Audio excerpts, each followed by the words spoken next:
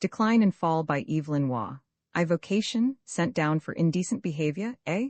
Said Paul Pennyfeather's guardian. Well, thank God your poor father has been spared this disgrace, that's all I can say. There was a hush in Onslow Square, unbroken except by Paul's guardian's daughter's gramophone playing Gilbert and Sullivan in her little pink boudoir at the top of the stairs. My daughter must know nothing of this, continued Paul's guardian. There was another pause. Well, he resumed, you know the terms of your father's will. He left the sum of £5,000, the interest of which was to be devoted to your education, and the sum to be absolutely yours on your 21st birthday. That, if I am right, falls in 11 months' time. In the event of your education being finished before that time, he left me with complete discretion to withhold this allowance should I not consider your course of life satisfactory. I do not think that I should be fulfilling the trust which your poor father placed in me if, in the present circumstances, I continued any allowance. Moreover, you will be the first to realize how impossible it would be for me to ask you to share the same home with my daughter. But what is to happen to me? Said Paul. I think you ought to find some work, said his guardian thoughtfully. Nothing like it for taking the mind off nasty subjects. But what kind of work? Just work, good healthy toil. You have led too sheltered a life, Paul. Perhaps I am to blame. It will do you the world of good to face facts for a bit. Look at life in the raw, you know. See things steadily and see them whole, eh? And Paul's guardian lit another cigar. Have I no legal right to any money at all? Asked Paul. None whatever, my dear boy, said his guardian quite cheerfully. That spring Paul's guardian's daughter had 2 new evening frocks and thus glorified, became engaged to a well-conducted young man in the office of works. Sent down for indecent behavior, eh? Said Mr. Levy, of Church and Gargoyle Scholastic Agents. Well, I don't think we'll say anything about that. In fact, officially, mind, you haven't told me. We call that sort of thing education discontinued for personal reasons, you understand. He picked up the telephone. Mr. Sampson, have we any education discontinued posts, mail, on hand? Right, bring it up, will you? I think, he added, turning again to Paul, we have just the thing for you. A young man brought in a slip of paper. What about that? Paul, read it. Private and confidential notice of vacancy. Augustus Fagin, Esquire, Ph.D., Lanaba Castle, N. Wales, requires immediately junior assistant master to teach classics and English to university standard with subsidiary mathematics, German and French.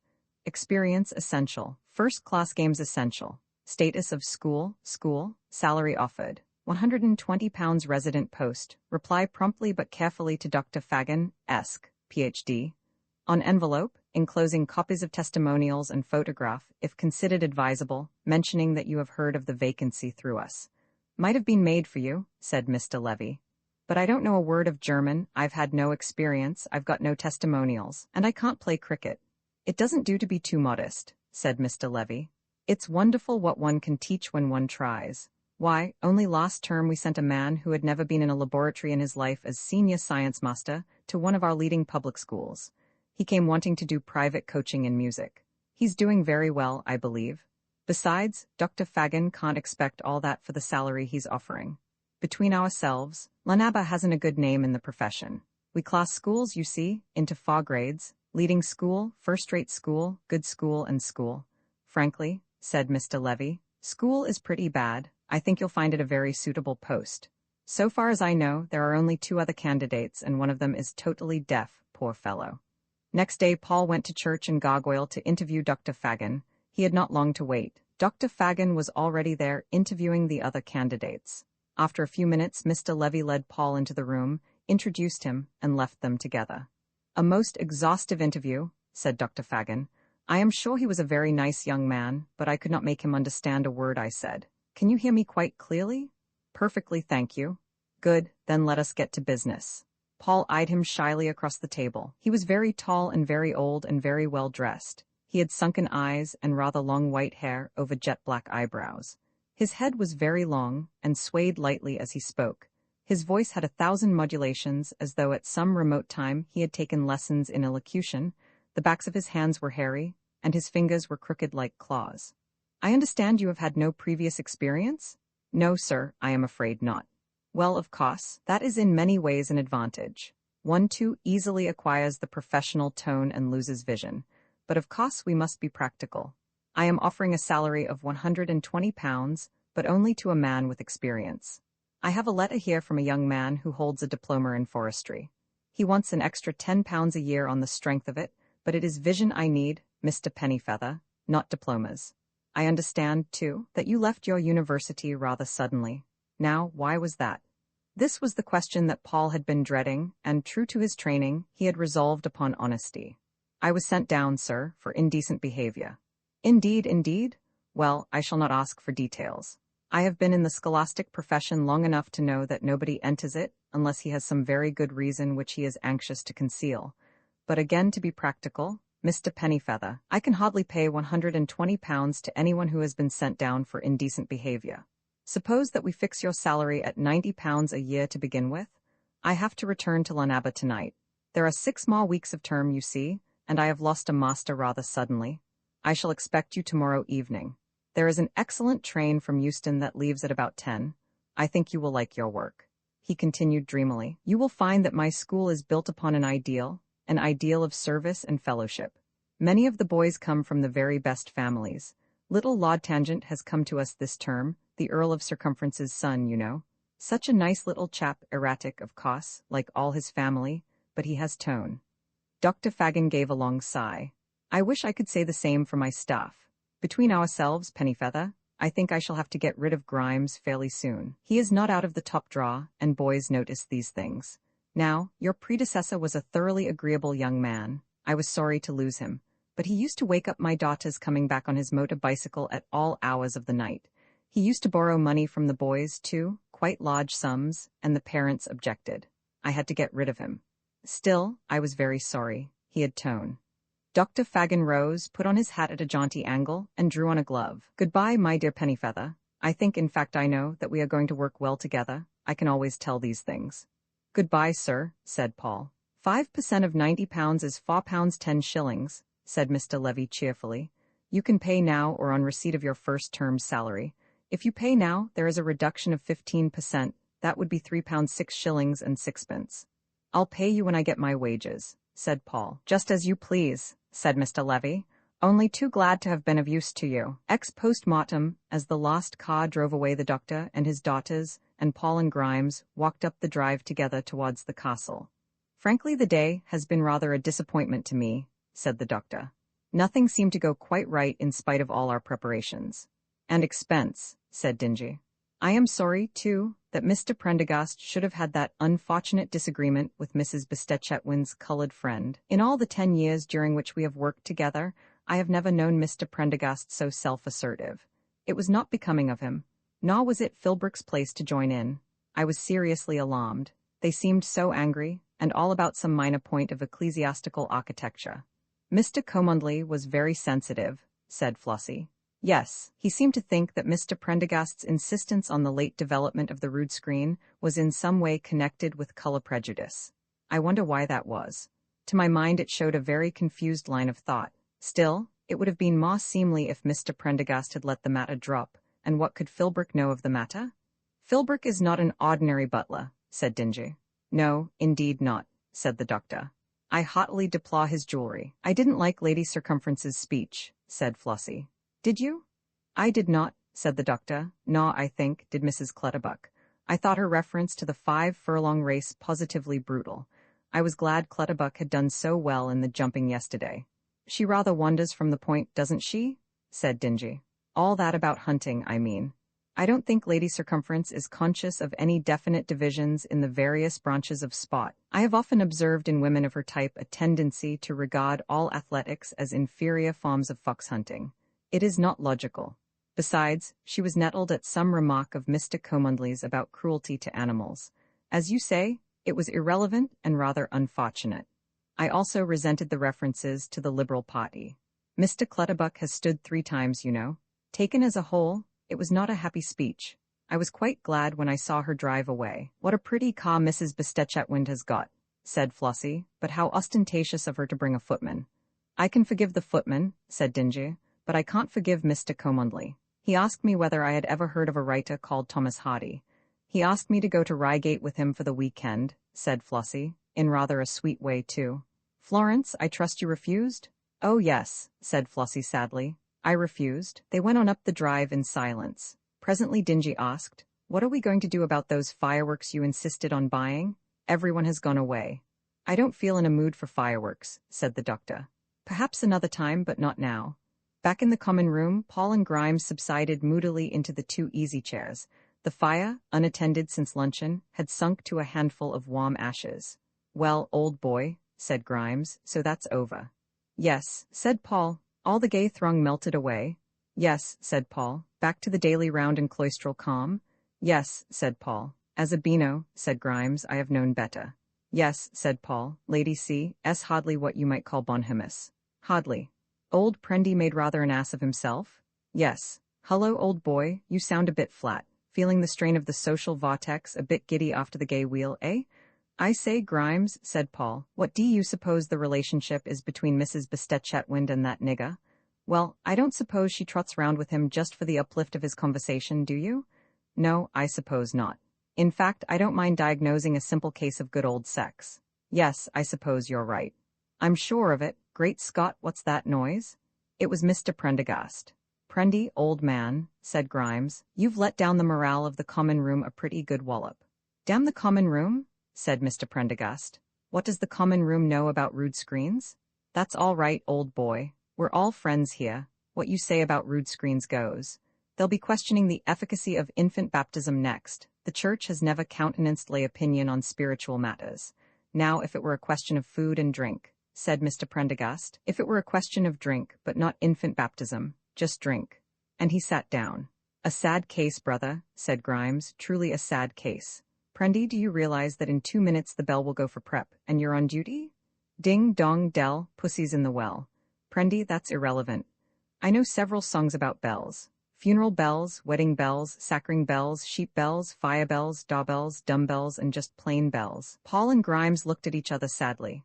It seems to me, said Paul, that one of us will have to take prep for him tonight. No, no, old boy, that'll be all right, said Grimes. You and I are off to Mrs. Roberts. Prendy gives me a thirst, but we can't leave him like this. He'll be all right, the little beasts can't make any more noise than they do usually.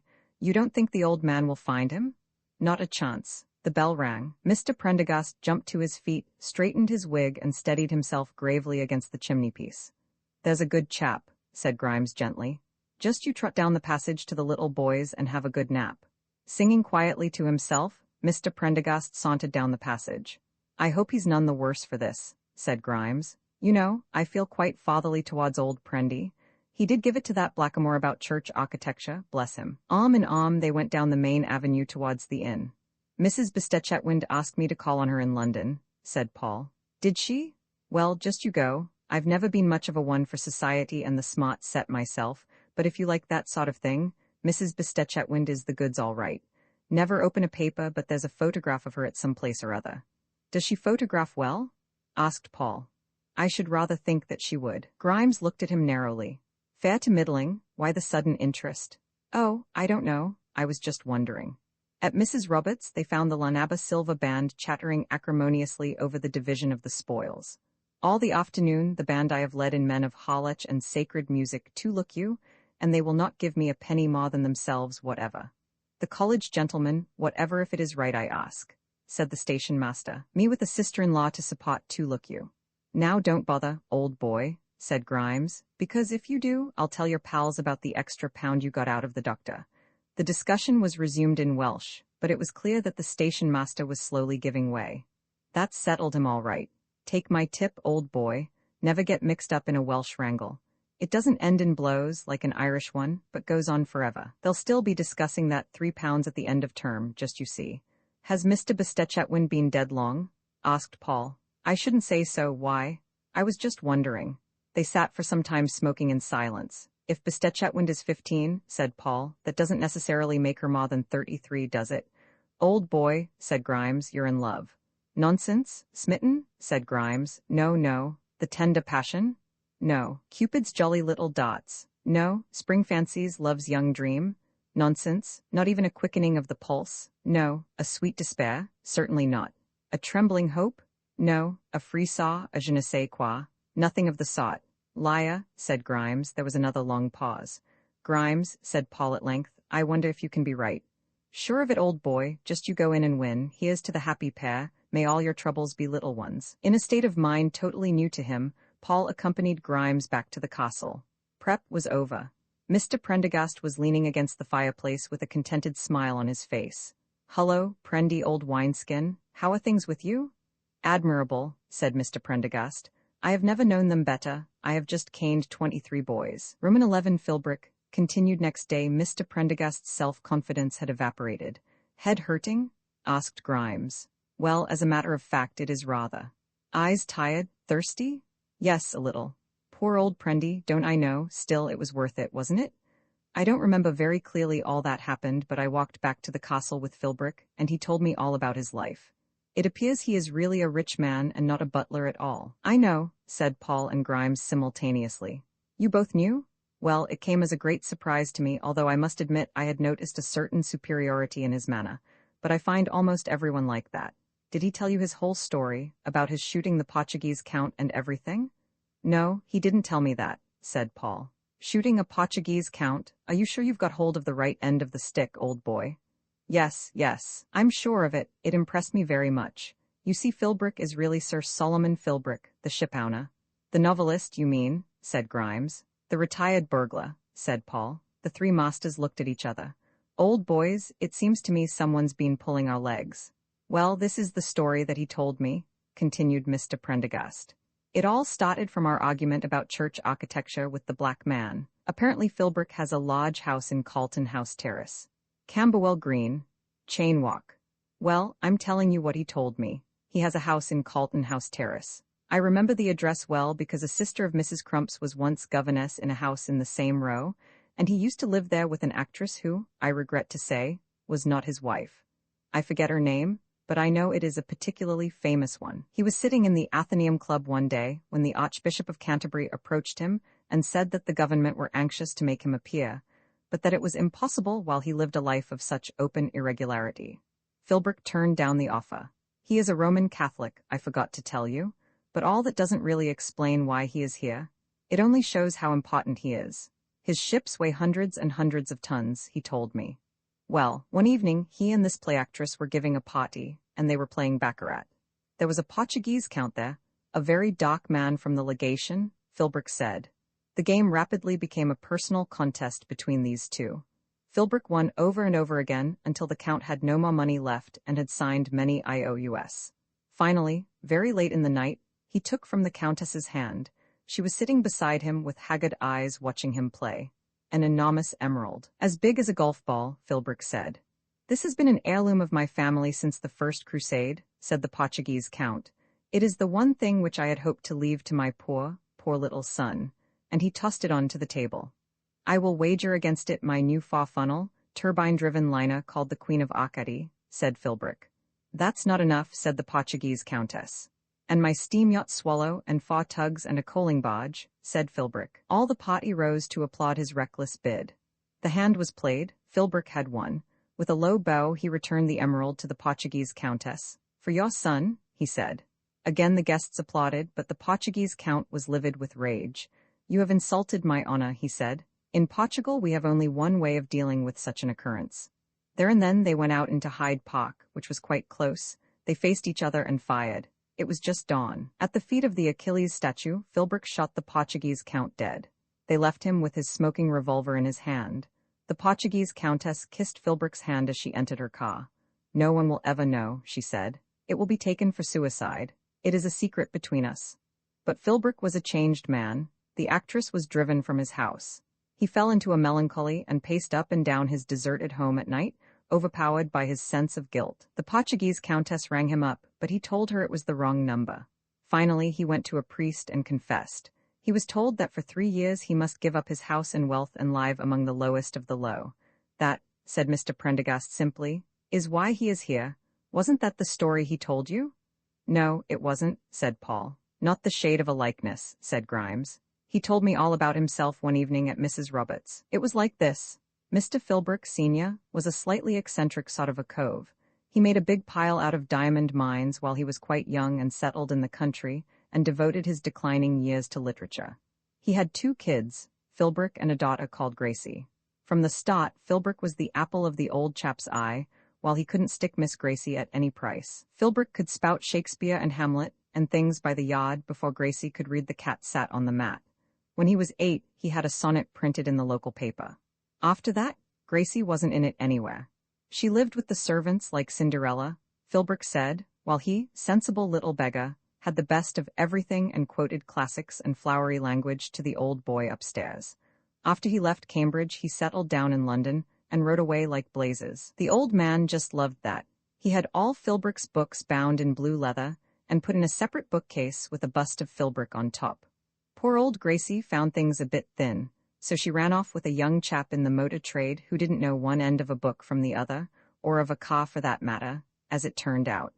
When the old boy popped off, he left Philbrick everything, except a few books to Gracie. The young man had only married her because he thought the old boy was bound to leave her something, so he hopped it. That didn't worry Philbrick. He lived for his art, he said. He just moved into a bigger house and went on writing away 15 to the dozen. Gracie tried to get some money out of him more than once, but he was so busy writing books, he couldn't bother about her. At last, she became a cook in a house at Southgate. Next year she died. That didn't worry Philbrick at first. Then after a week or so, he noticed an odd thing. There was always a smell of cooking all over the house, in his study, in his bedroom, everywhere. He had an architect in who said he couldn't notice any smell, and rebuilt the kitchen and put in all sorts of ventilators. Still, the smell got worse. It used to hang about his clothes so that he didn't dare go out, a horrible fatty smell. He tried going abroad, but the whole of Paris reeked of English cooking. That was bad enough, but after a time, plates began rattling round his bed when he tried to sleep at nights and behind his chair as he wrote his books. He used to wake up in the night and hear the frizzling of fried fish and the singing of kettles. Then he knew what it was. It was Gracie haunting him. He went to the Society for Psychical Research, and they got through a conversation to Gracie. He asked how he could make reparation. She said that he must live among servants for a year and write a book about them that would improve their lot. He tried to go the whole hog at first and started as chef, but of course that wasn't really in his line, and the family he was with got so ill, he had to leave. So he came here. He says the book is most moving, and that he'll read me bits of it someday. Not quite the same story as Prendy's. No, it's not, by the way. Did he say anything about marrying Dinger? Not a word. He said that as soon as the smell of cooking wore off, he was going to be the happiest man in the world. Apparently he's engaged to a female poet in Chelsea. He's not the sort of cove I'd have chosen for a brother-in-law, but then Flossie isn't really the sort of wife I'd have chosen. These things happen, old boy. Paul told them about the lamb and flag at Camberwell Green and about Toby Cretwell. Do you think that story is true, or yours, or Prendy's? He asked. No, said Mr. Prendergast. Roman 12 The agony of Captain Grimes. 2 days later, Chetwynd and Paul were in the organ loft of the Lanaba Parish Church. I don't think I played that terribly well, do you, sir? No, shall I stop for a bit? I wish you would. Tangent's foot has swollen up and turned black, said Chetwynd with relish. Poor little brute, said Paul. I had a letter from my mamma this morning, Chetwynd went on. There's a message for you in it. Shall I read you what she says? He took out a letter written on the thickest possible paper. The first part is all about racing and a row she's had with Chokey. Apparently he doesn't like the way she's rebuilt our house in the country. I think it was time she dropped that man, don't you? What does she say about me? Asked Paul. She says, by the way, dear boy, I must tell you that the spelling in your last letters has been just too shattering for words. You know how terribly anxious I am for you to get on and go to Oxford, and everything, and I have been thinking, don't you think it might be a good thing if we were to have a tutor next holidays? Would you think it too boring? Someone young who would fit in? I thought, would that good-looking young master you said you liked care to come? How much ought I to pay him? I never know these things. I don't mean the drunk one, though he was sweet too. I think that must be you, don't you? Said Chetwynd. It can hardly be Captain Grimes. Well, I must think that over, said Paul. It sounds rather a good idea. Well, yes, said Chetwynd doubtfully. It might be all right, only there mustn't be too much of the schoolmaster about it. That man Prendergast beat me the other evening. And there'll be no organ lessons either, said Paul. Grimes did not receive the news as enthusiastically as Paul had hoped. He was sitting over the common room fire despondently biting his nails. Good old boy, that's splendid, he said abstractedly. I'm glad, I am really. Well, you don't sound exactly gay. No, I'm not. Fact is, I'm in the soup again. Badly? Up to the neck. My dear chap, I am sorry. What are you going to do about it? I've done the only thing, I've announced my engagement. That'll please Flossie. Oh yes, she's as pleased as hell about it all. Damn her nasty little eyes.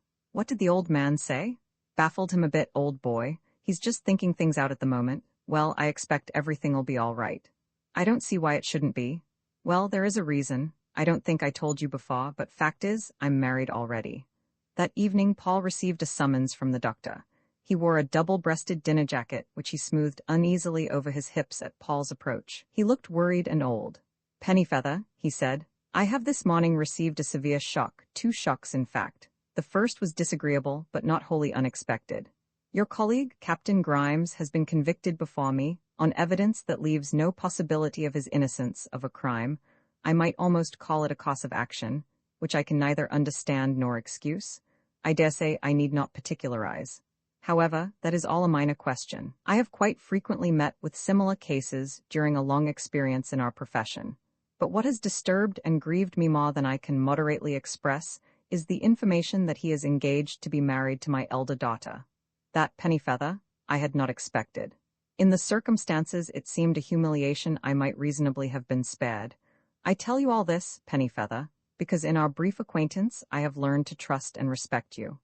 The doctor sighed, drew from his pocket a handkerchief of crêpe de chine, blew his nose with every accent of emotion, and resumed, He is not the son-in-law I should readily have chosen. I could have forgiven him his wooden leg, his slavish poverty, his moral turpitude, and his abominable features. I could even have forgiven him his incredible vocabulary, if only he had been a gentleman. I hope you do not think me a snob. You may have discerned in me a certain prejudice against the lower orders. It is quite true, I do feel deeply on the subject. You see, I married one of them. But that, fortunately, is neither here nor there. What I really wished to say to you was this. I have spoken to the unhappy young woman, my daughter, and find that she has no particular inclination towards Grimes. Indeed, I do not think that any daughter of mine could fall as low as that. But she is, for some reason, uncontrollably eager to be married to somebody fairly soon. Now, I should be quite prepared to offer a partnership in Lanaba to a son-in-law of whom I approved.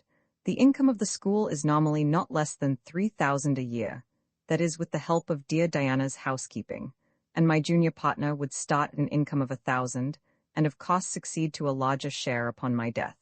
It is a prospect that many young men would find inviting, and I was wondering, Pennyfeather, whether by any chance, looking at the matter from a business-like point of view, without prejudice, you understand, fair and square, taking things as they are for what they are worth, facing facts, whether possibly you, I wonder if I make myself plain?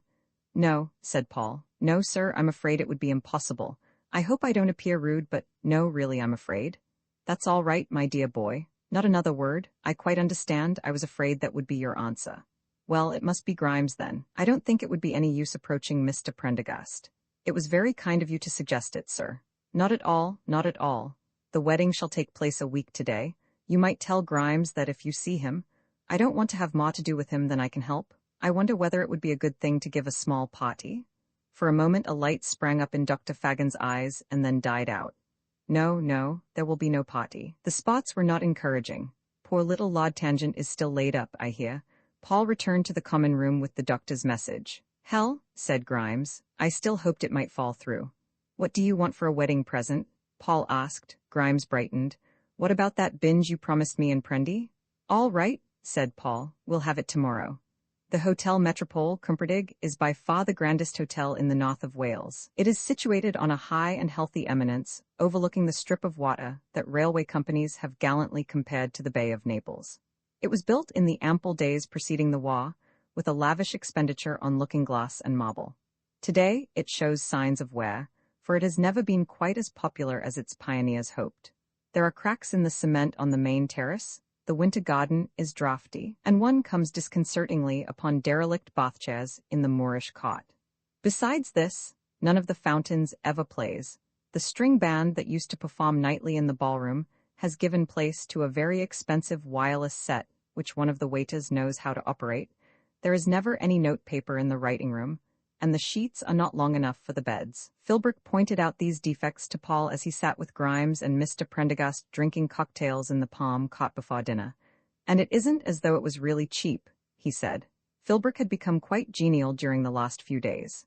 Still, one can't expect much in Wales, and it is something. I can't live without some kind of luxury for long. I'm not staying this evening, or I'd ask you fellows to dine with me. Philbrick, old boy, said Grimes, me and my pals here have been wanting a word with you for some time. How about those yarns you spun about your being a shipowner and a novelist and a burglar? Since you mention it, said Philbrick with dignity, they were untrue. One day you shall know my full story. It is stranger than any fiction. Meanwhile, I have to be back at the castle. Good night. He certainly seems quite a swell here, said Grimes as they watched him disappear into the night, escorted with every obsequies by the manager and the head waiter. I dare say he could tell a story if he wanted to. I believe it's their keys, said Mr. Prendergast suddenly. It was the first time that he had spoken. For 20 minutes he had been sitting very upright in his gilt chair and very alert, his eyes unusually bright, darting this way and that in his eagerness to miss nothing of the gay scene about him.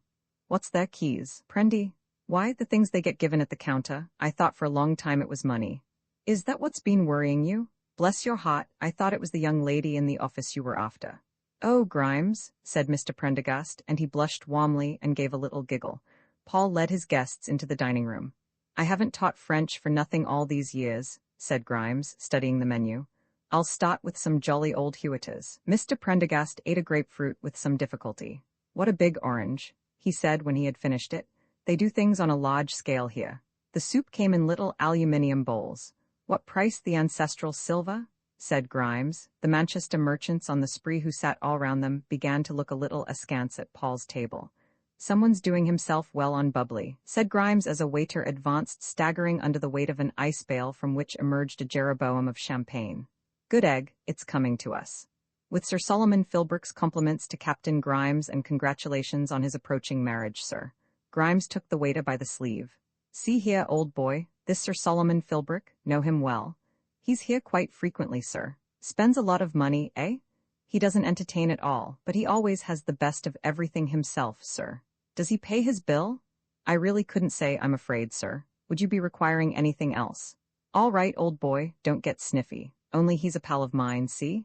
Really, Grimes, said Mr. Prendergast, I am afraid you made him quite annoyed with your questions, and that stout man over there is staring at us in the most mocked way. I've got a toast to propose. Prendy, fill up your glass. Here's to Trumpington, whoever he is, who gave us the money for this binge. And here's to Philbrick, said Paul, whoever he is. And here's to Miss Fagin, said Mr. Prendergast, with our warmest hopes for her future happiness. Amen, said Grimes, after the soup the worst sort of soul. Mr. Prendergast made a little joke about souls and souls. Clearly the dinner party was being a great success. You know, said Grimes, look at it how you will. Marriage is rather a grim thought. The 3 reasons for it given in the prayer book have always seemed to me quite inadequate, agreed Mr. Prendergast. I have never had the smallest difficulty about the avoidance of fornication, and the other 2 advantages seem to me nothing short of disastrous. My first marriage, said Grimes, didn't make much odds either way. It was in Ireland. I was tight at the time, and so was everyone else. God knows what became of Mrs. Grimes. It seems to me, though, that with Flossie I'm in for a pretty solemn solemnization. It's not what I should have chosen for myself, not by a long chalk. Still, as things are, I suppose it's the best thing that could have happened. I think I've about run through the schoolmastering profession. I don't mind telling you I might have found it pretty hard to get another job. There are limits.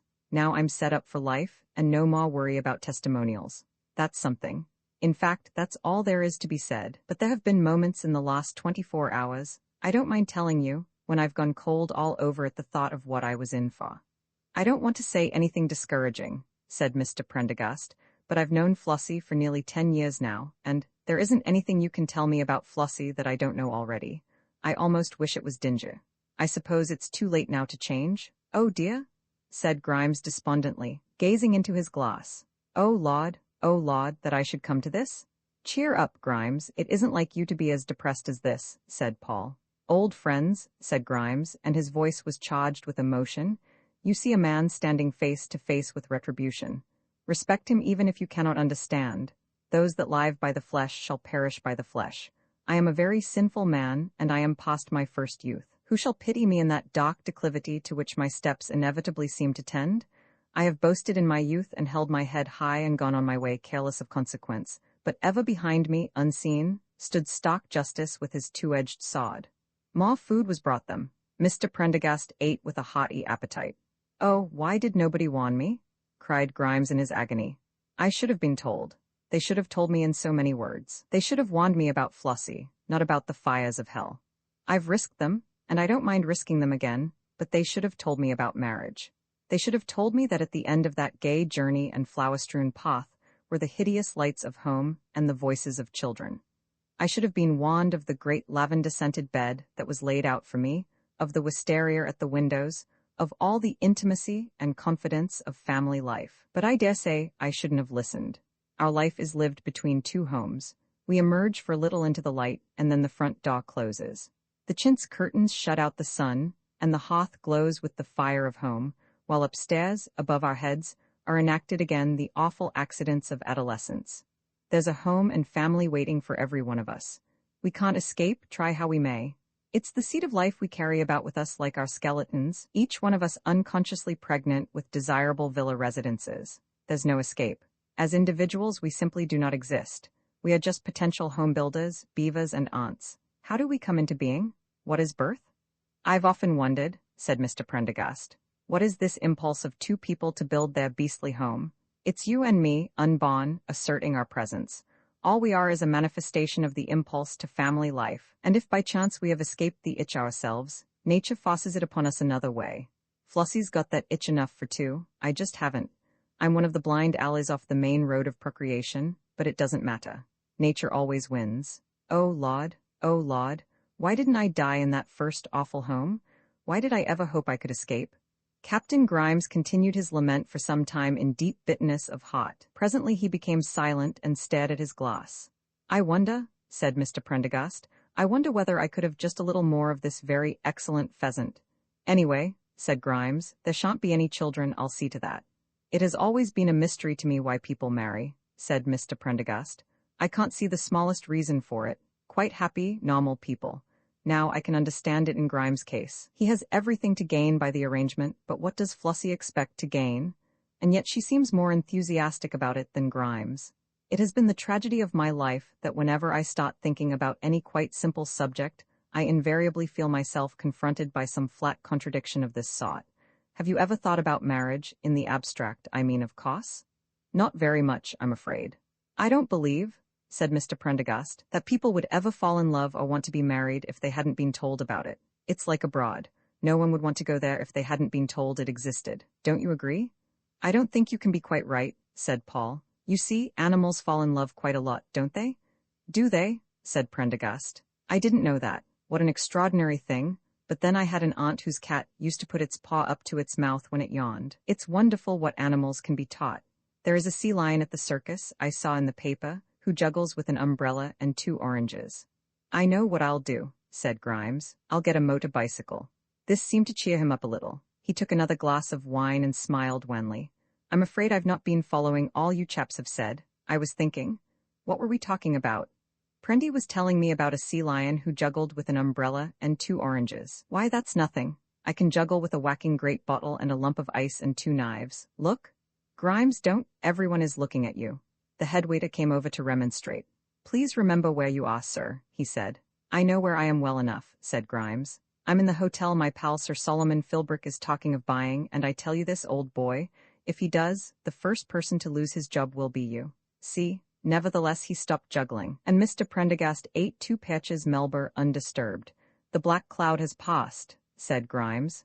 Grimes is now going to enjoy his evening. Roman 13, the passing of a public school man 6 days later, the school was given a half-holiday, and soon after luncheon, the bigamous union of Captain Edgar Grimes and Miss Florence Selina Fagan was celebrated at the Lanaba Parish Church. A slight injury to his hand prevented Paul from playing the organ. He walked down the church with Mr. Prendergast, who, greatly to his dismay, had been instructed by Dr. Fagan to give away the bride. I do not intend to be present, said the doctor. The whole business is exceedingly painful to me. Everybody else, however, was there except little Lord Tangent, whose foot was being amputated at a local nursing home. The boys for the most part welcomed the event as a pleasant variation to the rather irregular routine of their day. Clutterbuck alone seemed disposed to sulk. I don't suppose that their children will be terribly attractive, said Bastet Chetwynd. There were few wedding presents. The boys had subscribed $1 each and had bought at a shop in Llandudno a silver-plated teapot, coyly suggestive of Art Nouveau. The doctor gave them a check for £25. Mr. Prendergast gave Grimes a walking stick, because he was always borrowing mine, and Dingy, rather generously, 2 photograph frames, a calendar, and a tray of Benayer's brassware. Paul was the best man. The service passed off without a hitch, for Grimes' Irish wife did not turn up to forbid the banns. Flossie wore a frock of a rather noticeable velveteen and a hat with 2 pink feathers to match. "I was so pleased when I found he didn't want me to wear white," she said, though, of course, it might have been dyed afterwards. Both bride and bridegroom spoke up well in the responses, and afterwards the vicar delivered a very moving address on the subject of home and conjugal love. "How beautiful it is," he said, "to see 2 young people in the hope of youth setting out with the Church's blessing to face life together. How much more beautiful to see them when they have grown to full manhood and womanhood coming together and saying our experience of life has taught us that one is not enough." The boys lined the path from the church door to the lych gate, and the head prefect said, "3 cheers for Captain and Mrs. Grimes." Then they returned to the castle. The honeymoon had been postponed until the end of term, 10 days later, and the arrangements for the first days of their married life were a little meager. "You must do the best you can," the doctor had said. "I suppose you will wish to share the same bedroom. I think there would be no objection to your both moving into the lodge room in the west tower. It is a little damp, but I dare say Diana will arrange for a fire to be lighted there. You may use the morning room in the evenings, and Captain Grimes will of course have his meals at my table in the dining room, not with the boys. I do not wish to find him sitting about in the drawing room, nor, of course, in my library. He had better keep his books and gown in the common room, as before. Next term, I will consider some other arrangement. Perhaps I could hand over one of the lodges to you, or fit up some sort of sitting room in the tower. I was not prepared for a domestic upheaval." Diana, who was really coming out of the business rather creditably, put a bowl of flowers in their bedroom, and lit a fire of reckless proportions, in which she consumed the remains of a desk and 2 of the boys' playboxes. That evening, while Mr. Prendergast was taking prep. At the end of the passage, Grimes visited Paul in the common room. He looked rather uncomfortable in his evening clothes. "Well, dinner's over," he said. "The old man does himself pretty well. How are you feeling?" "Not too well, old boy. The first days are always a strain, they say, even in the most romantic marriages. My father-in-law is not what you might call easy. Needs thawing gently, you know. I suppose as a married man I oughtn't to go down to Mrs. Roberts. I think it might seem odd on the first evening, don't you? Flossie's playing the piano, Dinge's making up the accounts, the old man's gone off to the library. Don't you think we've time for a quick one?" Arm in arm they went down the familiar road. "Drinks are on me tonight," said Grimes. The Silver Band were still sitting with their heads together discussing the division of their earnings. "They tell me that married this afternoon you were?" said the station master. "That's right," said Grimes. "And my sister never at all you would meet whatever," he continued reproachfully. "Look here, old boy," said Grimes, "just you shut up, you're not being tactful. See, just you keep quiet, and I'll give you all some nice beer."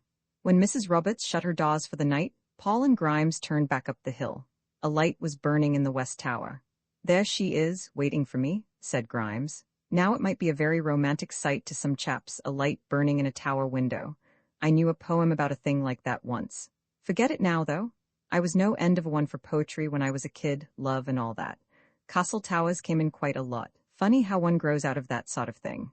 Inside the castle he turned off down the main corridor. "Well, so long, old boy. This is the way I go now. See you in the morning." The baize door swung to behind him, and Paul went up to bed. Paul saw little of Grimes during the next few days. They met at prayers and on the way to and from their classrooms, but the baize door that separated the school from the doctor's wing was also separating them. Mr. Prendergast, now in unchallenged possession of the other easy chair, was smoking away one evening when he suddenly said, "You know, I miss Grimes. I didn't think I should, but I do. With all his faults, he was a very cheery person. I think I was beginning to get on better with him." "He doesn't look as cheery as he did," said Paul. "I don't believe that life above stairs is suiting him very well." As it happened, Grimes chose that evening to visit them. "Do you chaps mind if I come in for a bit?" he asked with unwonted diffidence. They rose to welcome him. "Sure you don't mind, I won't stay long." "My dear man, we were just saying how much we missed you. Come and sit down." "Won't you have some of my tobacco?" said Prendergast. "Thanks, Prendy, I just had to come in and have a chat. I've been feeling pretty fed up lately. Married life is not all beer and skittles, I don't mind telling you. It's not Flossie, mind. She's been hardly any trouble at all. In a way I've got quite to like her. She likes me anyway, and that's the great thing. The doctor's my trouble? He never lets me alone, that man. It gets on my nerves. Always laughing at me in a nasty kind of way and making me feel small. You know the way Lady Circumference talks to the Clutterbucks like that. I tell you, I simply dread going into meals in that dining room. He's got a sort of air as though he always knew exactly what I was going to say before I said it, and as if it was always a little worse than he'd expected. Flossie says he treats her that way sometimes. He does it to me the whole time, damn him. I don't expect he means it, said Paul, and anyway I shouldn't bother about it. That's the point? I'm beginning to feel he's quite right. I suppose I am a pretty cost sort of chap. I don't know anything about art, and I haven't met any grand people, and I don't go to a good tailor and all that. I'm not what he calls out of the top draw. I never pretended I was, but the thing is that up till now it hasn't worried me. I don't think I was a conceited sort of chap, but I felt just as good as anyone else, and I didn't care what people thought as long as I had my fun. And I did have fun, too, and, what's more, I enjoyed it. But now I've lived with that man for a week. I feel quite different. I feel half ashamed of myself all the time, and I've come to recognize that supercilious look he gives me in other people's eyes as well. Ah, how well I know that feeling, sighed Mr. Prendergast. I used to think I was popular among the boys, but you know I'm not, and at Mrs. Roberts's they only pretended to like me in the hope I'd stand 'em drinks. I did too, but they never gave me one back. I thought it was just because they were Welsh, but I see now it was because they despised me. I don't blame them. God knows I despise myself. You know, I used to use French phrases a certain amount, things like savoir-faire and je ne sais quoi. I never thought about it, but I suppose I haven't got much of an accent. How could I? I've never been in France except for that Waugh. Well, every time I say one of them now, the doctor gives a sort of wince as if he's bitten on a bad tooth. I have to think the whole time now before I say anything, to see if there's any French in it, or any of the expressions he doesn't think refined. Then, when I do say anything, my voice sounds so funny that I get in a muddle and he winces again. Old boy, it's been hell this last week, and it's worrying me. I'm getting an inferiority complex. Dinge's like that, she just never speaks now. He's always making little jokes about Flossie's clothes too, but I don't think the old girl sees what he's driving at. That man'll have me crazy before the term's over. Well, there's only a week more, was all that Paul could say to comfort him. Next morning at prayers, Grimes handed Paul a letter. Irony, he said. Paul opened it, and read, John Clutterbuck and Sons Wholesale Brewers and Wine Merchants. My dear Grimes, the other day at the Spots you asked whether there was by any chance a job open for you at the brewery. I don't know if you were serious in this, but if you were a post has just fallen vacant which I feel might suit you, I should be glad to offer it to any friend who has been so kind to Percy. We employ a certain number of travelers to go round to various inns and hotels to sample the beer and see that it has not been diluted or in any way adulterated. Our junior traveler, who was a friend of mine from Cambridge, has just developed DTS and has had to be suspended. The salary is $200 a year with car and traveling expenses. Would this attract you at all? If so, will you let me know during the next few days? Yours sincerely, Sam Clutterbuck. Just look at that, said Grimes. God's own job and mine for the asking. If that had come 10 days ago, my whole life might have been different. You don't think of taking it now? Too late, old boy, too late. The saddest words in the English language. In break, Grimes said to Paul, Look here, I've decided to take Sam Clutterbuck's job and be damned to the fagans. His eyes shone with excitement. I shan't say a word to them. I shall just go off. They can do what they like about it. I don't care. Splendid, said Paul. It's much the best thing you can do. I'm going this very afternoon, said Grimes. An hour later, at the end of morning school, they met again. I've been thinking over that letter, said Grimes. I see it all now. It's just a joke. Nonsense, said Paul. I'm sure it isn't. Go and see the Clutterbucks right away. No, they don't mean it seriously. They've heard about my marriage from Percy and they're just pulling my leg. It was too good to be true. Why should they offer me a job like that, even if such a wonderful job exists? My dear Grimes, I'm perfectly certain it was a genuine offer. Anyway, there's nothing to lose by going to see them. No, it's too late, old boy. Things like that don't happen. And he disappeared beyond the baize door. Next day there was fresh trouble at Lanaba. 2 men in stout boots, bowler hats, and thick grey overcoats presented themselves at the castle with a warrant for Philbrick's arrest. Search was made for him, but it was suddenly discovered that he had already left by the morning train for Holyhead. The boys crowded round the detectives with interest and a good deal of disappointment. They were not, they thought, particularly impressive figures as they stood in the hall fingering their hats and drinking whiskey and calling Dingy Miss. "We've been after 'im for some time now," said the first detective. "Ain't we, Bill?" "Pretty near 6 months. It's too bad, his getting away like this. They're getting rather restless at HQ about our traveling expenses." "Is it a very serious case?" asked Mr. Prendergast. The entire school were by this time assembled in the hall. "Not shooting or anything like that. No, there ain't been no bloodshed up to date, sir. I oughtn't to tell about it, really, but seeing as you've all been mixed up in it to some extent, I don't mind telling you that I think he'll get off on a plea of insanity. Loopy, you know." "What's he been up to?" "False pretenses and impersonations, sir. There's 5 charges against him in different parts of the country, mostly at hotels. He represents himself as a rich man, stays there for some time living like a lord, cashes a big check and then goes off. Calls himself Sir Solomon Philbrick. Funny thing is, I think he really believes his tale hisself. I've come across several cases like that one time or another. There was a bloke in Somerset what thought he was Bishop of Bath and Wells and confirmed a whole lot of kids. Very reverent, too." "Well, anyway," said Dingy, "he went without his wages from here." "I always felt there was something untrustworthy about that man," said Mr. Prendergast. "Lucky devil?" said Grimes despondently. "I'm worried about Grimes," said Mr. Prendergast that evening. "I never saw a man more changed. He used to be so self-confident and self-assertive. He came in here quite timidly just now and asked me whether I believed that divine retribution took place in this world or the next. I began to talk to him about it, but I could see he wasn't listening. He sighed once or twice and then went out without a word while I was still speaking. Mr. Chetwynd tells me he is kept in the whole of the 3rd form because the blackboard fell down in his classroom this morning. He was convinced they had arranged it on purpose. Yes, they often do. But in this case they hadn't. Mr. Chetwynd said they were quite frightened at the way he spoke to them. Just like an actor, Mr. Chetwynd said. Poor Grimes. I think he is seriously unnerved. It will be a relief when the holidays come. But Captain Grimes' holiday came sooner than Mr. Prendergast expected, and in a way which few people could have foreseen. 3 days later, he did not appear at morning prayers, and Flossie, red-eyed, admitted that he had not come in from the village the night before. Mr. Davies, the station master, confessed to seeing him earlier in the evening in a state of depression. Just before luncheon, a youth presented himself at the castle with a little pile of clothes he had found on the seashore. They were identified without difficulty as having belonged to the captain. In the breast pocket of the jacket was an envelope addressed to the doctor, and in it, a slip of paper inscribed with the words, "Those that live by the flesh shall perish by the flesh." As far as was possible, this intelligence was kept from the boys. Flossie, though severely shocked at this untimely curtailment of her married life, was firm in her resolution not to wear mourning. "I don't think my husband would have expected it of me," she said. In these distressing circumstances, the boys began packing their boxes to go away for the Easter holidays. King's Thursday Margaret Mr. Chetwynd had 2 houses in England, one in London and the other in Hampshire. Her London house, built in the reign of William and Mary, was by universal consent the most beautiful building between Bond Street and Park Lane, but opinion was divided on the subject of her country house.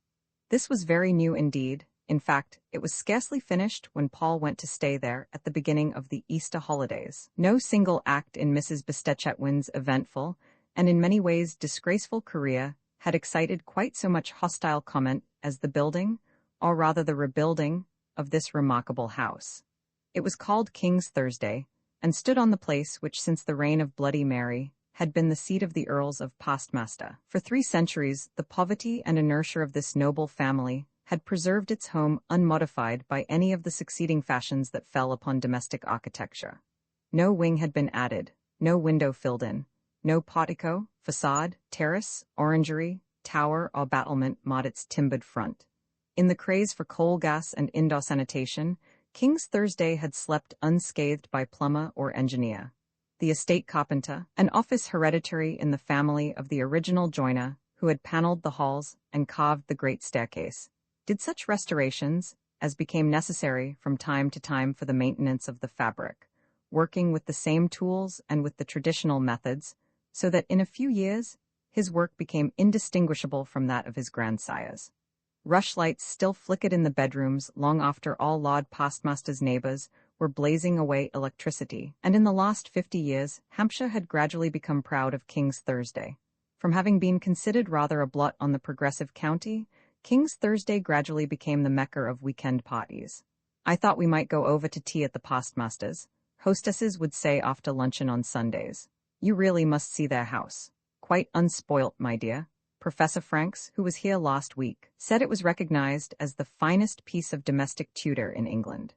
It was impossible to ring the postmasters up, but they were always at home and unaffectedly delighted to see their neighbors, and after tea Lord Postmaster would lead the newcomers on a tour around the house, along the great galleries and into the bedrooms, and would point out the priest hole and the closet where the third Earl imprisoned his wife for wishing to rebuild a smoking chimney. That chimney still smokes when the wind's in the east, he would say, but we haven't rebuilt it yet.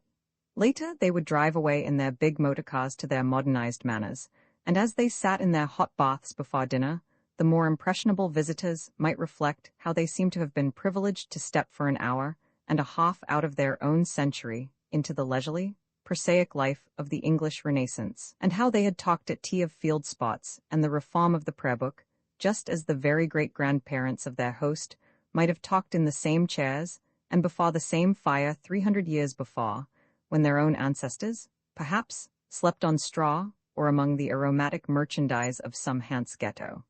But the time came when King's Thursday had to be sold. It had been built in an age when 20 servants were not an unduly extravagant establishment, and it was scarcely possible to live there with fewer.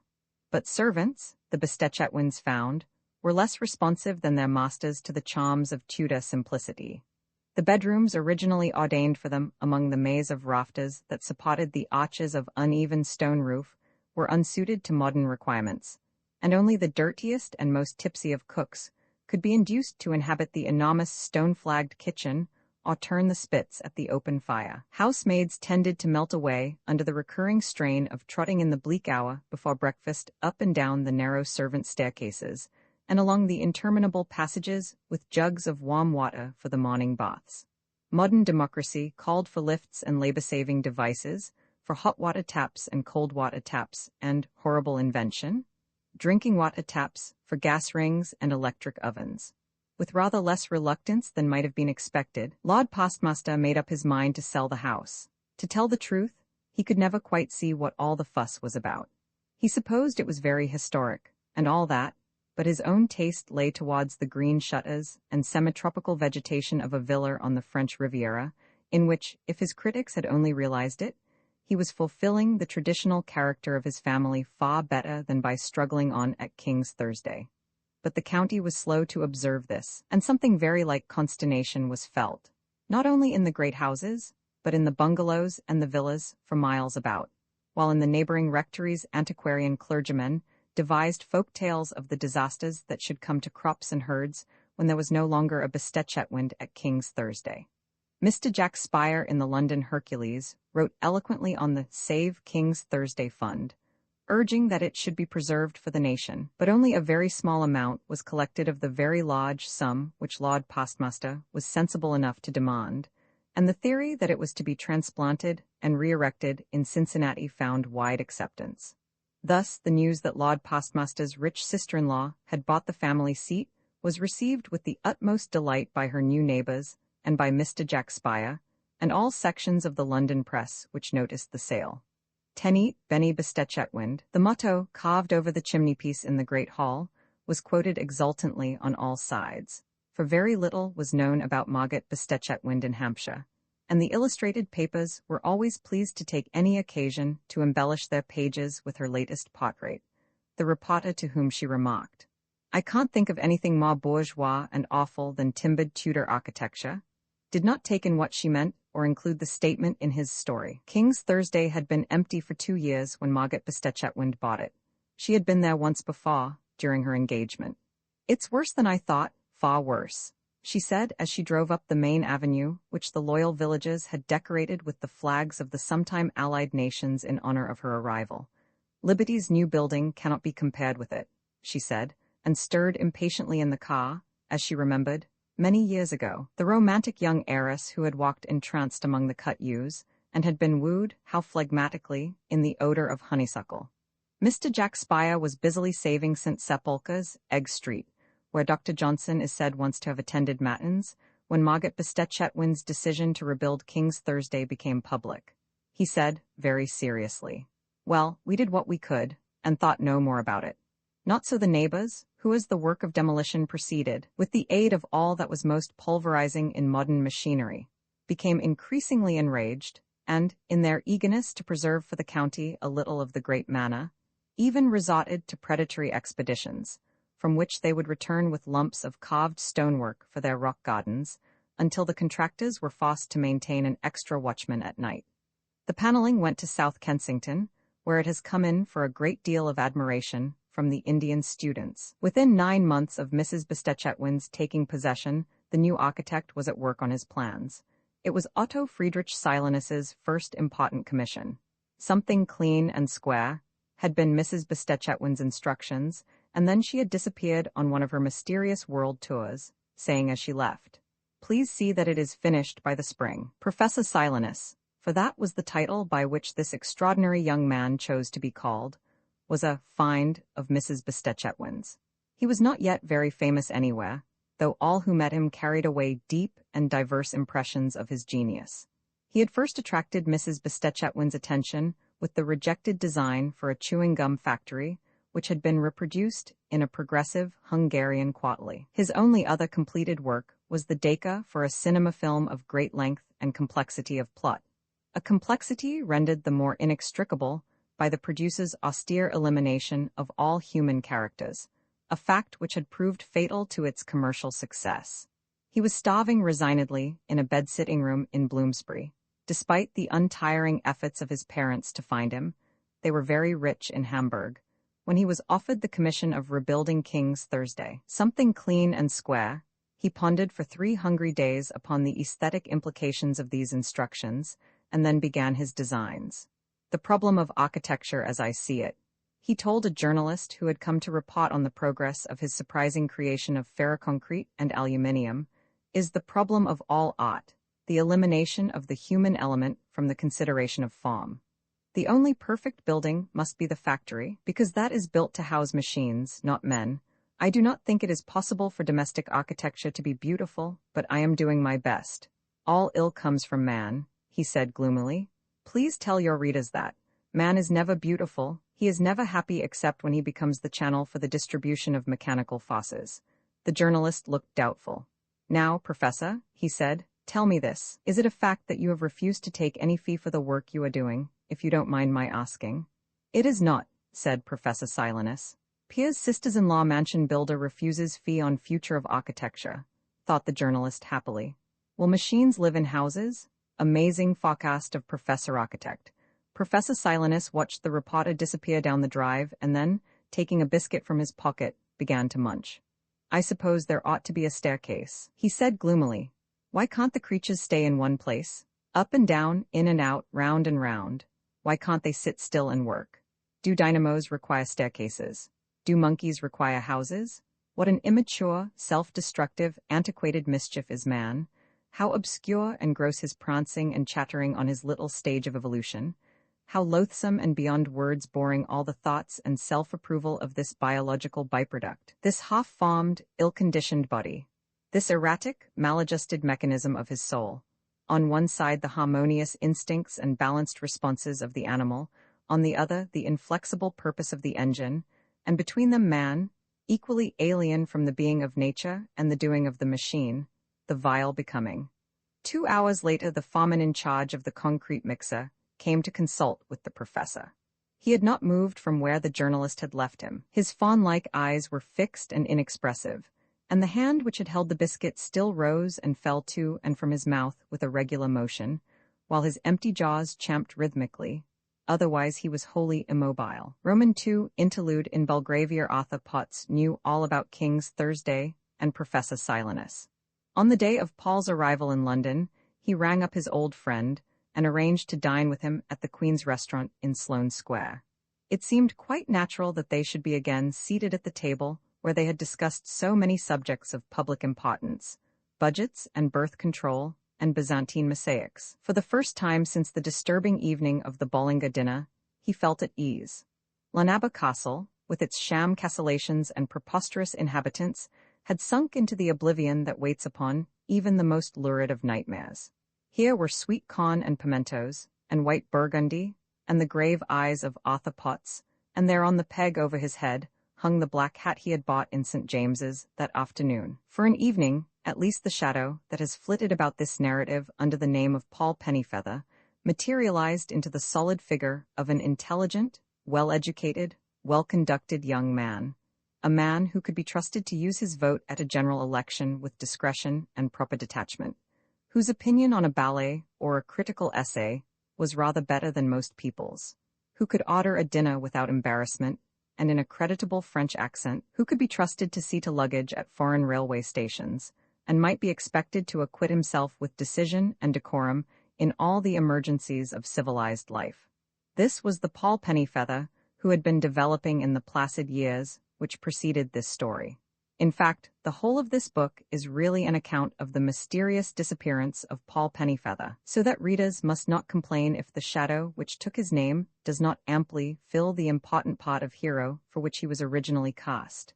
"I saw some of Otto Silenus's work at Munich," said Potts. "I think that he's a man worth watching. He was in Moscow at one time and in the Bauhaus at Dessau. He can't be more than 25 now. There were some photographs of King's Thursday in a paper the other day. It looked extraordinarily interesting. It's said to be the only really imaginative building since the French Revolution. He's got right away from Corbusier, anyway." "If people only realized," said Paul, "Corbusier is a pure 19th century, Manchester school utilitarian, and that's why they like him." Then Paul told Potts about the death of Grimes and the doubts of Mr. Prendergast, and Potts told Paul about rather an interesting job he had got under the League of Nations, and how he had decided not to take his schools in consequence, and of the unenlightened attitude adopted in the matter by Potts's father. For an evening, Paul became a real person again, but next day he woke up leaving himself disembodied somewhere between Sloane Square and Onslow Square.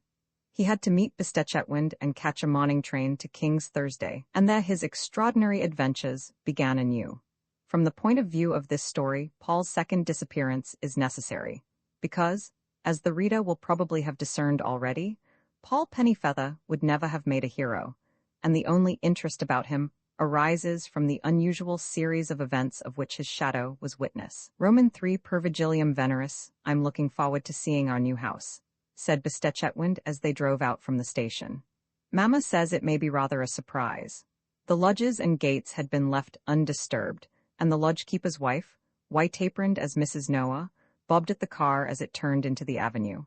The temperate April sunlight fell through the budding chestnuts and revealed between their trunks green glimpses of parkland and the distant radiance of a lake. English spring, thought Paul, in the dreaming ancestral beauty of the English country. Surely, he thought, these great chestnuts in the morning sun stood for something enduring and serene in a world that had lost its reason, and would so stand when the chaos and confusion were forgotten. And surely, it was the spirit of William Morris that whispered to him in Margaret Chetwynd's motor car about seed time and harvest, the superb succession of the seasons, the harmonious interdependence of rich and poor, of dignity, innocence, and tradition. But at a turn in the drive, the cadence of his thoughts was abruptly transected. They had come into sight of the house. "Golly," said Chetwynd, "Mamma has done herself proud this time." The car stopped. Paul and Chetwynd got out, stretched themselves, and were led across a floor of bottle-green glass into the dining room, where Mrs. Chetwynd was already seated at the vulcanite table beginning her luncheon. "My dears," she cried, extending a hand to each of them, "how divine to see you. I have been waiting for this to go straight to bed." She was 1,000 times more beautiful than all Paul's feverish recollections of her. He watched her, transported. "Darling boy, how are you?" she said. "Do you know, you're beginning to look rather lovely in a coltish kind of way. Don't you think so, Otto?" Paul had noticed nothing in the room except Mrs. Chetwynd. He now saw that there was a young man sitting beside her, with very fair hair and large glasses, behind which his eyes lay like slim fish in an aquarium. They woke from their slumber, flashed iridescent in the light, and darted towards little Chetwynd. "His head is too big, and his hands are too small," said Professor Silenus, "but his skin is pretty." "How would it be if I made Mr. Pennyfeather a cocktail?" Chetwynd asked. "Yes, Peter dear, do. He makes them rather well. You can't think what a week I've had, moving in and taking the neighbors round the house and the press photographers. Otto's house doesn't seem to be a great success with the county, does it, Otto? What was it Lady Vanbrugh said? Was that the woman like Napoleon the Great? Yes, darling.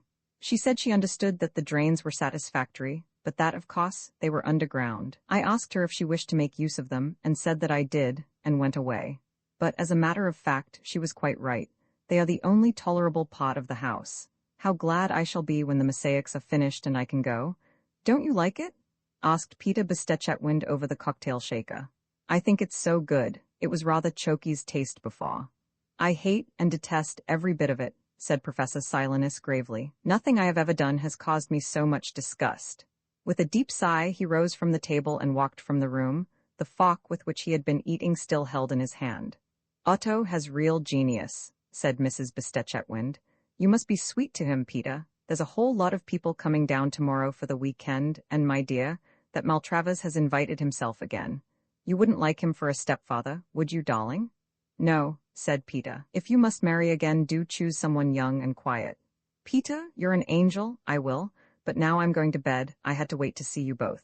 Show Mr. Pennyfeather the way about, darling. The aluminium lift shot up and Paul came down to earth. That's an odd thing to ask me in a totally strange house, said Peter Bestechetwind. Anyway, let's have some luncheon. It was 3 days before Paul next saw Mrs. Bestechetwind. Don't you think that she's the most wonderful woman in the world? Said Paul. Wonderful? In what way? He and Professor Silenus were standing on the terrace after dinner. The half-finished mosaics at their feet were covered with planks and sacking. The great colonnade of black glass pillars shone in the moonlight. Beyond the polished aluminium balustrade the park stretched silent and illimitable. The most beautiful and the most free? She almost seems like the creature of a different species. Don't you feel that? No, said the professor after a few moments' consideration. I can't say that I do. If you compare her with other women of her age, you will see that the particulars in which she differs from them are infinitesimal compared with the points of similarity. A few millimeters here and a few millimeters there. Such variations are inevitable in the human reproductive system, but in all her essential functions, her digestion, for example, she conforms to type. You might say that about anybody. Yes, I do, but it's Margot's variations that I dislike so much. They are small but obtrusive like the teeth of a saw. Otherwise I might marry her. Why do you think she would marry you? Because, as I said, all her essential functions are normal. Anyway, she asked me to twice. The first time I said I would think it over, and the second time I refused. I'm sure I was right. She would interrupt me terribly. Besides, she's getting old. In 10 years she will be almost worn out. Professor Silenus looked at his watch, a platinum disc from Katya, the gift of Mrs. Bestechetwind. 9:45, he said. I must go to bed. He threw the end of his cigar clear of the terrace in a glowing parabola. What do you take to make you sleep? I sleep quite easily, said Paul, except on trains. You're lucky. Margot takes Veronal. I haven't been to sleep for over a year. That's why I go to bed early. One needs more rest if one doesn't sleep. That night, as Paul mocked his place in the Golden Bough, and switching off his light, turned over to sleep, he thought of the young man a few bedrooms away, lying motionless in the darkness, his hands at his sides, his legs stretched out, his eyes closed and his brain turning regularly all the night through, drawing in more and more power, storing it away like honey in its intricate cells and galleries, till the atmosphere about it became exhausted and vitiated, and only the brain remained turning and turning in the darkness. So Margot Bestechetwind wanted to marry Otto Silenus, and in another corner of this extraordinary house, she lay in a drugged trance, her lovely body cool and fragrant and scarcely stirring beneath the bedclothes. And outside in the park 1,000 creatures were asleep, and beyond that, again, were Arthur Potts and Mr. Prendergast and the Lanaba station master. Quite soon Paul fell asleep. Downstairs Peter Bestechetwind mixed himself another brandy and soda and turned a page in Havelock Ellis, which, next to The Wind in the Willows, was his favorite book. The aluminium blinds shot up, and the sun poured in through the Vita glass, filling the room with beneficent rays. Another day had begun at King's Thursday. From his bathroom window, Paul looked down onto the terrace. The coverings had been removed, revealing the half-finished pavement of silver and scarlet. Professor Silenus was already out there directing 2 workmen with the aid of a chart. The weekend party arrived at various times in the course of the day, but Mrs. Bestechetwind kept to her room while Peter received them in the prettiest way possible. Paul never learned all their names, nor was he ever sure how many of them there were. He supposed about 8 or 9, but as they all wore so many different clothes of identically the same kind, and spoke in the same voice, and appeared so irregularly at meals, there may have been several more, several less. The first to come were the Hon, Miles Malpractice, and David Lennox, the photographer. They emerged with little shrieks from an Edwardian electric brougham and made straight for the nearest looking-glass. In a minute the panatrope was playing, David and Miles were dancing, and Peter was making cocktails. The party had begun. Throughout the afternoon new guests arrived, drifting in vaguely or running in with cries of welcome just as they thought suited them best. Pamela Popham, square-jawed and resolute as a big game huntress, stared round the room through her spectacles, drank 3 cocktails, said, "My God?" twice, cut 2 or 3 of her friends, and stalked off to bed. "Tell Olivia I've arrived when she comes," she said to Peter. After dinner, they went to a whist drive and dance in the village hall. By 2:30 the house was quiet. At 3:30 Lord Parakeet arrived, slightly drunk and in evening clothes, having just escaped less than 1 second ago from Alastair Trumpington's 21st birthday party in London. "Alastair was with me some of the way," he said, "but I think he must have fallen out." The party, or some of it, reassembled in pajamas to welcome him. Parakeet walked round bird-like and gay, pointing his thin white nose and making rude little jokes at everyone in turn in a shrill, emasculate voice. At 4 the house was again at rest. Only one of the guests appeared to be at all ill at ease, Sir Humphrey Maltravers, the Minister of Transportation. He arrived early in the day with a very large car and 2 very small suitcases, and from the first showed himself as a discordant element in the gay little party by noticing the absence of their hostess. "Margaret? No, I haven't seen her at all. I don't believe she's terribly well," said one of them. "Or perhaps she's lost somewhere in the house. Peter will know." Paul found him seated alone in the garden after luncheon, smoking a large cigar, his big red hands folded before him, a soft hat tilted over his eyes, his big red face both defiant and disconsolate. He bore a preternatural resemblance to his caricatures in the evening papers, Paul thought. "Hullo, young man," he said. "Where's everybody?" "I think Peter's taking them on a tour round the house. It's much more elaborate than it looks from outside. Would you care to join them?" "No, thank you, not for me. I came here for a rest. These young people tire me. I have enough of the house during the week." Paul laughed politely. "It's the devil of a session. You keen on politics at all?" "Hardly at all," Paul said. "Sensible fellow. I can't think why I keep on at it. It's a dog's life and there's no money in it either. If I'd stayed at the bar, I'd have been a rich man by now." Rest, and riches," he said. "It's only after 40 one begins to value things of that kind, and half one's life, perhaps, is lived after 40. Solemn thought that. Bear it in mind, young man, and it will save you from most of the worst mistakes. If everyone at 20 realized that half his life was to be lived after 40. "Mrs. Bestetchetwin's cooking and Mrs. Bestetchetwin's garden," said Sir Humphrey meditatively. "What could be desired more except our fair hostess herself? Have you known her long?" "Only a few weeks," Paul said. "There's no one like her," said Sir Humphrey. He drew a deep breath of smoke. Beyond the yew hedges the panatrope could be faintly heard. "What did she want to build this house for?" he asked. "It all comes of this set she's got into. It's not doing her any good, damned awkward position to be in, a rich woman without a husband, bound to get herself talked about.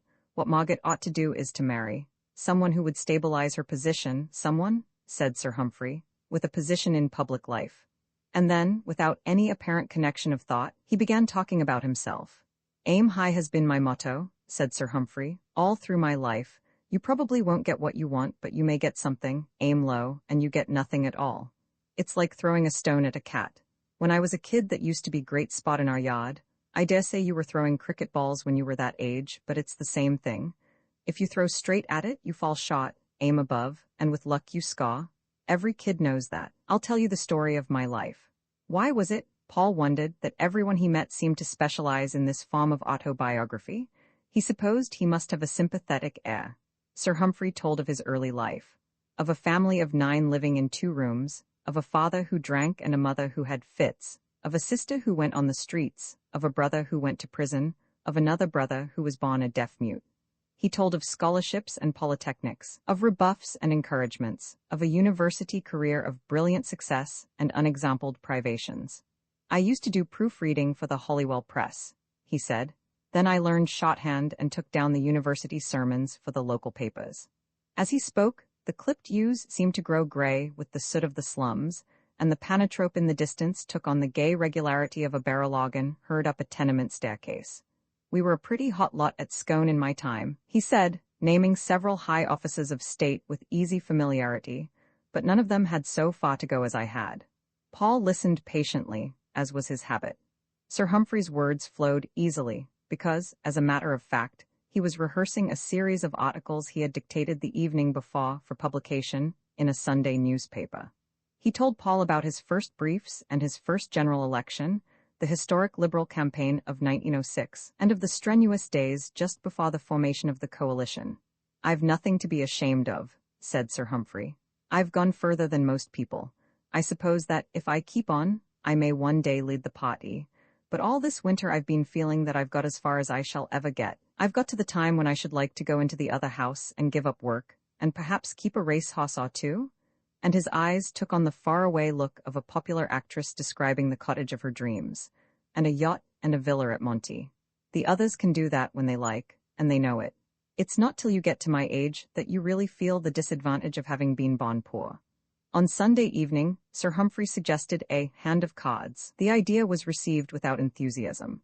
"Wouldn't that be rather fast?" said Miles. "It is Sunday. I think cards are divine, particularly the king's, such naughty old faces. But if I start playing for money, I always lose my temper and cry. Ask Pamela, she's so brave and manly." "Let's all play billiards and make a real house party of it," said David. "Or shall we have a country house rag?" "Oh, I do feel such a rip," said Miles when he was at last persuaded to play. Sir Humphrey won.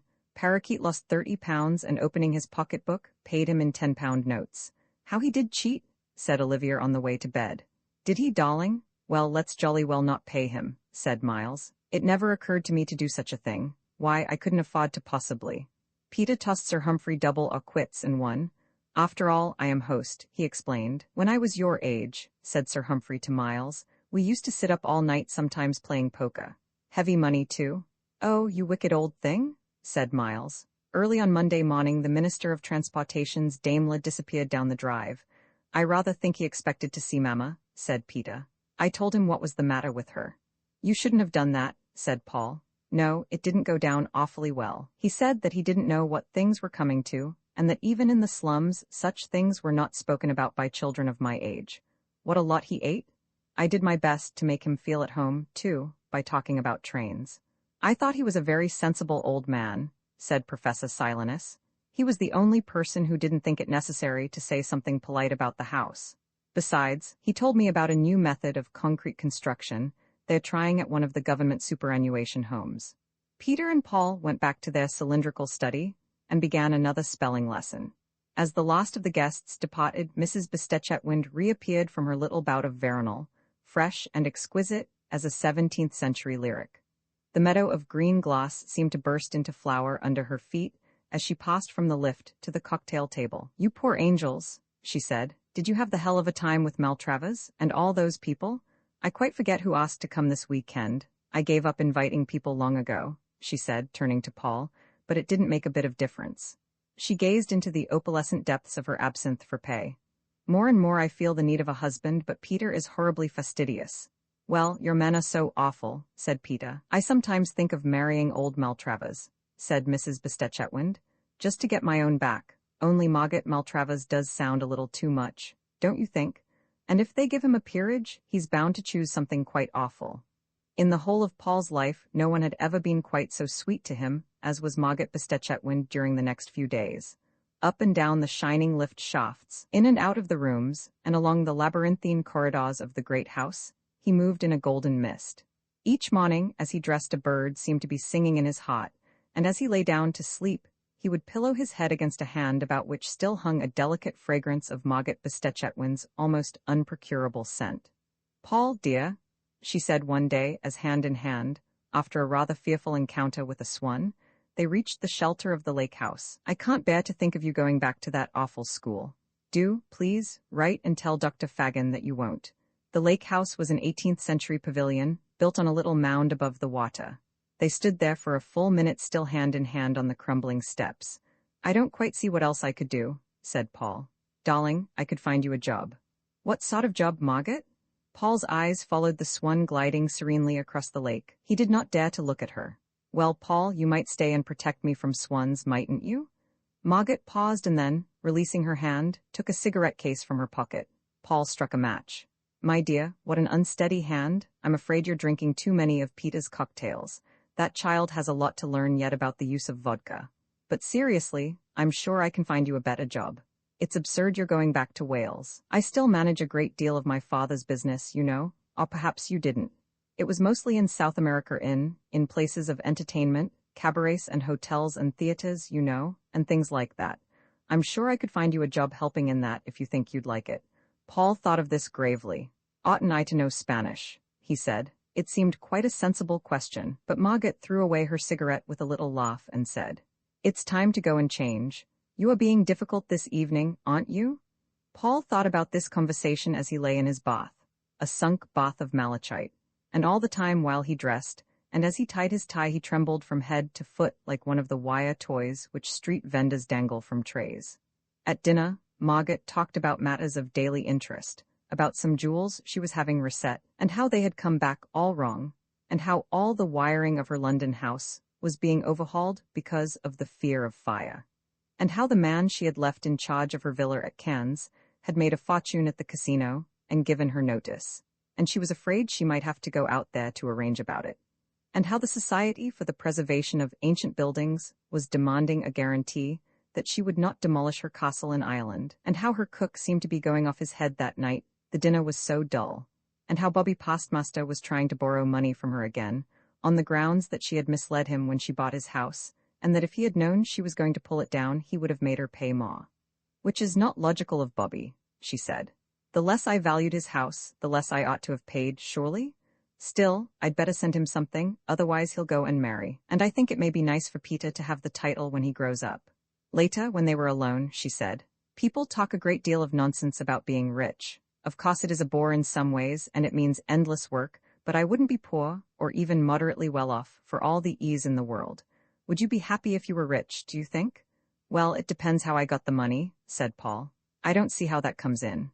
No, I don't quite mean that. What I mean is that I think there's only one thing that could make me really happy, and if I got that I should be rich too, but it wouldn't matter being rich, you see, because, however rich I was, and I hadn't got what would make me happy, I shouldn't be happy, you see. My precious, that's rather obscure, said Margaret, but I think it may mean something rather sweet. He looked up at her, and her eyes met his unfalteringly. If it does, I'm glad, she added. Margaret, darling, beloved, please will you marry me? Paul was on his knees by her chair, his hands on hers. Well, that's rather what I've been wanting to discuss with you all day. But surely there was a tremor in her voice. Does that mean that possibly you might, Margaret? Is there a chance that you will? I don't see why not. Of course we must ask Peter about it, and there are other things we ought to discuss first. And then, quite suddenly, Paul, dear creature, come here. They found Peter in the dining room eating a peach at the sideboard. Hallo, you two, he said. Peter, we've something to tell you, said Margaret. Paul says he wants me to marry him.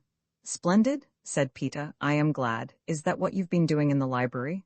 Then you don't mind, said Paul. Mind, it's what I've been trying to arrange all this week. As a matter of fact, that's why I brought you here at all. I think it's altogether admirable, he said, taking another peach. You're the first man he's said that about Paul. I think it's rather a good omen. Oh, Margaret, let's get married at once. My dear, I haven't said that I'm going to yet. I'll tell you in the morning. No, tell me now, Margaret. You do like me a little, don't you? Please marry me just terribly soon. I'll tell you in the morning. There are several things I must think about first. Let's go back to the library. That night, Paul found it unusually difficult to sleep. Long after he had shut his book and turned out the light, he lay awake, his eyes open, his thoughts racing uncontrollably. As in the first night of his visit, he felt the sleepless, involved genius of the house heavy about his head. He and Margaret and Peter and Sir Humphrey Maltravers were just insignificant incidents in the life of the house. This newborn monster to whose birth ageless and forgotten cultures had been in travail. For half an hour he lay looking into the darkness until gradually his thoughts began to separate themselves from himself, and he knew he was falling asleep. Suddenly he was roused to consciousness by the sound of his door opening gently. He could see nothing, but he heard the rustle of silk as someone came into the room. Then the door shut again. Paul, are you asleep? Margaret? Hush, dear, don't turn on the light. Where are you? The silk rustled again as though falling to the ground. It's best to make sure, isn't it, darling, before we decide anything? It may be just an idea of yours that you're in love with me. And you see, Paul, I like you so very much, it would be a pity to make a mistake, wouldn't it? But happily there was no mistake. and next day Paul and Margaret announced their engagement. Roman for resurrection crossing the hall one afternoon a few days later, Paul met a short man with a long red beard stumping along behind the footman towards Margaret's study. "Good Lord," he said. "Not a word, old boy," said the bearded man as he passed on. A few minutes later Paul was joined by Peter. "I say, Paul," he said, "who do you think's talking to Mama?" "I know," said Paul. "It's a very curious thing." "I somehow never felt he was dead," said Peter. "I told Clutterbuck that to try and cheer him up." "Did it?" "Not very much," Peter admitted. "My argument was that if he'd really gone out to sea he would have left his wooden leg behind with his clothes, but Clutterbuck said he was very sensitive about his leg. I wonder what he's come to see Mama about." A little later they ambushed him in the drive, and Grimes told them. "Forgive the beaver," he said, "but it's rather important at the moment." "In the soup again?" asked Paul. "Well, not exactly, but things have been rather low lately. The police are after me. That suicide didn't go down well. I was afraid it wouldn't. They began to fuss a bit about no body being found and about my game leg, and then my other wife turned up and that set them thinking. Hence the vegetation. Clever of you two to spot me." They led him back to the house, and Peter mixed him a formidable cocktail, the principal ingredients of which were absinthe and vodka. "It's the old story," said Grimes. Grimes has fallen on his feet again. "By the way, old boy, I have to congratulate you, haven't I? You've done pretty well for yourself, too." His eye traveled appreciatively over the glass floor, and the pneumatic rubber furniture, and the porcelain ceiling, and the leather-hung walls. "It's not everyone's taste," he said, "but I think you'll be comfortable. Funny thing, I never expected to see you when I came down here." "What we want to know," said Peter, "is what brought you down to see Mama at all." "Just good fortune," said Grimes. "It was like this. After I left Lenaber I was rather at a loose end. I'd borrowed a fiver from Philbrick just before he left, and that got me to London, but for a week or so things were rather thin. I was sitting in a pub one day in Shaftesbury Avenue, feeling my beard rather warm and knowing I only had about 5 bob left in the world, when I noticed a chap staring at me pretty hard in the other corner of the bar. He came over after a bit and said, 'Captain Grimes, I think?' That rather put the wind up me. 'No, no, old boy,' I said, 'quite wrong, rotten shot. Poor old Grimes is dead, drowned. Davy Jones' locker, old boy,' and I made to leave. Of course it wasn't a very sensible thing to say, because, if I hadn't been Grimes, it was 100 to 1 against my knowing Grimes was dead, if you see what I mean. 'Pity,' he said, 'because I heard old Grimes was down on his luck, and I had a job I thought might suit him. Have a drink anyway.' Then I realized who he was. He was an awful stout fellow called Bill, who'd been quoted with me in Ireland. 'Bill,' I said, 'I thought you were a bobby.' 'That's all right, old boy,' said Bill. Well, it appeared that this Bill had gone off to the Argentine after the war, and had got taken on as manager of a—" Grimes stopped as though suddenly reminded of something. "A place of entertainment. Sort of night-club, you know. Well, he'd done rather well in that job, and had been put in charge of a whole chain of places of entertainment all along the coast. They're a syndicate owned in England. He'd come back on leave to look for a couple of chaps to go out with him and help. 'The Dagos are no use at the job,' he said, not dispassionate enough. Had to be chaps who could control themselves where women were concerned. That's what made him think of me. But it was a pure act of God, our meeting. Well, apparently the syndicate was first founded by young Bastet Chetwynd's grandpapa, and Mrs. Bastet Chetwynd still takes an interest in it, so I was sent down to interview her and see if she agreed to the appointment. It never occurred to me it was the same Mrs. Bastet Chetwynd who came down to the spots the day Prendy got so tight. Only shows how small the world is, doesn't it?" "Did Mama give you the job?" asked Peter. "She did, and £50 advance on my wages and some jolly sound advice. It's been a good day for Grimes. Heard from the old man lately, by the way?" "Yes," said Paul. "I got a letter this morning," and he showed it to Grimes. "Lenaber Castle, North Wales, my dear Pennyfeather. Thank you for your letter, and for the enclosed cheque. I need hardly tell you that it is a real disappointment to me to hear that you are not returning to us next term. I had looked forward to a long and mutually profitable connection. However, my daughters and I join in wishing you every happiness in your married life. I hope you will use your new influence to keep Peter at the school. He is a boy for whom I have great hopes. I look to him as one of my prefects in the future. The holidays so far have afforded me little rest. My daughters and I have been much worried by the insistence of a young Irish woman of most disagreeable appearance and bearing who claims to be the widow of poor Captain Grimes. She has got hold of some papers which seem to support her claim. The police, too, are continually here, asking impertinent questions about the number of suits of clothes my unfortunate son-in-law possessed. Besides this, I have had a letter from Mr. Prendergast stating that he too wishes to resign his post. Apparently, he has been reading a series of articles by a popular bishop and has discovered that there is a species of person called a modern churchman who draws the full salary of a beneficed clergyman and need not commit himself to any religious belief. This seems to be a comfort to him, but it adds greatly to my own inconvenience. Indeed, I hardly think that I have the heart to keep on at Lanaba. I have had an offer from a cinema company, the managing director of which, oddly enough, is called Sir Solomon Philbrick, who wish to buy the castle. They say that its combination of medieval and Georgian architecture is a unique advantage. My daughter Diana is anxious to start a nursing home or an hotel, so you see that things are not easy. Yours sincerely, Augustus Fagin. There was another surprise in store for Paul that day. Hardly had Grimes left the house when a tall young man with a black hat and thoughtful eyes presented himself at the front door and asked for Mr. Pennyfeather. It was Potts. "My dear fellow," said Paul, "I am glad to see you." "I saw your engagement in the Times," said Potts, "and as I was in the neighborhood, I wondered if you'd let me see the house." Paul and Peter led him all over it and explained its intricacies. He admired the luminous ceiling in Mrs. Bestetchetwin's study, and the india-rubber fungi in the recessed conservatory, and the little drawing room, of which the floor was a large kaleidoscope, set in motion by an electric button. They took him up in the lift to the top of the great pyramidical tower, from which he could look down on the roofs and domes of glass and aluminium, which glittered like channeled diamonds in the afternoon sun. But it was not this that he had come to see. As soon as he and Paul were alone, he said, as though casually, "Who was that little man I met coming down the drive?" "I think he was something to do with the Society for the Preservation of Ancient Buildings," said Paul. "Why? Are you sure?" asked Potts in evident disappointment. "How maddening! I've been on a false scent again." "Are you doing divorce court shadowings, Potts?" No, it's all to do with the League of Nations," said Potts vaguely, and he called attention to the tank of octopuses, which was so prominent a feature of the room in which they were standing. Margaret invited Potts to stay to dinner. He tried hard to make a good impression on Professor Silenus, but in this he was not successful. In fact, it was probably Potts' visit which finally drove the professor from the house. At any rate, he left early the next morning without troubling to pack or remove his luggage. 2 days later, when they were all out, he arrived in a car and took away his mathematical instruments, and some time after that again appeared to fetch 2 clean handkerchiefs and a change of underclothes.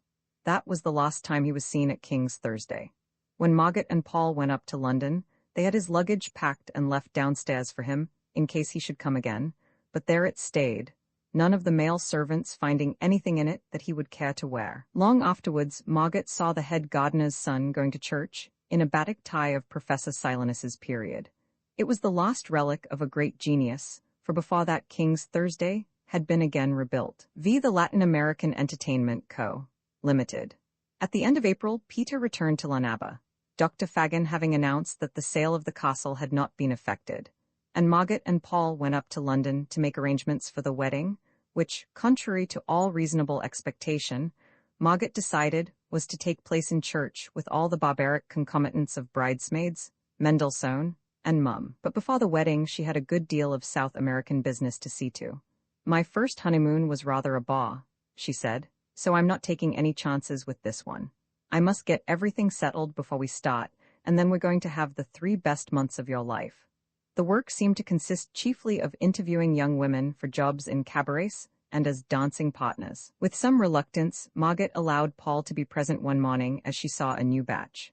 The room in which she conducted her business was the sports room, which had been decorated for her, in her absence, by little Davy Lennox, the society photographer. 2 stuffed buffaloes stood one on each side of the door. The carpet was of grass green marked out with white lines, and the walls were hung with netting. The lights were in glass footballs, and the furniture was ingeniously designed of bats and polo sticks and golf clubs. Athletic groups of the early 90s, and a painting of a prize ram hung on the walls. "It's terribly common," said Margaret, "but it rather impresses the young ladies, which is a good thing. Some of them tend to be rather mannery if they aren't kept in order." Paul sat in the corner, on a chair made in the shape of an inflated channel swimmer, enraptured at her business ability. All her vagueness had left her. She sat upright at the table, which was covered with balmoral tartan, her pen poised over an ink pot, which was set in a stuffed grouse, the very embodiment of the feminist movement. One by one the girls were shown in. "Name," said Margaret, "Pompilia de la Conradine." Margaret wrote it down. "Real name? Bessie Brown. Age? 22. Real age? 22. Experience? I was at Mrs. Rosenbaum's in German Street for 2 years, Mum." "Well, Bessie, I'll see what I can do for you. Why did you leave Mrs. Rosenbaum's?" "She said the gentleman liked a change. I'll just ask her." Margaret took up the telephone, which was held by a boxing glove. "Is that Mrs. Rosenbaum? This is Latin American Entertainments, Limited, speaking. Can you tell me about Miss de la Conradine?" "Oh, that was the reason she left you? Thank you so much, I rather thought that might be it." She rang off. "Sorry, Bessie, nothing for you just at present." She pressed the bell, which was in the eye of a salmon trout, and another young lady was shown in. "Name? Jane Grimes. Who sent you to me?" "The gentleman at Cardiff, he gave me this to give you." She produced a crumpled envelope and handed it across the table. Margaret read the note. "Yes, I see, so you're new to the business, Jane. Like a babe unborn, Mum. But you married?" "Yes, Mum, but it was in the Waugh, and he was very drunk." "Where's your husband?" "Dead, so they do say." "That's excellent, Jane. You're just the sort we want. How soon can you sail?" "How soon would you be wanting me to?" "Well, there's a vacancy in Rio I'm filling at the end of the week. I'm sending out 2 very nice girls. Would you like to be going with them?" "Yes, Mum, very pleased, I'm sure. Do you want any money in advance?" "Well, I could do with a bit to send my dad if you could spare it." Margaret took some notes from a drawer, counted them, and made out the receipt. "Sign this, will you? I've got your address. I'll send you your tickets in a day or so. How are you off for clothes?" "Well, I've got a fine silk dress, but it's at Cardiff with the other things. The gentleman said I'd be getting some new clothes, perhaps." "Yes, quite right. I'll make a note of that. The arrangement we generally make is that our agent chooses the clothes and you pay for them out of your salary in installments." Mrs. Grimes went out, and another girl took her place. By luncheon time, Margaret Chetwynd was tired. "Thank heavens, that's the last of them," she said. "Were you terribly bored, my angel? Margaret, you're wonderful. You ought to have been an empress. Don't say that you were a Christian slave, dearest." "It never occurred to me," said Paul. "There's a young man just like your friend Potts on the other side of the street," said Margaret at the window. "And my dear, he's picked up the last of those poor girls, the one who wanted to take her children and her brother with her." "Then it can't be Potts," said Paul lazily. "I say, Margaret, there was one thing I couldn't understand. Why was it that the less experience those chorus girls had, the more you seemed to want them? You offered much higher wages to the ones who said they'd never had a job before." "Did I, darling? I expect it was because I feel so absurdly happy." At the time this seemed quite a reasonable explanation, but thinking the matter over, Paul had to admit to himself that there had been nothing noticeably light-hearted in Margaret's conduct of her business. "Let's have luncheon out today," said Margaret. "I'm tired of this house." They walked across Berkeley Square together in the sunshine. A footman in livery stood on the steps of one of the houses.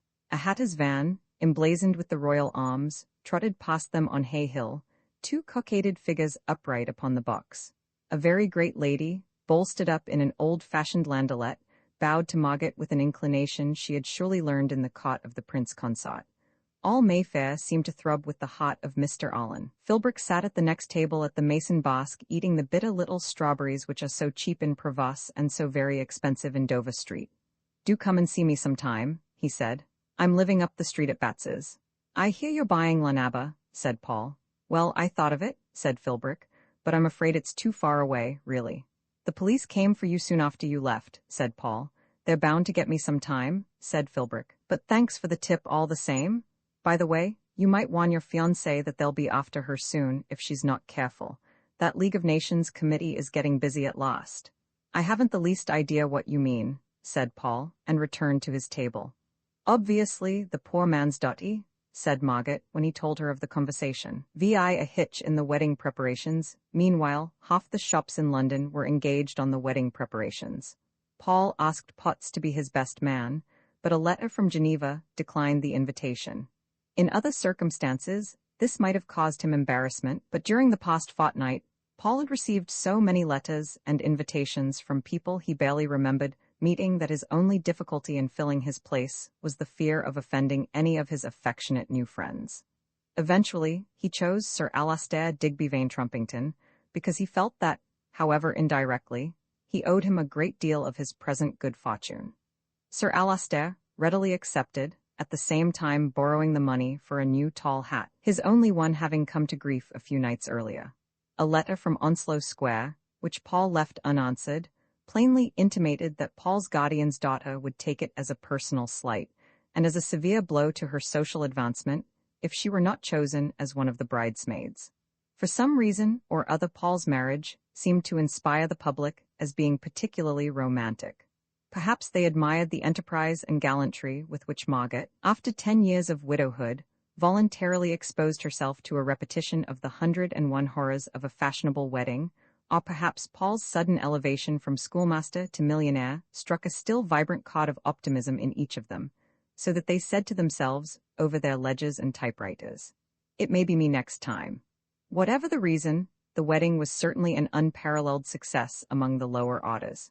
Inflamed by the popular press, a large crowd assembled outside St. Margaret's on the eve of the ceremony, equipped, as for a first night, with collapsible chairs, sandwiches, and spirit stoves, while by 2:30, in spite of heavy rain, it had swollen to such dimensions that the police were forced to make several baton charges, and many guests were crushed almost to death in their attempts to reach the doors, and the route down which Margaret had to drive was lined as for a funeral with weeping and hysterical women. Society was less certain in its approval, and Lady Circumference, for one, sighed for the early 90s, when Edward, Prince of Wales, at the head of Tun, might have given authoritative condemnation to this ostentatious second marriage. "It's Madeleine Tangent having died just at this time," she said. "People may think that that's my reason for refusing. I can't imagine that anyone will go." "I hear your nephew Alastair Trumpington is the best man," said Lady Vanbrugh. "You seem to be as well informed as my chiropodist," said Lady Circumference with unusual felicity, and all Lone Square shook at her departure.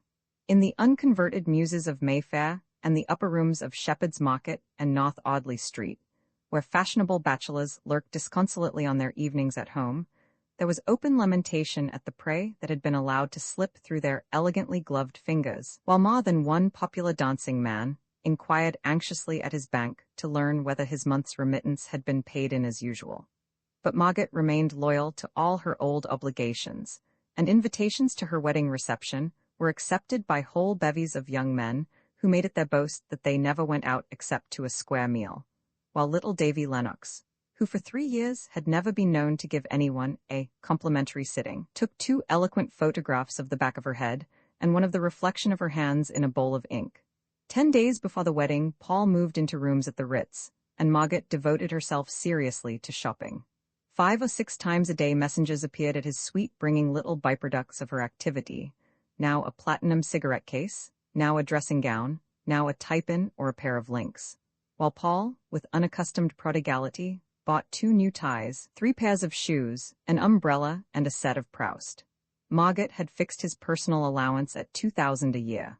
Far away in the Adriatic, feverish preparations were being made to make Mrs. Bestet-Chetwynd's villa at Corfu ready for the first weeks of her honeymoon, and the great bed, carved with pineapples, that had once belonged to Napoleon Roman III, was laid out for her reception with fragrant linen and pillows of unexampled softness. All this the newspapers retailed with uncontrolled profusion, and many a young reporter was handsomely commended for the luxuriance of his adjectives. However, there was a hitch. 3 days before the date fixed for the wedding, Paul was sitting in the Ritz opening his morning's post when Margaret rang him up. "Darling, rather a tiresome thing's happened," she said. "You know those girls we sent off to Rio the other day? Well, they're stuck at Marseille, for some reason or other. I can't quite make out why. I think it's something to do with their passports. I've just had a very odd cable from my agent there. He's giving up the job. It's such a bore all this happening just now. I do so want to get everything fixed before Thursday. I wonder if you could be an angel and go over and see to it for me? It's probably only a matter of giving the right man a few $100. If you fly, you'll be back in plenty of time. I'd go myself. Only you know, don't you, darling, I simply haven't 1 minute to spare." Paul did not have to travel alone. Potts was at Croydon, enveloped in an ulster and carrying in his hand a little attaché case. "League of Nations business," he said, and was twice sick during the flight. At Paris, Paul was obliged to charter a special aeroplane. Potts saw him off. "Why are you going to Marseille?" he asked. "I thought you were going to be married." "I'm only going there for an hour or 2, to see some people on business," said Paul. How like Potts, he thought, to suppose that a little journey like this was going to upset his marriage. Paul was beginning to feel cosmopolitan, the Ritz today, Marseille tomorrow, Corfu next day, and afterwards the whole world stood open to him like one great hotel, his way lined for him with bows and orchids. How pathetically insular poor Potts was, he thought, for all his talk of internationalism. It was late evening when Paul arrived at Marseille. He dined at Basso's in the covered balcony off Bouillabaisse and Muissault at a table from which he could see 1,000 lights reflected in the still water. Paul felt very much a man of the world as he paid his bill, calculated the correct tip, and sat back in the open cab on his way to the old part of the town. "They'll probably be at Alice's, in the Rue de Reynard," Margaret had said. "Anyway, you oughtn't to have any difficulty in finding them if you mention my name." At the corner of the Rue Ventimigli, the carriage stopped. The way was too narrow and too crowded for traffic. Paul paid the driver. "Merci, monsieur, gardez bien votre chapeau," he said as he drove off. Wondering what the expression could mean, Paul set off with less certain steps down the cobbled alley. The houses overhung perilously on each side, gaily alight from cellar to garret. Between them swung lanterns. A shallow gutter ran down the center of the path. The scene could scarcely have been more sinister had it been built at Hollywood itself, for some orgiastic incident of the Reign of Terror. Such a street in England, Paul reflected, would have been saved long ago by Mr. Spire, and preserved under a public trust for the sale of brass toasting forks, picture postcards, and Devonshire teas. Here the trade was of a different sort. It did not require very much worldly wisdom to inform him of the character of the quarter he was now in. Had he not, guidebook in hand, traversed the forsaken streets of Pompeii? No wonder, Paul reflected, that Margaret had been so anxious to rescue her protégés from this place of temptation and danger. A Negro sailor, hideously drunk, addressed Paul in no language known to man, and invited him to have a drink. He hurried on. How typical of Margaret that, in all her whirl of luxury, she should still have time to care for the poor girls she had unwittingly exposed to such perils.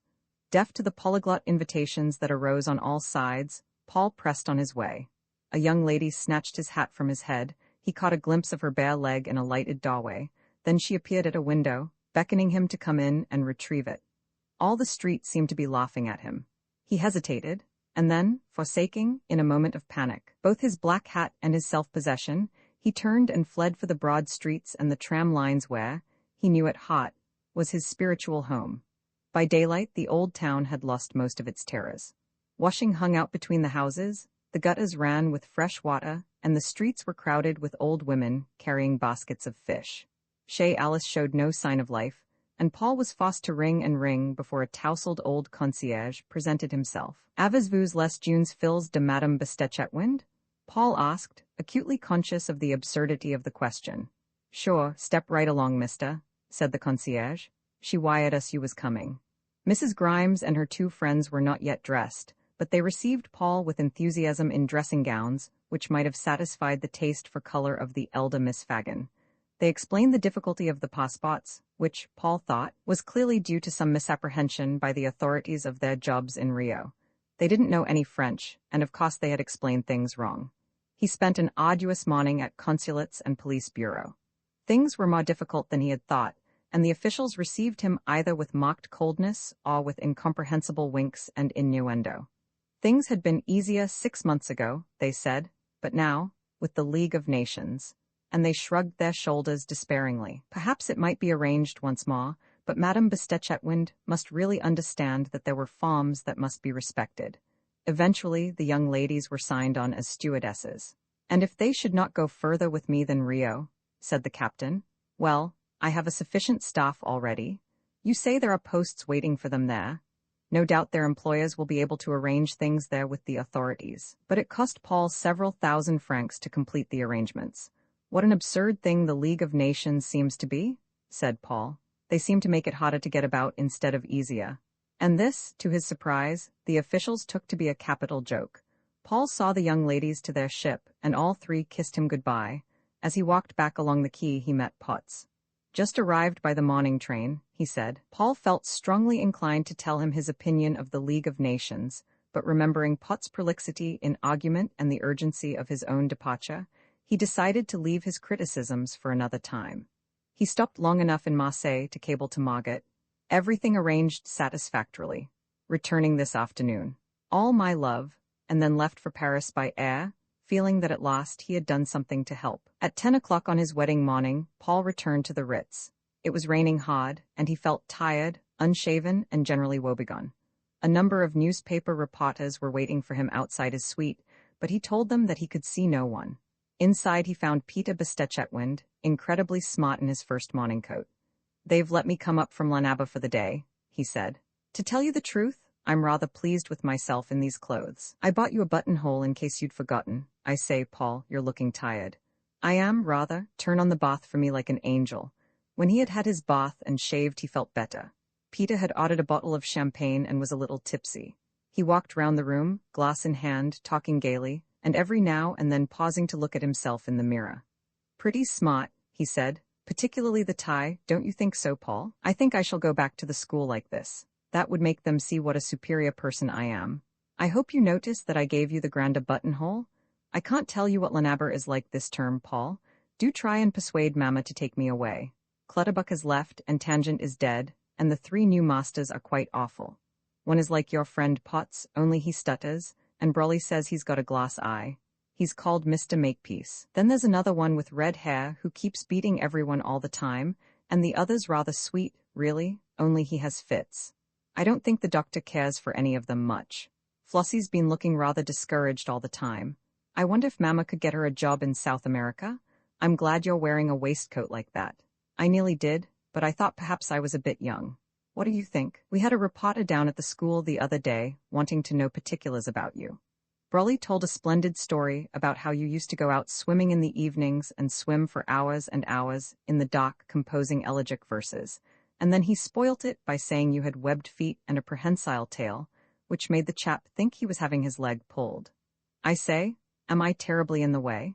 As Paul dressed, his feeling of well-being began to return. He could not help feeling that he too looked rather smart. Presently Alastair Digby Trumpington came in and drank some champagne. "This wedding of ours is about the most advertised thing that's happened for a generation," he said. "Do you know, the Sunday Mail has given me £50 to put my name to an article describing my sensations as best man. I'm afraid everyone will know it's not me, though. It's too jolly well written. I've had a marvelous letter from Aunt Greta about it, too. Have you seen the presents? The Argentine Chargé d'Affaires has given you the works of Longfellow, bound in padded green leather, and the master of Scone has sent those pewter plates he used to have in his hall." Paul fastened the gardenier in his buttonhole, and they went down to luncheon. There were several people in the restaurant obviously dressed for a wedding, and it gave Paul some satisfaction to notice that he was the center of interest of the whole room. The maître d'hôtel offered his graceful good wishes as he led them to their table. Peter, earlier in the morning, had ordered the luncheon. "I doubt if we shall have time to eat it all," he said, "but fortunately the best things all come at the beginning." As he was peeling his second gull's egg, Paul was called away to the telephone. "Darling," said Margaret's voice, "how are you? I've been so anxious all the time you were away. I had an awful feeling something was going to stop you coming back. Are you all right, dearest?" "Yes, I'm terribly well. I'm at home having luncheon in my bedroom and feeling, my dear, I can't tell you how virginal, really and truly completely debutante. I hope you'll like my frock. It's Boulanger, darling. Do you mind? Goodbye, my sweet. Don't let Peter get too drunk, will you?" Paul went back to the dining room. "I've eaten your eggs," said Peter. "I just couldn't help it."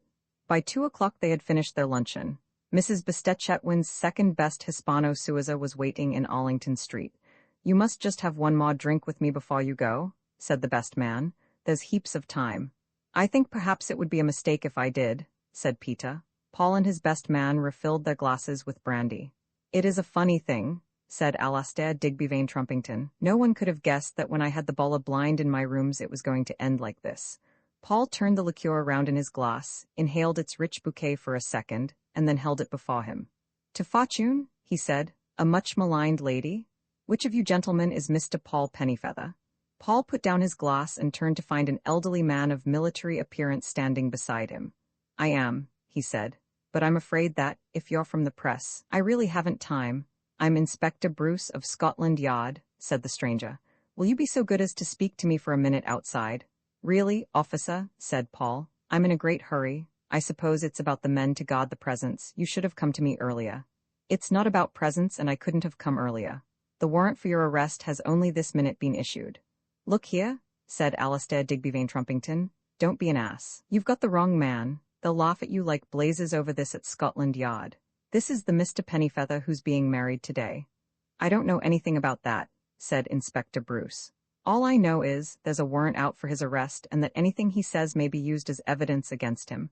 And as for you, young man, I shouldn't attempt to obstruct an officer of the law, not if I was you. It's all some ghastly mistake, said Paul. I suppose I must go with this man, try and get on to Margaret and explain to her. Sir Alastair's amiable pink face gaped blank astonishment. Good God, he said, how damned funny, at least it would be at any other time. But Peter, deadly white, had left the restaurant. Roman 2 Lanaba Castle presents two quite different aspects, according as you approach it from the Bangor or the coast road. From the back, it looks very much like any other large country house, with a great many windows and a terrace, and a chain of glass houses, and the roofs of innumerable nondescript kitchen buildings disappearing into the trees. But from the front, and that is how it is approached from Lanaba Station, it is formidably feudal. One drives past at least a mile of machicolated wall before reaching the gates. These are towered and turreted, and decorated with heraldic animals, and a workable portcullis. Beyond them, at the end of the avenue, stands the castle, a model of medieval impregnability. The explanation of this rather striking contrast is simple enough. At the time of the cotton famine in the 60s, Lanaba House was the property of a prosperous Lancashire milliner. His wife could not bear to think of their men starving. In fact, she and her daughters organized a little bazaar in their aid, though without very substantial results. Her husband had read the liberal economists and could not think of paying without due return. Accordingly, enlightened self-interest found a way. An encampment of mill hands was settled in the park, and they were put to work walling the grounds and facing the house with great blocks of stone from a neighboring quarry. At the end of the American Waugh, they returned to their mills, and Lanaba House became Lanaba Castle after a great deal of work had been done very cheaply. Driving up from the station in a little closed taxi, Paul saw little of all this. It was almost dark in the avenue and quite dark inside the house. I am Mr. Pennyfeather, he said to the butler. I have come here as a master. Yes, said the butler, I know all about you, this way. They went down a number of passages, unlit and smelling obscurely of all the ghastly smells of school, until they reached a brightly lighted door. In there, that's the common room. Without more ado, the butler made off into the darkness. Paul looked round. It was not a very big room. Even he felt that, and all his life he had been accustomed to living in constricted spaces. I wonder how many people live here, he thought, and with a sick thrust of apprehension, counted 16 pipes in a rack at the side of the chimney-piece. 2 gowns hung on a hook behind the door. In a corner were some golf clubs, a walking stick, an umbrella, and 2 miniature rifles. Over the chimney-piece was a green baize notice board covered with lists. There was a typewriter on the table. In a bookcase were a number of very old textbooks and some new exercise books. There were also a bicycle pump, 2 armchairs, a straight chair, half a bottle of invalid pot, a boxing glove, a bowler hat, yesterday's Daily News, and a packet of pipe cleaners. Paul sat down disconsolately on the straight chair. Presently there was a knock at the door, and a small boy came in. Oh, he said, looking at Paul intently. Hello, said Paul. I was looking for Captain Grimes, said the little boy. Oh, said Paul. The child continued to look at Paul with a penetrating impersonal interest. I suppose you're the new master, he said. Yes, said Paul. I'm called Pennyfeather. The little boy gave a shrill laugh. I think that's terribly funny, he said, and went away. Presently the door opened again, and 2 more boys looked in. They stood and giggled for a time and then made off. In the course of the next half hour, 6 or 7 boys appeared on various pretexts and stared at Paul.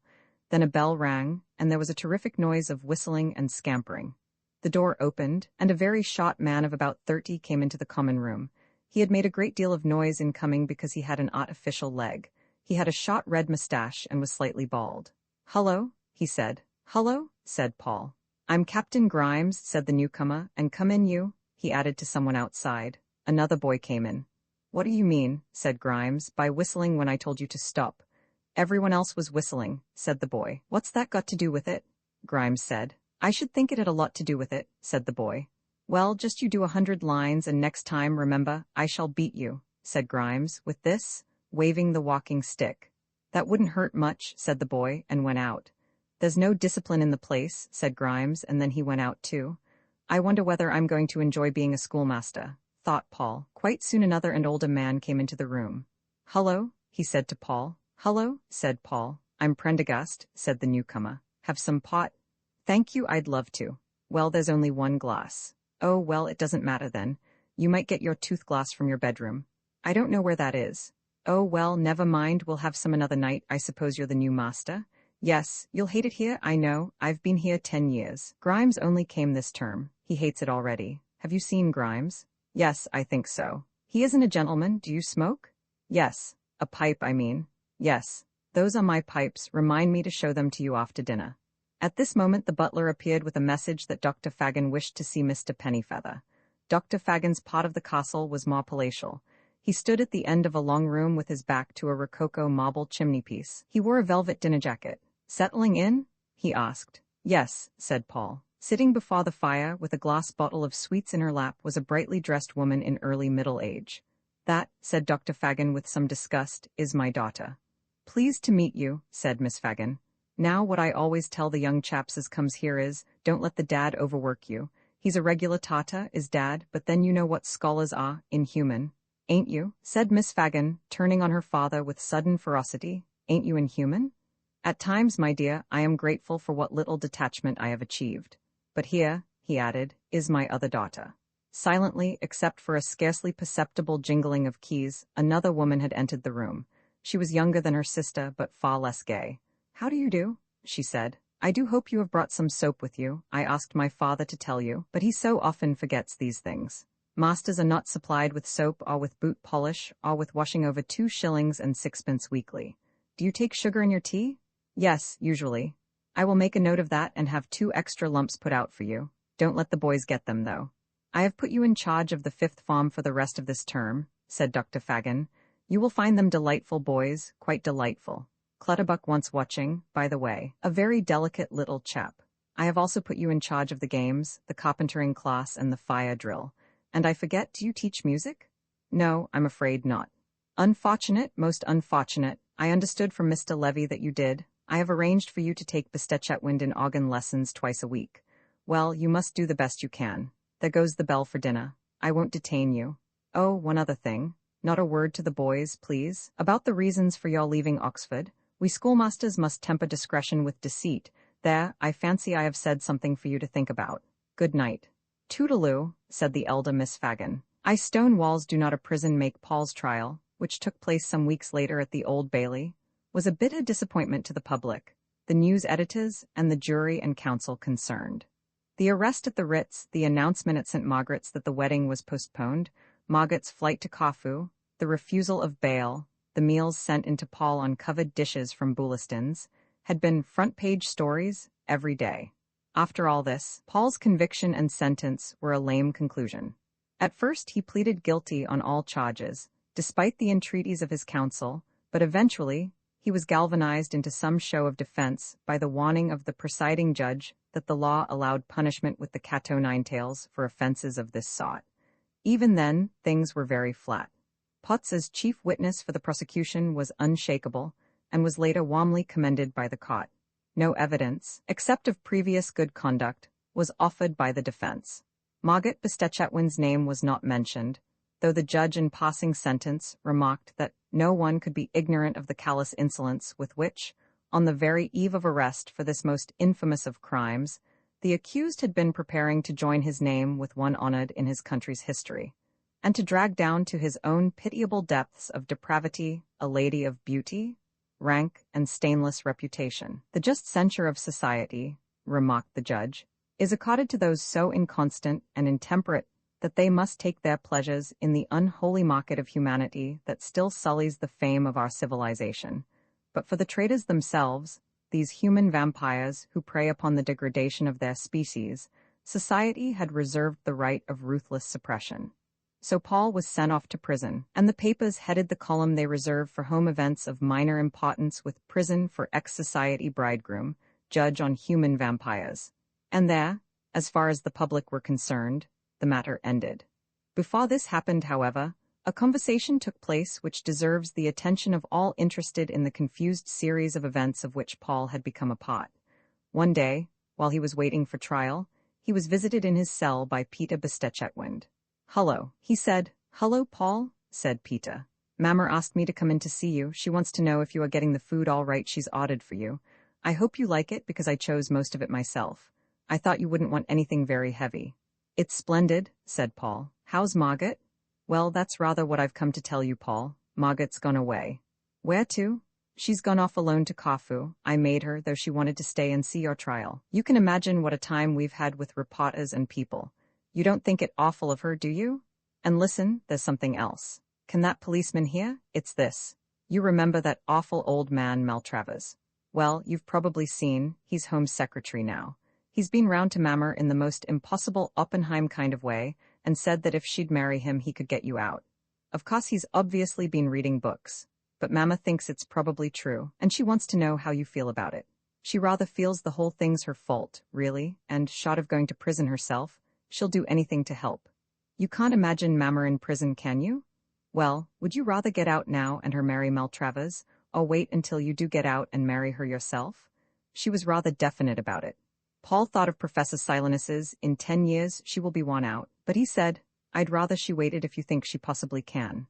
"I thought you'd say that, Paul. I'm so glad." Mamma said, "I won't say I don't know how I shall ever be able to make up to him for all this, because I think he knows I can." Those were her words. "I don't suppose you'll get more than a year or so, will you?" "Good Lord, I hope not," said Paul. His sentence of 7 years penal servitude was rather a blow. "In 10 years she will be won out," he thought as he drove in the prison van to Blackstone Jail. On his first day there Paul met quite a number of people, some of whom he knew already. The first person was a Waugh with a low brow and distinctly menacing manner. He wrote Paul's name in the body receipt book with some difficulty, and then conducted him to a cell. He had evidently been reading the papers. "Rather different from the Ritz Hotel, eh?" he said. "We don't like your kind air, see, and we knows how to treat 'em. You won't find nothing like the Ritz air, you dirty white slaver." But there he was wrong, because the next person Paul met was Philbrick. His prison clothes were ill-fitting, and his chin was unshaven, but he still bore an indefinable air of the grand manner. "Thought I'd be seeing you soon," he said. "They've put me on to reception bath cleaner, me being an old hand. I've been saving the best suit I can find for you. Not a louse on it, hardly." He threw a little pile of clothes, stamped with the broad arrow, onto the bench. The Waugh returned with another, apparently his superior officer. Together they made a careful inventory of all Paul's possessions. Shoes, brown, 1 pair, socks, fancy, 1 pair, suspenders, black silk, 1 pair. Read out the Waugh in a sing-song voice.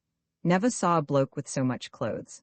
There were several checks due to difficulties of spelling, and it was some time before the list was finished. Cigarette case, white metal, containing 2 cigarettes, watch, white metal, type in fancy. It had cost Margaret considerably more than the Waugh earned in a year, had he only known. Studs, bone, 1 pair, cufflinks, fancy, 1 pair. The officers looked doubtfully at Paul's gold cigar piercer, the gift of the best man. "What's this air?" "It's for cigars," said Paul. "Not so much lip," said the Waugh, banging him on the top of his head with the pair of shoes he happened to be holding. "Put it down as instrument, that's the lot," he said, "unless you've got false teeth. You're allowed to keep them, only we must make a note of it." "No," said Paul. "Truss or other surgical appliance?" "No," said Paul. "All right, you can go to the bath." Paul sat for the regulation 10 minutes in the regulation 9 inches of warm water, which smelt reassuringly of disinfectant, and then put on his prison clothes. The loss of his personal possessions gave him a curiously agreeable sense of irresponsibility. "You look a treat," said Philbrick. Next he saw the medical officer, who sat at a table covered with official forms. "Name?" said the doctor. "Pennyfeather." "Have you at any time been detained in a mental home or similar institution? If so, give particulars." "I was at Scone College, Oxford, for 2 years, said Paul. The doctor looked up for the first time. "Don't you dare to make jokes here, my man," he said, "or I'll soon have you in the straitjacket in less than no time." "Sorry," said Paul. "Don't speak to the medical officer unless to answer a question," said the Waugh at his elbow. "Sorry," said Paul unconsciously, and was banged on the head. "Suffering from consumption or any contagious disease?" asked the MD. "Not that I know of," said Paul. "That's all," said the doctor. "I have certified you as capable of undergoing the usual descriptions of punishment as specified below, to wit, restraint of handcuffs, leg chains, cross-irons, body belt, canvas dress, close confinement, no. 1 diet, no. 2 diet, birch rod and cat-o'-nine-tails. Any complaints? But must I have all these at once?" asked Paul, rather dismayed. You will if you ask impertinent questions. Look after that man, officer, he's obviously a troublesome character. Come here, you, said the warder. They went up a passage and down 2 flights of iron steps, long galleries with iron railings stretched out in each direction, giving access to innumerable doors. Wire netting was stretched between the landings. So don't you try no monkey tricks, suicide isn't allowed in this prison, see, said the warder. This is your cell, keep it clean, or you'll know the reason why, and this is your number. He buttoned a yellow badge on to Paul's coat. Like a flag day, said Paul. Shut up, you, remarked the warder and locked the door. I suppose I shall learn to respect these people in time, thought Paul. They all seem so much less awe-inspiring than anyone I ever met. His next visit was from the schoolmaster. The door was unlocked, and a seedy-looking young man in a tweed suit came into the cell. Can you read and write D.4.12? Asked the newcomer. Yes, said Paul. Public or secondary education? Public, said Paul. His school had been rather sensitive on this subject.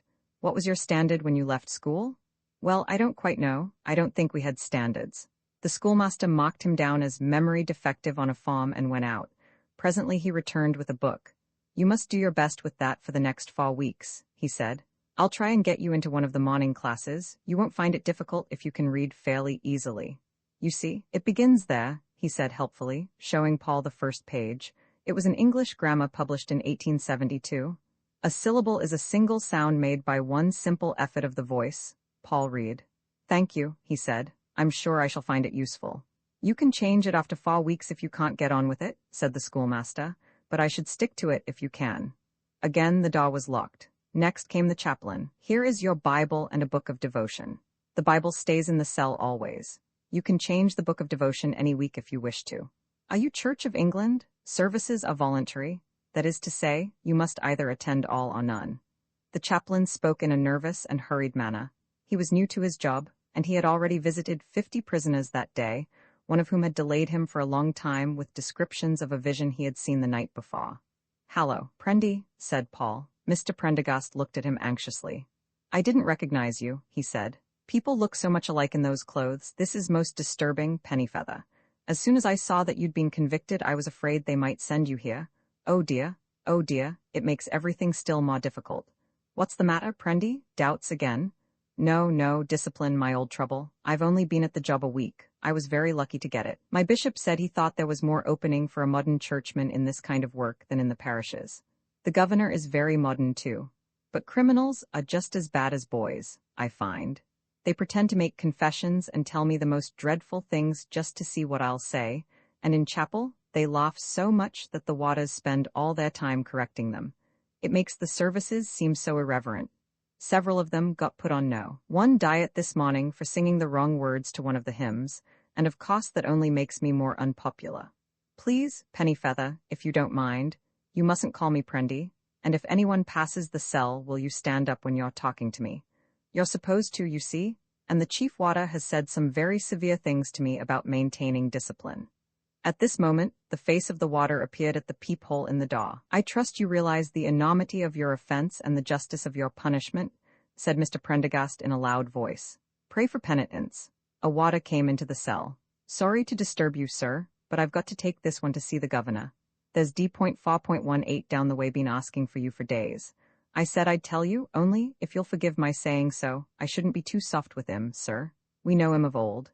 He's a sly old devil, begging your pardon, sir, and he's only religious when he thinks it'll pay. I think that I am the person to decide that, officer, said Mr. Prendergast with some dignity. You may take D.4.12 to the governor. Sir Wilfrid Lucas Dockery had not been intended by nature or education for the governor of a prison. His appointment was the idea of a Labour Home Secretary who had been impressed by an appendix on the theory of penology, which he had contributed to a report on the treatment of conscientious objectors. Up to that time, Sir Wilfrid had held the chair of sociology at a Midland university. Only his intimate friends and a few specially favored pupils knew that behind his mild and professional exterior, he concealed an ardent ambition to serve in the public life of his generation. He stood twice for Parliament, but so diffidently that his candidature passed almost unnoticed. Colonel MacAdder, his predecessor in office, a veteran of numberless unrecorded campaigns on the Afghan frontier, had said to him on his retirement, Good luck, Sir Wilfrid. If I may give you a piece of advice, it's this. Don't bother about the lower waters or the prisoners. Give hell to the man immediately below you, and you can rely on him to pass it on with interest. If you make prison bad enough, people'll take jolly good care to keep out of it. That's been my policy all through, and I'm proud of it. A policy which soon became quite famous in the society of Cheltenham Spa. Sir Wilfrid, however, had his own ideas. You must understand, he said to Paul, that it is my aim to establish personal contact with each of the men under my care. I want you to take a pride in your prison and in your work here. So far as possible, I like the prisoners to carry on with their avocations in civilized life. What was this man's profession, officer? White slave traffic, sir. Ah, yes. Well, I'm afraid you won't have much opportunity for that here. What else have you done? I was nearly a clergyman once, said Paul. Indeed. Well, I hope in time, if I find enough men with the same intention, to get together a theological class. You've no doubt met the chaplain, a very broad-minded man. Still, for the present we are only at the beginning. The government regulations are rather uncompromising. For the first 4 weeks you will have to observe the solitary confinement ordained by law. After that we will find you something more creative. We don't want you to feel that your personality is being stamped out. Have you any experience of art leather work? No, sir. Well, I might put you into the arts and crafts workshop. I came to the conclusion many years ago that almost all crime is due to the repressed desire for aesthetic expression. At last, we have the opportunity for testing it. Are you an extrovert or an introvert? I'm afraid I'm not sure, sir. So few people are. I'm trying to induce the Home Office to install an official psychoanalyst. Do you read the New Nation, I wonder? There is rather a flattering article this week about our prison called the Lucas Dockery Experiments. I like the prisoners to know these things. It gives them corporate pride. I may give you one small example of the work we are doing that affects your own case. Up till now, all offenses connected with prostitution have been put into the sexual category. Now I hold that an offense of your kind is essentially acquisitive and shall grade it accordingly. It does not, of course, make any difference as far as your conditions of imprisonment are concerned. The routine of penal servitude is prescribed by standing orders, but you see what a difference it makes to the annual statistics. The human touch, said Sir Wilfrid after Paul had been led from the room. I'm sure it makes all the difference. You could see with that unfortunate man, just now, what a difference it made to him to think that, far from being a mere nameless slave, he has now become part of a great revolution in statistics. Yes, sir, said the chief warder. And by the way, there are 2 more attempted suicides being brought up tomorrow. You must really be more strict with them, sir. Those shop tools you've issued to the Arts and Crafts School is just putting temptation in the men's way. Paul was once more locked in, and for the first time had the opportunity of examining his cell. There was little to interest him. Besides his Bible, his book of devotion, prayers on various occasions of illness, uncertainty, and loss, by the Rev. Septimus Bede, M.A., Edinburgh, 1863, and his English grammar, there was a little glazed pint pot, a knife and spoon, a slate and slate pencil, a salt jar, a metal water can, 2 earthenware vessels, some cleaning materials, a plank bed upright against the wall, a roll of bedding, a stool, and a table. A printed notice informed him that he was not permitted to look out of the window.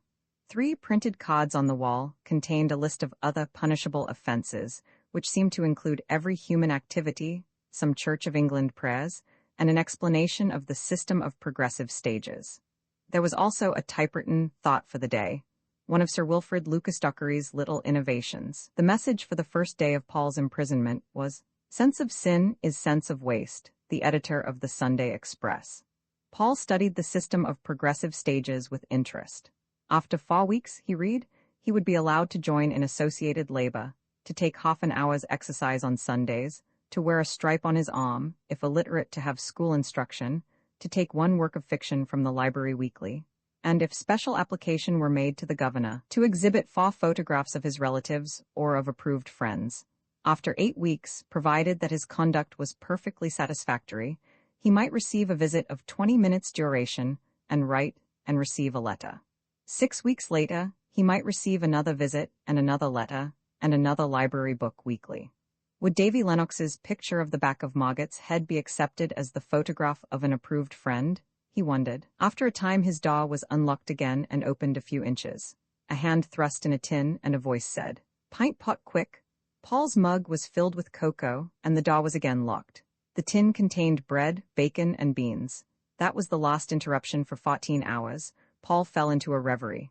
It was the first time he had been really alone for months. How very refreshing it was, he reflected. The next 4 weeks of solitary confinement were among the happiest of Paul's life. The physical comforts were certainly meager, but at the Ritz, Paul had learned to appreciate the inadequacy of purely physical comfort. It was so exhilarating, he found, never to have to make any decision on any subject, to be wholly relieved from the smallest consideration of time, meals, or clothes, to have no anxiety ever about what kind of impression he was making, in fact, to be free. At some rather chilly time in the early morning, a bell would ring, and the water would say, "Slops outside." He would rise, roll up his bedding, and dress. There was no need to shave, no hesitation about what tie he should wear, none of the fidgeting with studs and collars and links that so distracts the waking moments of civilized man. He felt like the happy people in the advertisements for shaving soap, who seemed to have achieved very simply that peace of mind so distant and so desirable in the early morning. For about an hour he stitched away at a mailbag, until his door was again unlocked to admit a hand with a lump of bread and a large ladle of porridge. After breakfast, he gave a cursory polish to the furniture and crockery of his cell, and did some more sewing until the bell rang for chapel. For a quarter of an hour or 20 minutes, he heard Mr. Prendergast blaspheming against the beauties of 16th-century diction. This was certainly a bore, and so was the next hour, during which he had to march round the prison square, where between concentric paths of worn asphalt, a few melancholy cabbages showed their heads. Some of the men during this period used to fall out under the pretense of tying a shoelace and take furtive bites at the leaves of the vegetables. If observed, they were severely punished. Paul never felt any temptation to do this. After that, the day was unbroken save for luncheon, supper, and the governor's inspection. The heap of sacking which every day he was to turn into mailbags was supposed by law to keep him busy for 9 hours. The prisoners in the cells on either side of him, who were not quite in their right minds, the warder told Paul, found some difficulty in finishing their task before lights out. Paul found that with the least exertion he had finished long before supper, and spent the evenings in meditation, and in writing up on his slate the thoughts which had occurred to him during the day. Roman II, the Lucas-Dockery experiment. Sir Wilfrid Lucas-Dockery, as has already been suggested, combined ambition, scholarship, and genuine optimism in a degree rarely found in his office. He looked forward to a time when the Lucas-Dockery experiments should be recognized as the beginning of a new epoch in penology, and he rehearsed in his mind sentences from the social histories of the future, which would contain such verdicts as one of the few important events of this Labour government's brief tenure of power was the appointment as governor of Blackstone Jail of Sir Wilfrid Lucas-Dockery. The administration of this intrepid and far-seeing official is justly regarded as the foundation of the present system of criminal treatment. In fact, it may safely be said that no single man occupies so high a place in the history of the social reform of his century, etc. His eminent qualities, however, did not keep him from many severe differences of opinion with the chief warder. He was sitting in his study one day working at a memorandum for the prison commissioners, one of the neglected series of memoranda whose publication after his retirement indicated Sir Wilfrid's claim to be the pioneer of artificial sunlight in prisons, when the chief warder interrupted him. "A bad report from the bookbinding shops, sir. The instructor says that a practice is growing among the men of eating the paste issued to them for their work. They say it is preferable to their porridge. We shall either have to put on another warder to supervise the bookbinding, or introduce something into the paste which will make it unpalatable." "Has the paste any nutritive value?" asked Sir Wilfrid. "I couldn't say, sir. Weigh the men in the bookbinding shop and then report to me any increase in weight. How many times must I ask you to ascertain all the facts before reporting on any case?" "Very good, sir. And there's a petition from D.4.12. He's finished his 4 months solitary, and he wants to know if he can keep at it for another 4. I disapprove of cellular labor. It makes a man introvert. Who is D.4.12? Long sentence, sir, waiting transference to Egdon. I'll see D.4.12 myself." "Very good, sir." Paul was let in. "I understand you wish to continue cellular labor instead of availing yourself of the privilege of working in association. Why is that?" "I find it so much more interesting, sir," said Paul. "It's a most irregular suggestion," said the chief warder. Privileges can only be forfeited by a breach of the regulations witnessed and attested by 2 officers. Standing orders are most emphatic on the subject. I wonder whether you have narcissistic tendencies, said the governor. The Home Office has not as yet come to any decision about my application for a staff psychoanalyst. Put him in the observation cell, said the chief warder. That brings out any insanity. I've known several cases of men you could hardly have told were mad, just eccentric, you know, who have been put on observation, and after a few days they've been raving lunatics. Colonel MacAdder was a great believer in the observation cells. Did you lead a very lonely life before conviction? Perhaps you were a shepherd or a lighthouse keeper or something of the kind? No, sir. Most curious. Well, I will consider your case and give you my answer later. Paul was led back to his cell, and next day was again summoned before the governor. I have considered your application, said Sir Wilfrid, with the most minute care. In fact, I have decided to include it in my forthcoming work on the criminal mind. Perhaps you would like to hear what I have written about you? Case A. He read. A young man of respectable family and some education. No previous criminal record. Committed to 7 years penal servitude for traffic in prostitution. Upon completing his first 4 months A. Petitioned for extension of cellular labor. Treatment as prescribed by standing orders. Either A. Detention in observation cell for the medical officer to satisfy himself about the state of prisoner's mind, or B. Compulsory work in association with other prisoners, unless privilege forfeited by misdemeanor. Treatment by Sir Wilfrid Lucas Dockery. I decided that A. was suffering from misanthropic tendencies induced by a sense of his own inferiority in the presence of others. A.'s crime was the result of an attempt to assert individuality at the expense of community. CP. Cases D, G, and I.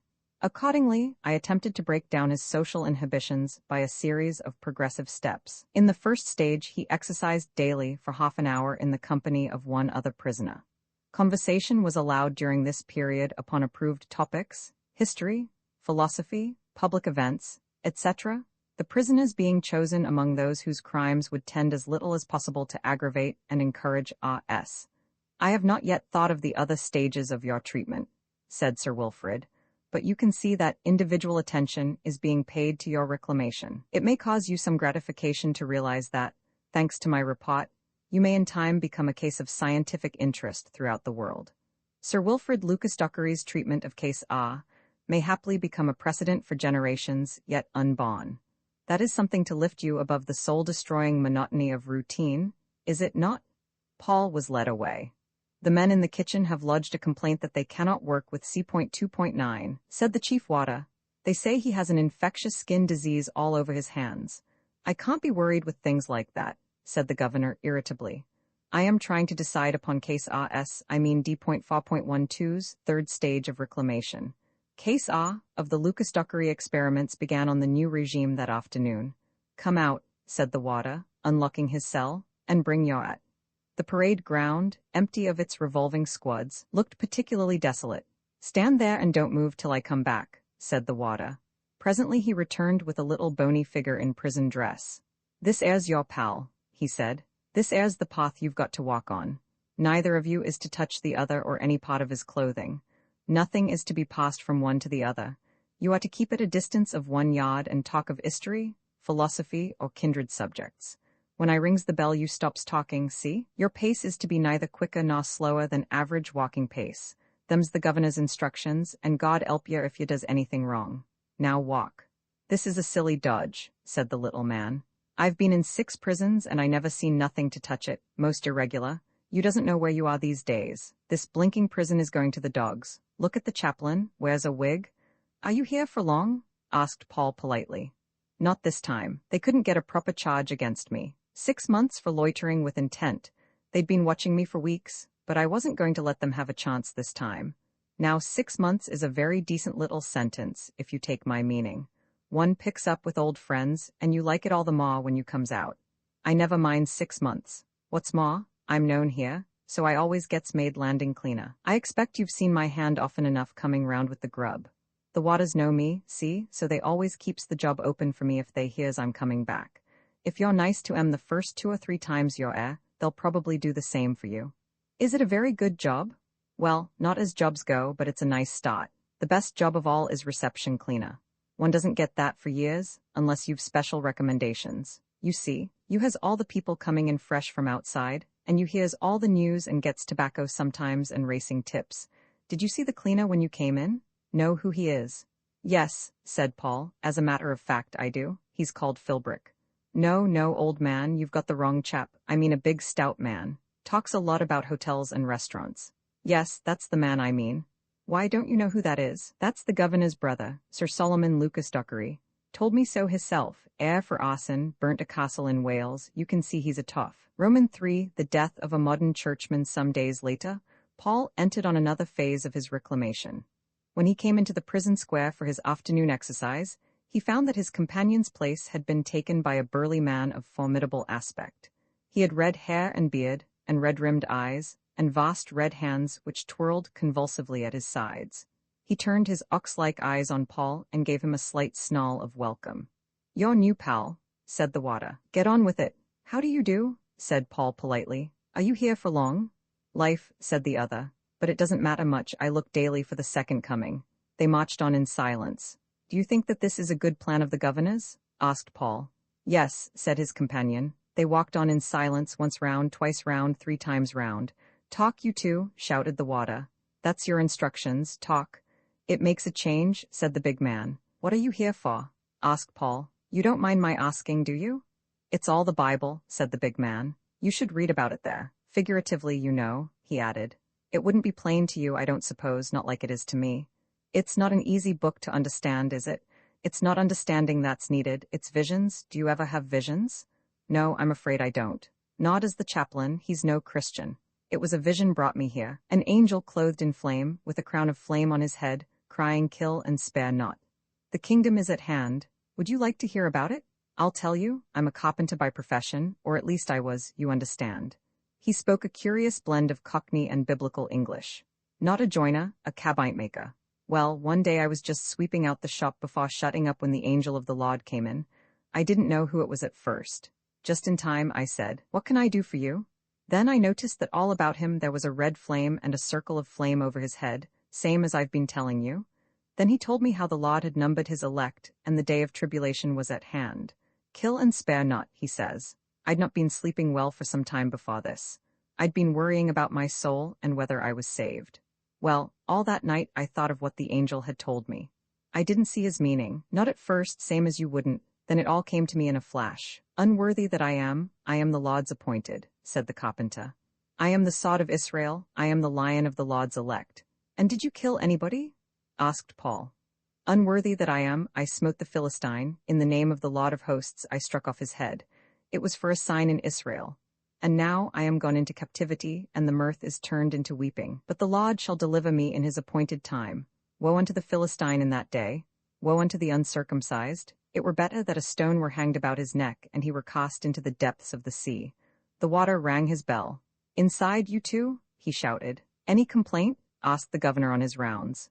'Yes, sir,' said Paul. The governor looked at him intently. 'Are you the man I put under special treatment?' 'Yes, sir.' 'Then it's ridiculous to complain. What is it?'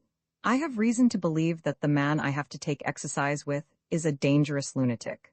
Complaints by one prisoner about another can only be considered when substantiated by the evidence of a warder or of 2 other prisoners,' said the chief warder. 'Quite right,' said the governor. 'I never heard a more ridiculous complaint. All crime is a form of insanity. I myself chose the prisoner with whom you exercise. I chose him for his peculiar suitability. Let me hear no more on this subject, please.' That afternoon Paul spent another disquieting half-hour on the square. 'I've had another vision,' said the mystical homicide, 'but I don't yet know quite what it portends. No doubt I shall be told.' 'Was it a very beautiful vision?' asked Paul. 'No words can describe the splendor of it. It was all crimson and wet like blood. I saw the whole prison as if it were carved of ruby, hard and glittering, and the warders and the prisoners creeping in and out like little red ladybirds. And then, as I watched, all the ruby became soft and wet, like a great sponge soaked in wine, and it was dripping and melting into a great lake of scarlet. Then I woke up. I don't know the meaning of it yet, but I feel that the hand of the Lord is hanging over this prison. Do you ever feel like that, as though it were built in the jaws of a beast? I sometimes dream of a great red tunnel like the throat of a beast and men running down it, sometimes one by one and sometimes in great crowds, running down the throat of the beast, and the breath of the beast is like the blast of a furnace. Do you ever feel like that? I'm afraid not, said Paul. Have they given you an interesting library book? Lady Almona's Secret, said the Lion of the Lod's Elect. Pretty soft stuff, old-fashioned too, but I keep reading the Bible. There's a lot of killing in that. Dear me, you seem to think about killing a great deal. I do. It's my mission, you see, said the big man simply.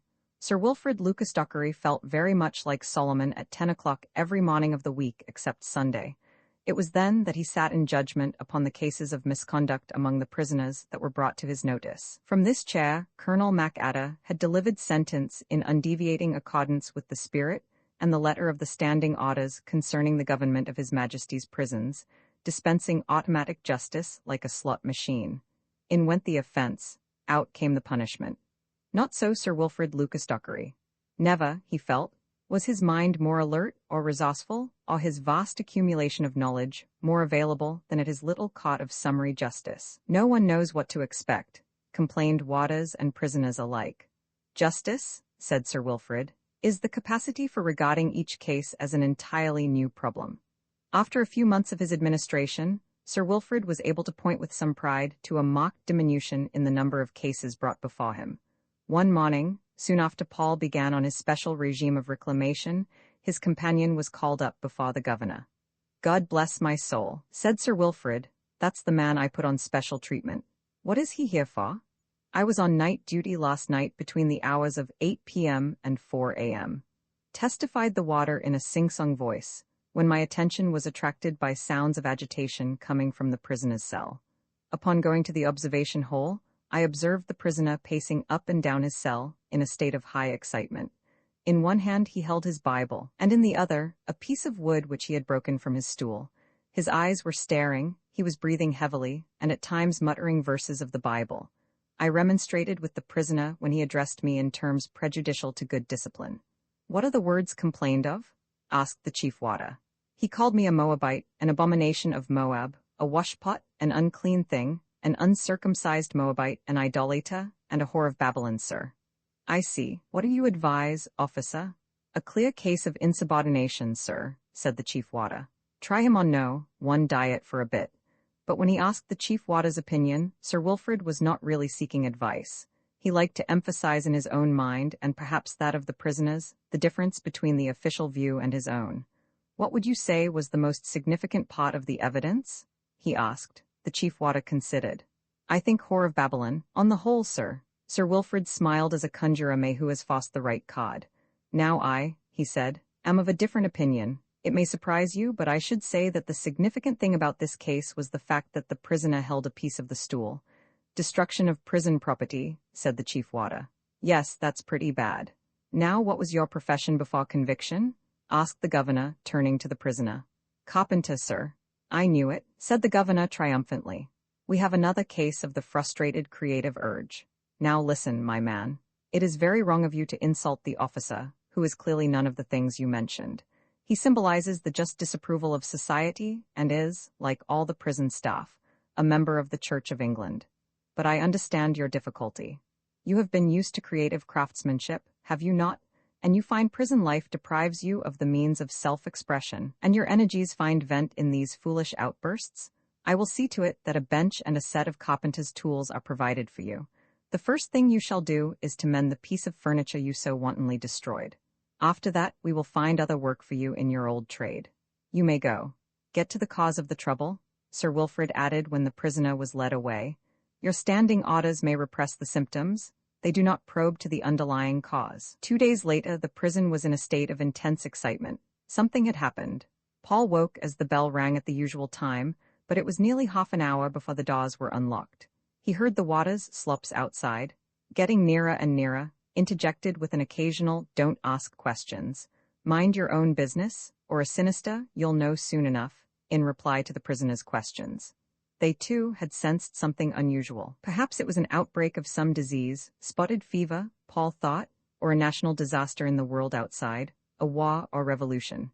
In their enforced silence, the nerves of all the men were tightened to an acuteness of perception. Paul read wholesale massacres in the warder's face. Anything wrong? He asked. I should bleeding well say there was, said the warder, and the next man as asks me a question is going to cop it hot. Paul began scrubbing out his cell. Dissatisfied curiosity contended in his thoughts with irritation at this interruption of routine. 2 Waters passed his door talking. I don't say I'm not sorry for the poor bird. All I says is, it was time the governor had a lesson. It might have been one of us, said the other Water in a hushed voice. Breakfast arrived. As the hand appeared at his door, Paul whispered, What's happened? Why ain't you eared? There's been a murder, shocking, bloodthirsty. Get on there. Rod the Water in charge of the landing. So the governor had been murdered, thought Paul. He had been a mischievous old Waugh. Still, it was very disturbing, for the news of a murder, which was barely noticed in the gay world of trams and tubes and boxing matches, caused an electric terror in this community of silent men. The interval between breakfast and chapel seemed interminable. At last, the bell went. The doors were opened again. They marched in silence to the chapel. As it happened, Philbrick was in the next seat to Paul. The Waters sat on raised seats, watchful for any attempt at conversation. The hymn was the recognized time for the exchange of gossip. Paul waited for it impatiently. Clearly it was not the governor who had been murdered. He stood on the chancel steps, prayer book in hand. Mr. Prendergast was nowhere to be seen. The governor conducted the service. The medical officer read the lessons, stumbling heavily over the longer words. Where was Mr. Prendergast? At last the hymn was announced. The organ struck up, played with great feeling by a prisoner who until his conviction had been assistant organist at a Welsh cathedral.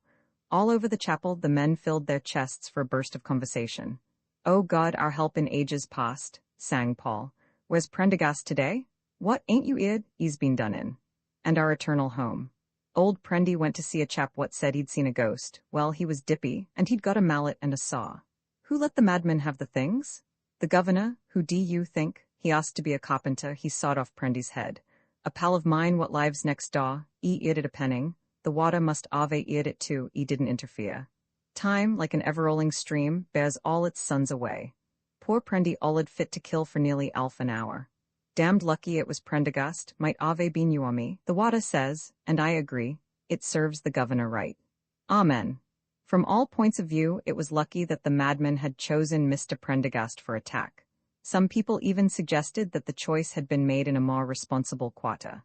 The death of a prisoner or water would have called for a Home Office inquiry, which might seriously have discouraged the Lucasdockery reforms, and also reflected some discredit upon the administration of the chief water. Mr. Prendergast's death passed almost unnoticed. His assassin was removed to Broadmoor, and the life of the prison went on smoothly. It was observed, however, that the chief water seemed to have more influence with his superior than he had had before. Sir Wilfrid concentrated his attention upon the statistics, and the life of the prison was equitably conducted under the standing orders. It was quite like it had been in old Mac Adda's day, the Waters observed, but Paul did not reap the benefits of this happy reversion to tradition, because some few days later, he was removed with a band of others to the convict settlement at Egdon Heath. Roman faw nor iron bars cage the granite walls of Egdon Heath penal settlement are visible, when there is no mist, from the main road, and it is not uncommon for cars to stop there a few moments while the occupants stand up and stare happily about them. They are looking for convicts, and as often as not they are rewarded by seeing move across the heath before them a black group of men chained together and uniformly dressed, with a mounted and armed water riding at their side. They give an appearance of industry which on investigation is quite illusionary, for so much of the day at Egdon is taken up with marching to and from the quarries, in issuing and counting tools, in guarding and chaining and releasing the workmen, that there is very little work done. But there is usually something to be seen from the road, enough, anyway, to be imagined from the very aspect of the building, to send the trippers off to their teas, with their consciences agreeably unquiet at the memory of small dishonesties in railway trains, inaccurate income tax returns, and the 101 minor infractions of law that are inevitable in civilized life. Paul arrived from Blackstone late one afternoon in early autumn with 2 Waters and 6 other long-sentence prisoners. The journey had been spent in an ordinary third-class railway carriage, where the 2 Waters smoked black tobacco in cheap little wooden pipes and were inclined towards conversation. "You'll find a lot of improvements since you were here last," said one of them. "There's 2 colored glass windows in the chapel, presented by the last governor's widow. Lovely they are, St. Peter and St. Paul in prison being released by an angel. Some of the low church prisoners don't like them, though. We had a lecture last week too, but it wasn't very popular.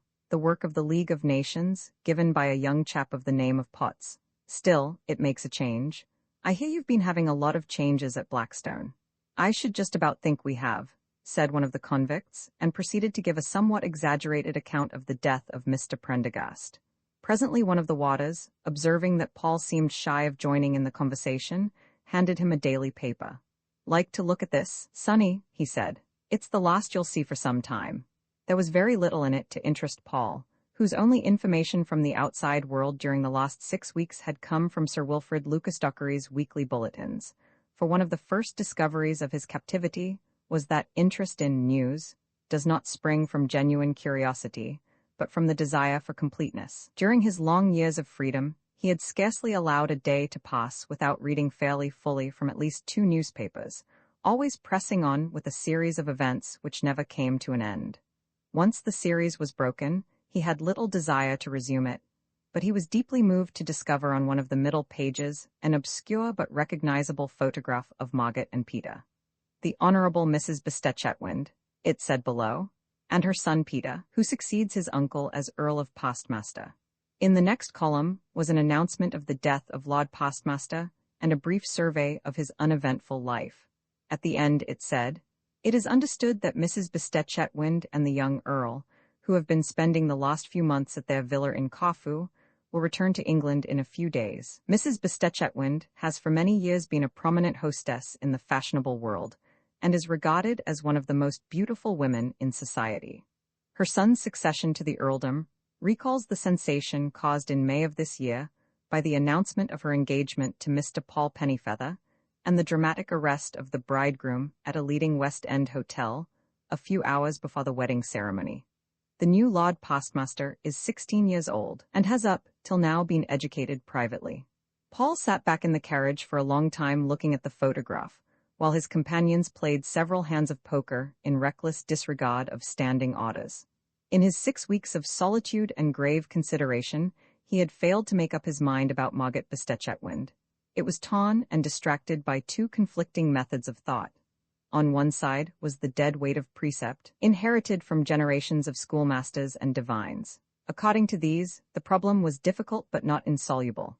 He had done the right thing in shielding the woman. So much was clear, but Margaret had not quite filled the place assigned to her, for in this case she was grossly culpable, and he was shielding her, not from misfortune nor injustice, but from the consequence of her crimes. He felt a flush about his knees as Boy Scout Honor whispered that Margaret had got him into a row, and ought jolly well to own up and face the music. As he sat over his post-bags, he had wrestled with this argument, without achieving any satisfactory result, except a growing conviction that there was something radically inapplicable about this whole code of ready-made honor that is the still small voice, trained to command, of the Englishman all the world over. On the other hand, was the undeniable cogency of Peter Bastet Chetwynd's, "You can't see Mamma in prison, can you?" The more Paul considered this, the more he perceived it to be the statement of a natural law. He appreciated the assumption of comprehension with which Peter had delivered it. As he studied Margaret's photograph, dubiously transmitted as it was, he was strengthened in his belief that there was, in fact, and should be, one law for her and another for himself, and that the raw little exertions of 19th-century radicals were essentially base and trivial and misdirected. It was not simply that Margaret had been very rich, or that he had been in love with her. It was just that he saw the impossibility of Margaret in prison. The bare connection of vocables associating the ideas was obscene. Margaret dressed in prison uniform, hustled down corridors by wardresses, all like the younger Miss Fagin, visited by philanthropic old ladies with devotional pamphlets, set to work in the laundry washing the other prisoners' clothes. These things were impossible, and if the preposterous processes of law had condemned her, then the woman that they actually caught and pinned down would not have been Margaret, but some quite other person of the same name and somewhat similar appearance. It was impossible to imprison the Margaret who had committed the crime. If someone had to suffer that the public might be discouraged from providing poor Mrs. Grimes with the only employment for which civilization had prepared her, then it had better be Paul than that other woman with Margaret's name, for anyone who has been to an English public school will always feel comparatively at home in prison. It is the people brought up in the gay intimacy of the slums, Paul learned, who find prison so soul-destroying. How lovely Margaret was, Paul reflected, even in this absurd photograph, this gray and black smudge of ink. Even the most hardened criminal there. He was serving his third sentence for blackmail, laid down his cards for a moment and remarked upon how the whole carriage seemed to be flooded with the delectable savor of the Champs-Élysées in early June. Funny, he said. I thought I smelt scent. And that set them off talking about women. Paul found another old friend at Egdon Heath Prison, a short, thick-set, cheerful figure who stumped along in front of him on the way to chapel, making a good deal of noise with an artificial leg. Here we are again, old boy, he remarked during one of the responses. I'm in the soup as per usual. Didn't you like the job? Paul asked. Top hole, said Grimes, but the hell of a thing happened, tell you later. That morning, complete with pickaxes, field telephone and 2 armed and mounted warders, Paul and a little squad of fellow criminals were led to the quarries. Grimes was in the party. I've been here a fortnight, said Grimes as soon as they got an opportunity of talking, and it seems too long already. I've always been a sociable chap and I don't like it. 3 years is too long, old boy. Still, we'll have God's own Beano when I get out. I've been thinking about that day and night. I suppose it was bigamy, said Paul. The same, I ought to have stayed abroad. I was arrested as soon as I landed. You see, Mrs. Grimes turned up at the shop, so off Grimes went. There are various sorts of hell, but that young woman can beat up a pretty lively one of her own. A water passed them by, and they moved apart, banging industriously at the sandstone cliff before them. I'm not sure it wasn't worth it, though, said Grimes. To see poor old Flossie in the box and my sometime father-in-law. I hear the old man's shut down the school. Grimes gave the place a bad name. See anything of old Prendy ever? He was murdered the other day. Poor old Prendy? He wasn't cut out for the happy life, was he? Do you know, I think I shall give up schoolmastering for good when I get out. It doesn't lead anywhere. It seems to have led us both to the same place. Yes, rather a coincidence, isn't it? Damn, here's that policeman again. Soon they were marched back to the prison. Except for the work in the quarries, life at Egdon was almost the same as at Blackstone. Slops outside, chapel privacy. After a week, however, Paul became conscious of an alien influence at work. His first intimation of this came from the chaplain. Your library books, he said one day, popping cheerfully into Paul's cell and handing him 2 new novels, still in their wrappers, and bearing inside them the label of a Piccadilly bookseller. If you don't like them, I have several for you to choose from. He showed him rather coyly the pile of gaily bound volumes he carried under his arm. I thought you'd like the new Virginia Woolf. It's only been out 2 days. Thank you, sir, said Paul politely. Clearly the library of his new prison was run on a much more enterprising and extravagant plan than at Blackstone. Oh, there's this book on theatrical design, said the chaplain, showing him a large, illustrated volume that could hardly have cost less than 3 guineas. Perhaps we might stretch a point and give you that as well as your educational work. Thank you, sir, said Paul. Let me know if you want to change, said the chaplain. And by the way, you're allowed to write a letter now, you know. If, by any chance, you're writing to Mrs. Bestet-Chetwynd, do mention that you think the library good. She's presenting a new pulpit to the chapel in carved alabaster. He added irrelevantly, and popped out again to give Grimes a copy of Smiles's Self-Help, out of which some unreceptive reader in the remote past had torn the last 108 pages. People may think as they like about well-thumbed favorites, thought Paul, but there is something incomparably thrilling in first opening a brand new book. Why should the chaplain want me to mention the library to Margaret? He wondered. That evening, at supper, Paul noticed without surprise that there were several small pieces of coal in his dripping. That kind of thing did happen now and then, but he was somewhat disconcerted, when he attempted to scrape them out, to find that they were quite soft. Prison food was often rather odd. It was a mistake to complain, but still. He examined his dripping more closely. It had a pinkish tinge that should not have been there, and was unusually firm and sticky under his knife. He tasted it dubiously. It was pâté de foie gras. From then onwards there was seldom a day on which some small meteorite of this kind did not mysteriously fall from the outside world. One day he returned from the heath to find his cell heavy with scent in the half-dock, for the lights were rarely lit until some time after sundown, and the window was very small. His table was filled with a large bunch of winter roses, which had cost 3 shillings each that morning in Bond Street. Prisoners at Egdon are allowed to keep flowers in their cells, and often risk severe reprimand by stooping to pick pimpernels and periwinkles on their way from work. On another occasion, the prison doctor, trotting on his daily round of inspection, paused at Paul's cell, examined his name on the card hanging inside his jaw, looked hard at him and said, "You need a tonic." He trotted on without more ado, but next day a huge medicine bottle was placed in Paul's cell. "You ought to take 2 glasses with each meal," said the water, "and I hopes you like it." Paul could not quite decide whether the water's tone was friendly or not, but he liked the medicine, for it was brown sherry. On another occasion, great indignation was aroused in the cell next door to him, whose occupant, an aged burglar, was inadvertently given Paul's ration of caviar. He was speedily appeased by the substitution for it of an unusually large lump of cold bacon, but not before the warder in charge had suffered considerable alarm at the possibility of a complaint to the governor. "I'm not one to make a fuss usually," said the old burglar, "but I will be treated fair. Why, you only had to look at the stuff they give me to see it was bad, let alone taste it. And on bacon night, too? You take my tip," he said to Paul as they found themselves alone in the quarries one day, "and keep your eyes open. You're a new one, and they might easily try and put a thing like that over on you. Don't eat it, that's putting you in the wrong. Keep it and show it to the governor. They ain't got no right to try on a thing like that, and they knows it."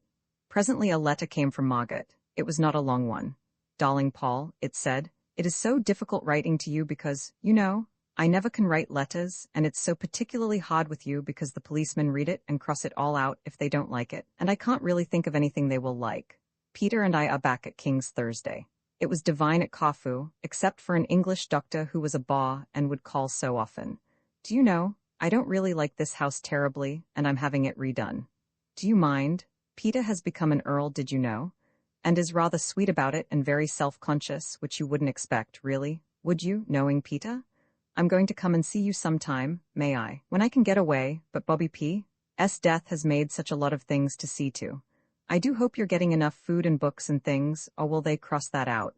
Love, Margaret. I was cut by Lady Circumference, my dear, at Newmarket, a real point-blank Tranby Croft cut. Poor Maltravers says if I'm not careful I shall find myself socially ostracized.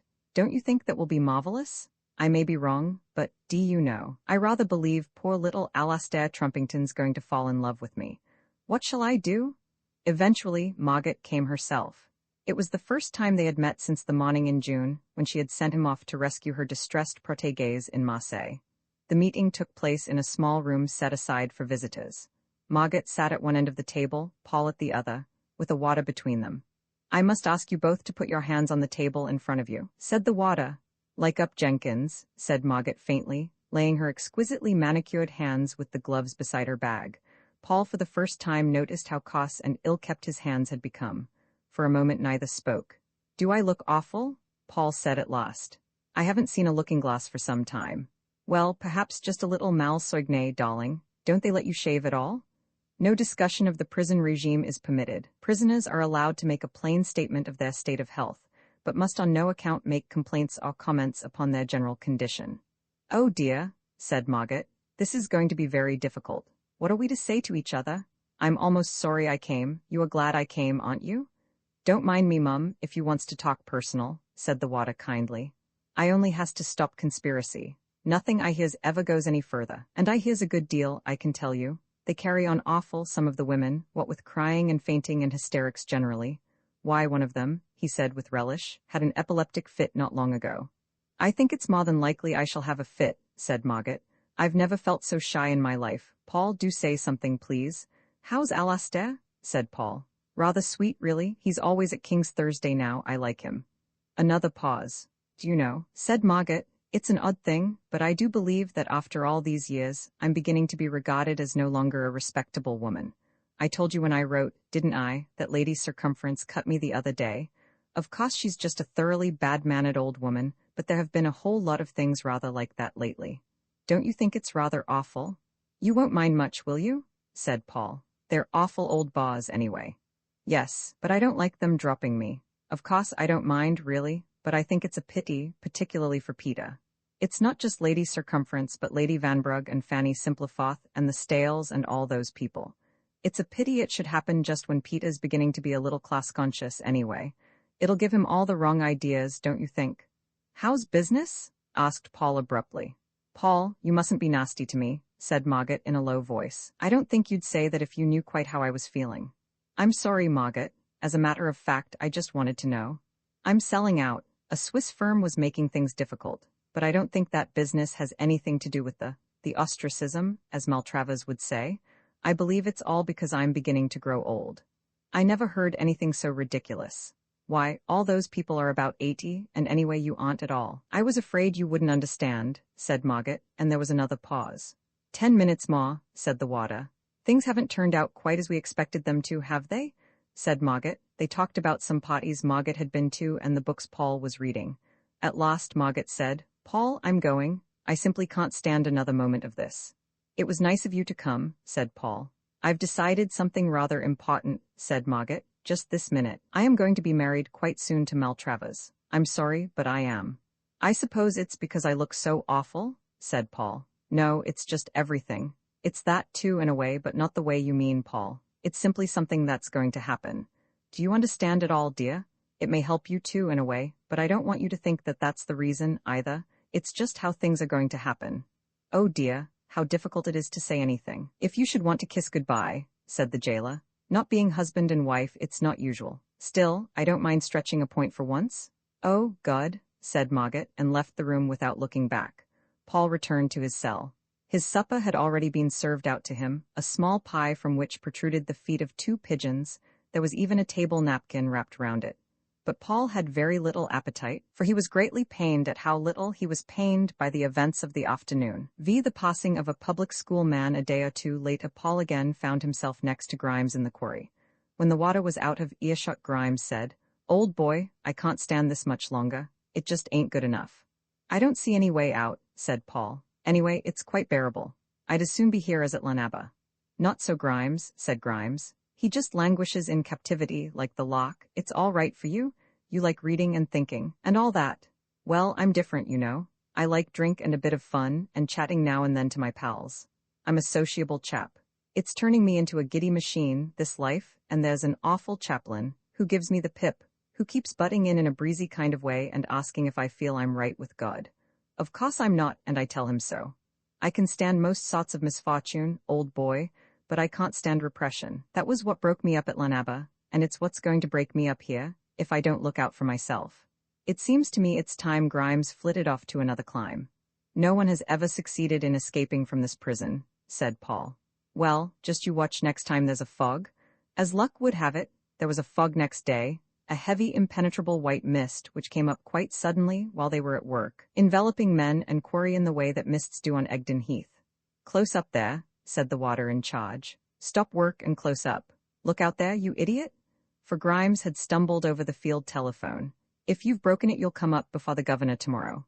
Hold this hoss, said the other water, handing the reins to Grimes. He stooped and began to collect the chains on which the men were strung for their march home. Grimes seemed to be having some difficulty with the hoss, which was plunging and rearing further away from the squad. Can't you even hold a hoss? Said the water. Suddenly Grimes, with remarkable agility considering his leg, was seen to be in the saddle riding away into the heath. Come back, roared the water, come back, or I'll fire. He put his rifle to his shoulder and fired into the fog. He'll come back all right, he said.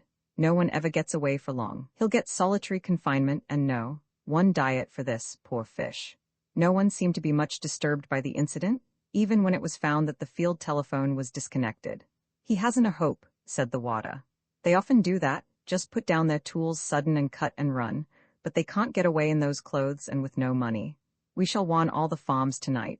Sometimes they stays out hiding for several days, but back they comes when they're hungry, or else they get arrested the moment they shows up in a village. I reckon it's just nerves makes them try it. That evening the hoss came back, but there was no sign of Grimes. Special patrols were sent out with bloodhounds straining at their leashes. The farms and villages on the heath were warned, and the anxious inhabitants barred their doors closely and more pertinently forbade their children to leave the house on any pretext whatever. The roads were watched for miles, and all cars were stopped and searched, to the intense annoyance of many law-abiding citizens. But Grimes did not turn up. Bets were slyly made among the prisoners as to the day of his recovery, but days passed, and rations of bread changed hands, but still there was no Grimes. A week later at morning service, the chaplain prayed for his soul. The governor crossed his name off the body receipt book and notified the Home Secretary, the Right Honorable Sir Humphrey Maltravers, that Grimes was dead.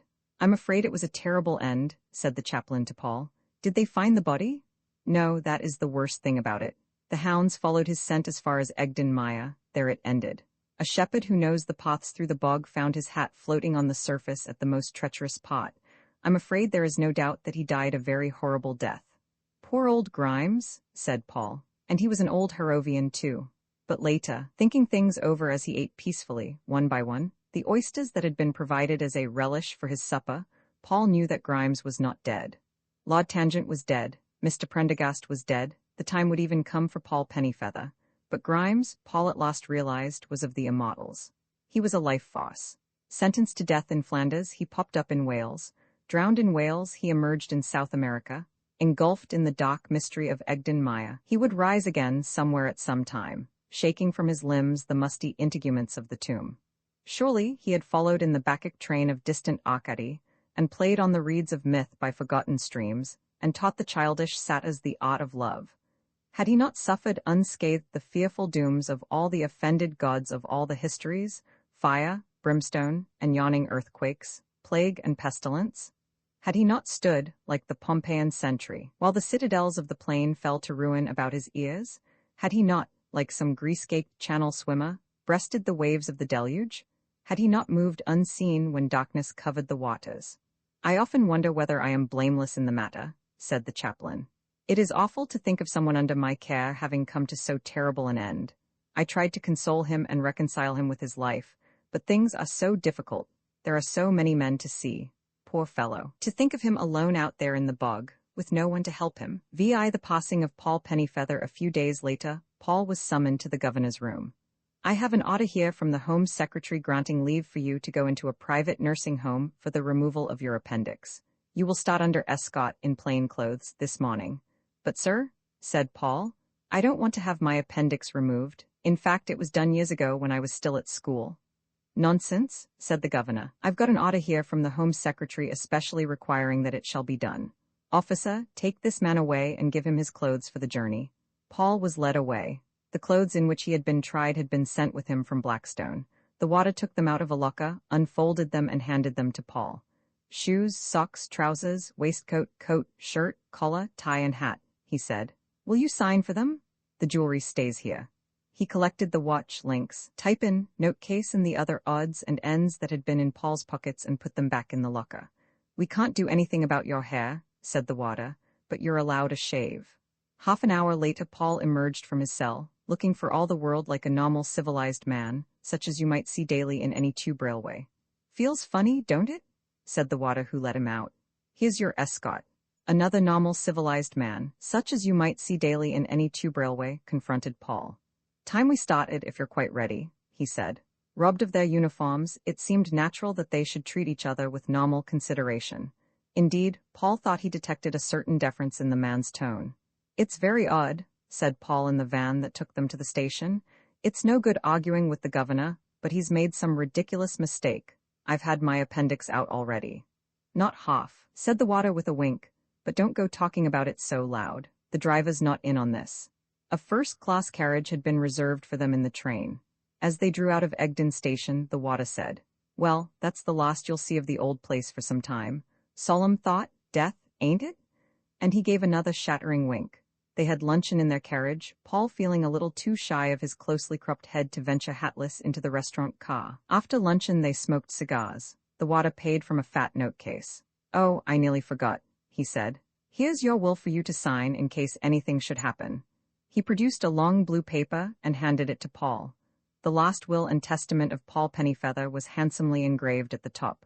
Below, it was stated, with the usual legal periphrases, that he left all he possessed to Margaret Bestetchetwind. 2 witnesses had already signed below the vacant space. I'm sure this is all very irregular, said Paul, signing. I wish you'd tell me what all this means. I don't know nothing, said the warder. The young gentleman give me the will. What young gentleman? How should I know? Said the warder. The young gentleman what's arranged everything. Very sensible to make a will. You never know with an operation what may happen, do you? I had an aunt died having gallstones taken out and she hadn't made a will. Very awkward it was. Her not being married properly, you see. Fine, healthy woman, too, to look at her. Don't you get worried, Mr. Pennyfeather. Everything will be done strictly according to regulations. Where are we going? At least you must know that. For answer the warder took a printed card from his pocket. Cliff Place, Worthing, he read. High-class nursing and private sanatorium. Electrical thermal treatment under medical supervision. Augustus Fagan, M.D., proprietor. Approved by the Home Secretary, said the Waugh. Nothing to complain of. Late in the afternoon they arrived. A car was waiting to take them to Cliff Place. This ends my responsibility, said the Waugh. From now on the doctor's in charge. Like all Dr. Fagan's enterprises, Cliff Place was conceived on a large scale. The house stood alone on the seashore some miles from the town, and was approached by a long drive. In detail, however, it showed some signs of neglect. The veranda was deep in driven leaves, 2 of the windows were broken. Paul's escort rang the bell at the front door, and Dingy, dressed as a nurse, opened it to them. The servants have all gone, she said. I suppose this is the appendicitis case. Come in. She showed no signs of recognizing Paul as she led him upstairs. This is your room.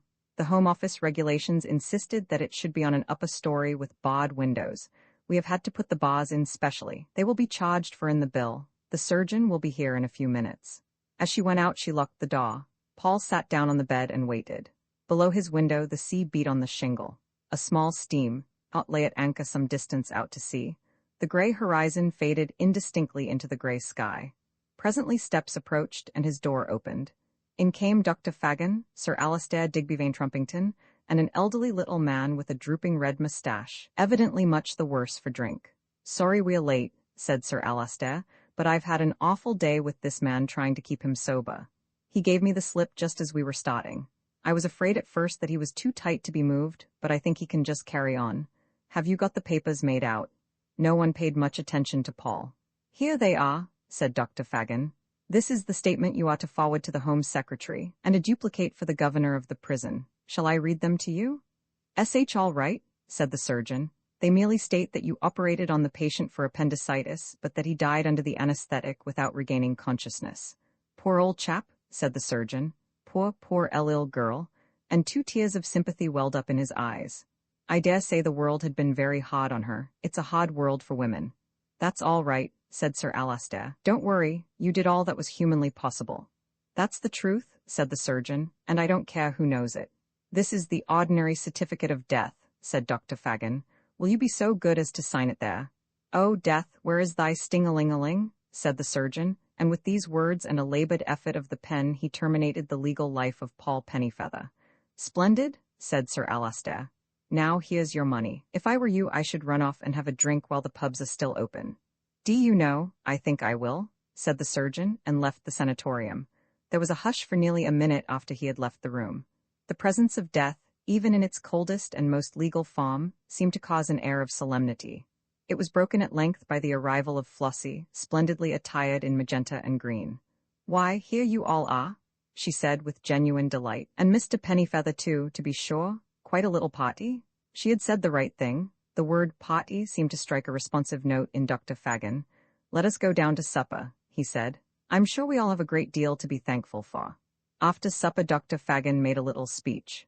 I think this an important evening for most of us, he said. Most of all for my dear friend and sometime colleague Paul Pennyfeather, in whose death tonight we are all to some extent participants. For myself as well as for him, it is the beginning of a new phase of life. Frankly, this nursing home has not been a success. A time must come to every man when he begins to doubt his vocation. You may think me almost an old man, but I do not feel too old to start light-heartedly on a new manner of life. This evening's events have made this possible for me. I think, he said, glancing at his daughters, that it is time I was alone. But this is not the hour to review the plans of my future. When you get to my age, if you have been at all observant of the people you have met and the accidents which have happened to you, you cannot help being struck with an amazing cohesiveness of events. How promiscuously we who are here this evening have been thrown together. How enduring and endearing the memories that from now onwards will unite us. I think we should drink a toast to Fortune, a much maligned lady. Once before Paul had drunk the same toast, this time there was no calamity. They drank silently, and Alastair rose from the table. It's time Paul and I were going, he said. They walked down to the beach together. A boat was waiting for them.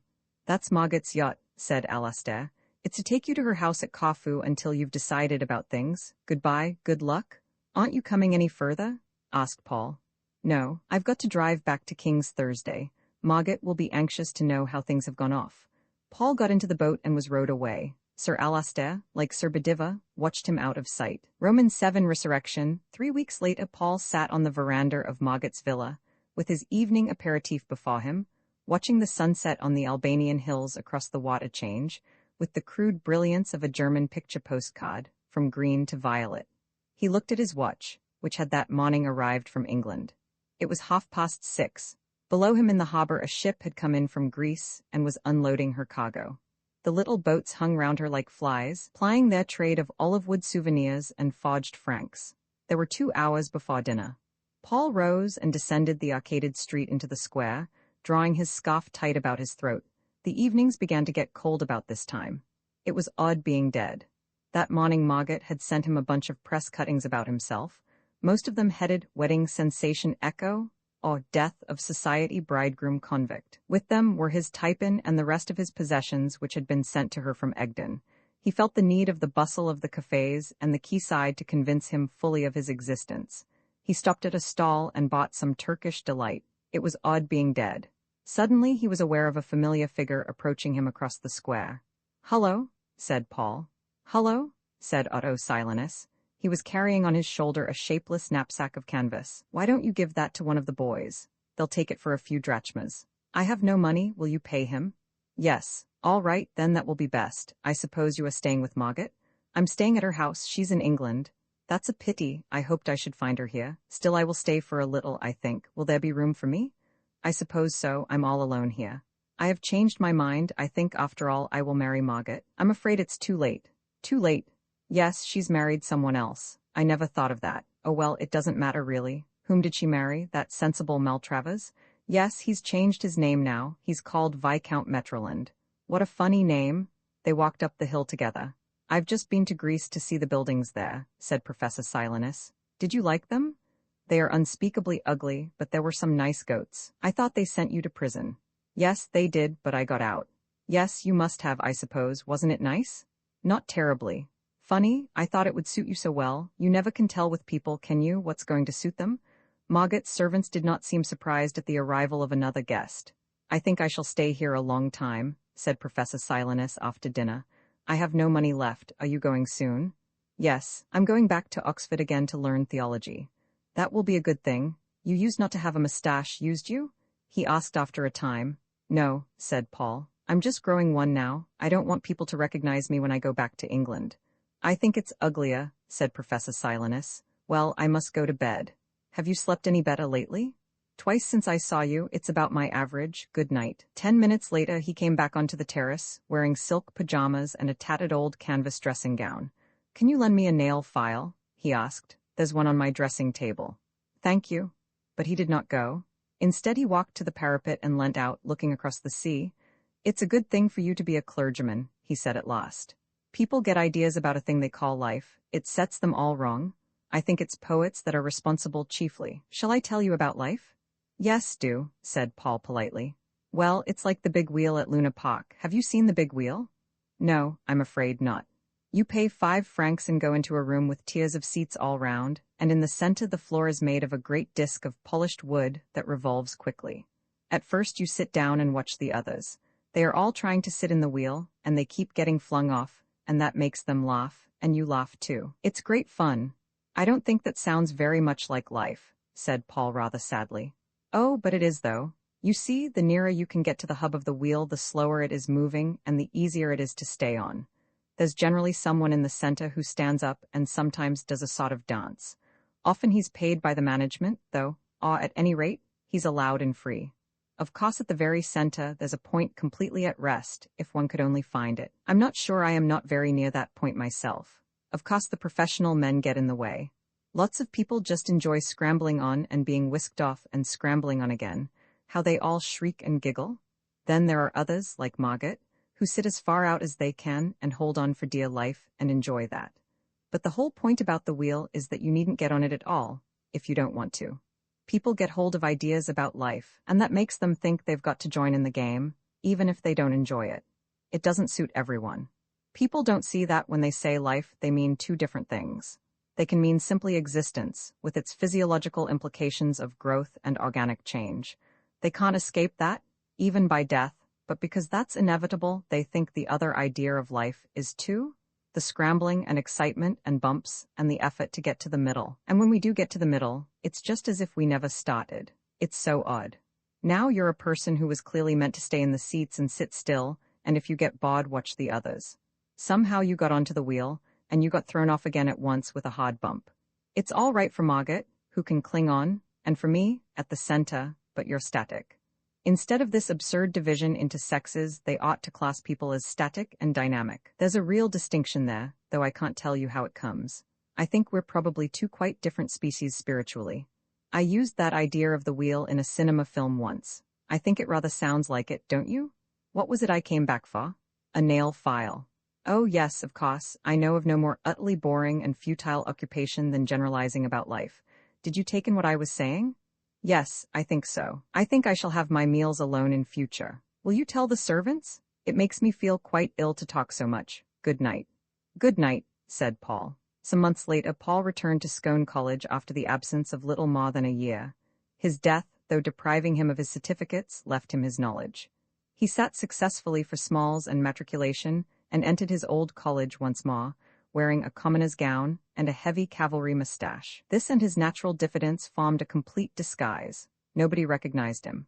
After much doubt and deliberation, he retained the name of Pennyfeather, explaining to the chaplain that he believed, had a distant cousin at Scone a short time ago. He came to a very sad end, said the chaplain, a wild young man. He was a very distant cousin, said Paul hastily. Yes, I am sure he was. There is no resemblance between you. He was a thoroughly degenerate type. I am afraid. Paul's scout also remembered the name. There used to be another Mr. Pennyfeather on this staircase once, he said. A very queer gentleman indeed.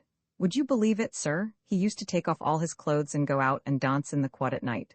Nice, quiet gentleman, too, he was, except for his dancing. He must have been a little queer in his head, I suppose. I don't know what became of him. They say he died in prison. Then he proceeded to tell Paul about an Annamese student who had attempted to buy one of the senior tutor's daughters. On the second Sunday of term, the chaplain asked Paul to breakfast.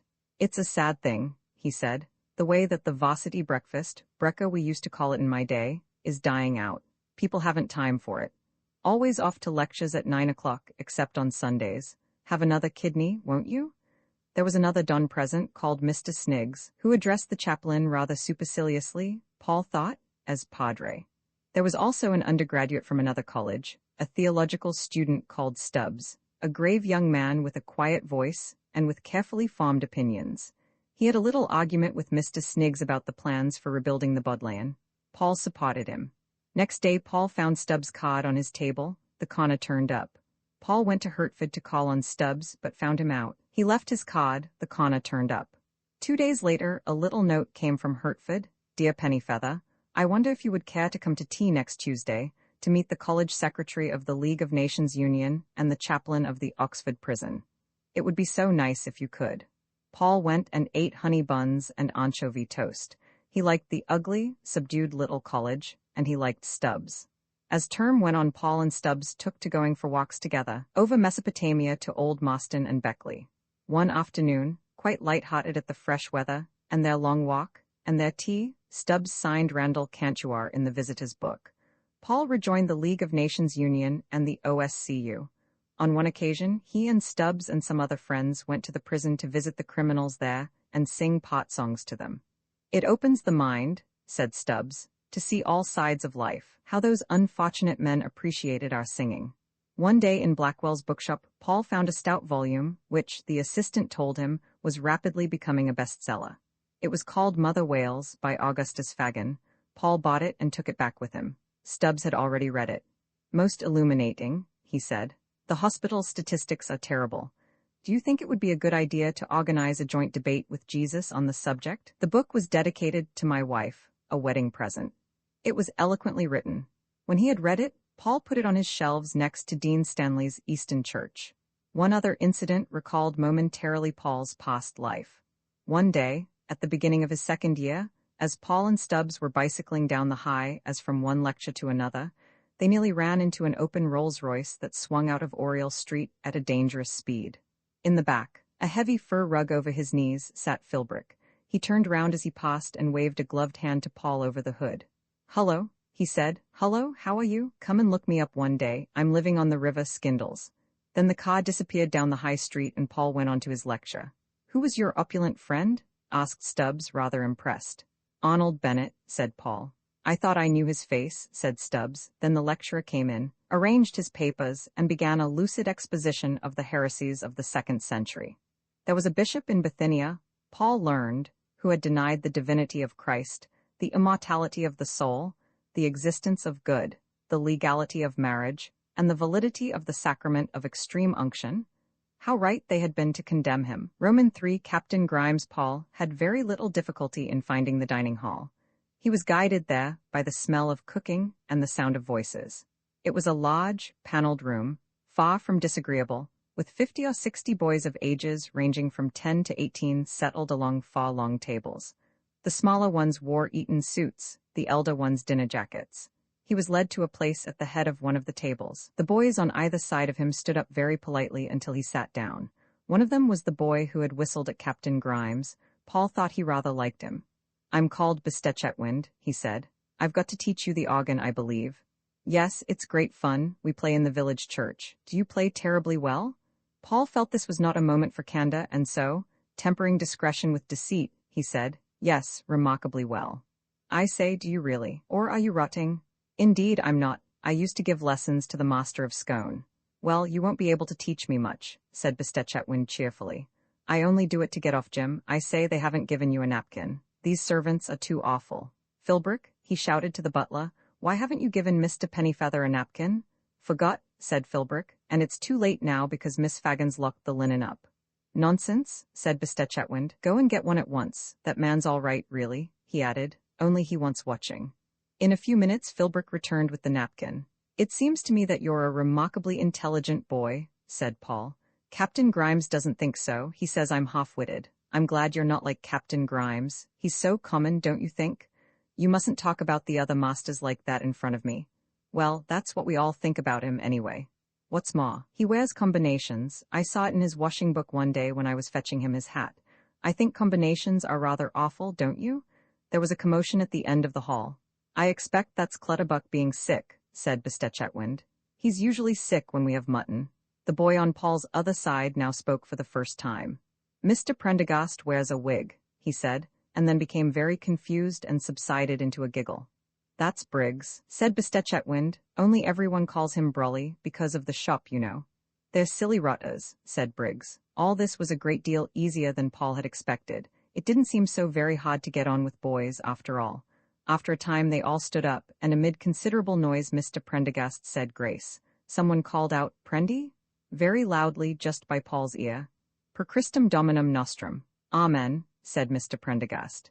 "Bistetchetwind, was that you who made that noise?" "Me, sir? No, sir." "Pennyfeather, did Bistetchetwind make that noise?" "No, I don't think so," said Paul, and Bistetchetwind gave him a friendly look because, as a matter of fact, he had. Captain Grimes linked arms with him outside the dining hall. "Filthy meal, isn't it, old boy?" he said. "Pretty bad," said Paul. "Prendy's on duty tonight. I'm off to the pub. How about you?" "All right," said Paul. "Prendy's not so bad in his way," said Grimes, "but he can't keep order. Of course you know he wears a wig. Very hard for a man with a wig to keep order. I've got a false leg, but that's different. Boys respect that. Think I lost it in the Waugh." "Actually," said the captain, "and strictly between ourselves, mind, I was run over by a tram in Stoke-on-Trent when I was 1/8. Still, it doesn't do to let that out to everyone. Funny thing, but I feel I can trust you. I think we're going to be pals." "I hope so," said Paul. "I've been feeling the need of a pal for some time. The bloke before you wasn't bad, a bit standoffish though. He had a motorbike, you see. The daughters of the house didn't care for him. Have you met Miss Fagin?" "I've met two." "They're both bitches," said Grimes, and added moodily, "I'm engaged to be married to Flossie." "Good God, which is she?" "The elder. The boys call them Flossie and Ginger. We haven't told the old boy yet. I'm waiting till I land in the soup again. Then I shall play that as my last card. I generally get into the soup sooner or later. Here's the pub. Not such a bad little place in its way. Clutterbuck's father makes all the beer round here. Not bad stuff, either. 2 pints, please, Mrs. Roberts." In the further corner sat Philbrick, talking volubly in Welsh to a shady-looking old man. "Damn cheek his coming in here," said Grimes. Mrs. Roberts brought them their beer. Grimes took a long draught and sighed happily. This looks like being the first end of term I've seen for 2 years, he said dreamily. Funny thing, I can always get on all right for about 6 weeks and then I land in the soup. I don't believe I was ever meant by nature to be a schoolmaster. Temperament, said Grimes, with a faraway look in his eyes. That's been my trouble, temperament and sex. Is it quite easy to get another job after you've been in the soup? Asked Paul. Not at first it isn't, but there are ways. Besides, you see, I'm a public school man. That means everything. There's a blessed equity in the English social system, said Grimes, that ensures the public school man against starvation. One goes through 5 years of perfect hell at an age when life is bound to be hell anyway, and after that the social system never lets one down. Not that I stood 5 years of it, mind. I got the push soon after my 16th birthday. But my housemaster was a public school man. He knew the system. Grimes, he said, I can't keep you in the house after what has happened. I have the other boys to consider, but I don't want to be too hard on you. I want you to start again. So he sat down there and wrote me a letter of recommendation to any future employer, a cocking good letter, too. I've got it still. It's been very useful at one time or another. That's the public school system all over. They may kick you out, but they never let you down. I subscribed a guinea to the Waugh Memorial Fund. I felt I owed it to them. I was really sorry, said Grimes, that check never got through. After that I went into business. Uncle of mine had a brush factory at Edmonton, doing pretty well before the war. That put the lid on the brush trade for me. You're too young to have been in the war, I suppose. Those were days, old boy. We shan't see the like of them again. I don't suppose I was really sober for more than a few hours for the whole of that war. Then I got into the soup again, pretty badly that time. Happened over in France. They said, now, Grimes, you've got to behave like a gentleman. We don't want a court-martial in this regiment. We're going to leave you alone for half an hour. There's your revolver. You know what to do. Goodbye, old man, they said quite affectionately. Well, I sat there for some time looking at that revolver.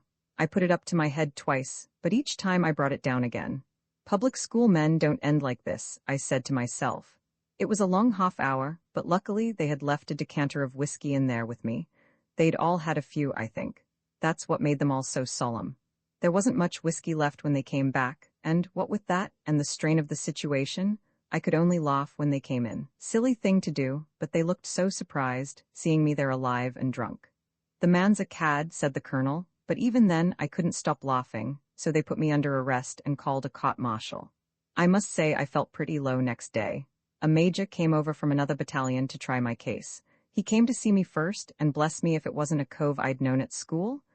God bless my soul, he said, if it isn't Grimes of Podges. What's all this nonsense about a court-martial? So I told him.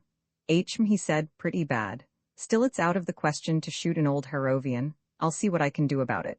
And next day I was sent to Ireland on a pretty cushy job connected with postal service. That saw me out as far as the war was concerned. You can't get into the soup in Ireland, do what you like. I don't know if all this bores you? Not at all, said Paul. I think it's most encouraging. I've been in the soup pretty often since then, but never quite so badly. Someone always turns up and says, I can't see a public school man down and out. Let me put you on your feet again, I should think, said Grimes. I've been put on my feet more often than any living man. Philbrick came across the bar parlor towards them. Feeling lonely? He said. I've been talking to the station master here, and if either of you ever wants an introduction to a young lady? Certainly not, said Paul. Oh, all right, said Philbrick, making off. Women are an enigma, said Grimes, as far as Grimes is concerned. Roman Faw Mr. Prendergast Paul was awakened next morning by a loud bang on his door, and Bestetchetwind looked in.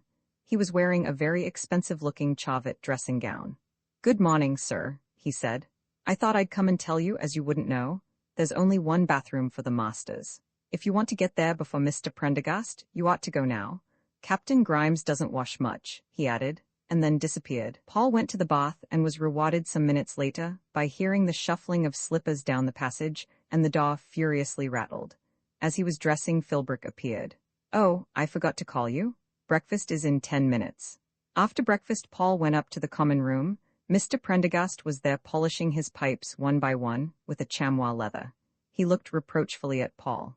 We must come to some arrangement about the bathroom, he said. Grimes very rarely has a bath. I have one before breakfast. So do I, said Paul defiantly. Then I suppose I shall have to find some other time, said Mr. Prendergast, and he gave a deep sigh as he returned his attention to his pipes. After 10 years, too, he added, but everything's like that. I might have known you'd want the bath. It was so easy when there was only Grimes and that other young man.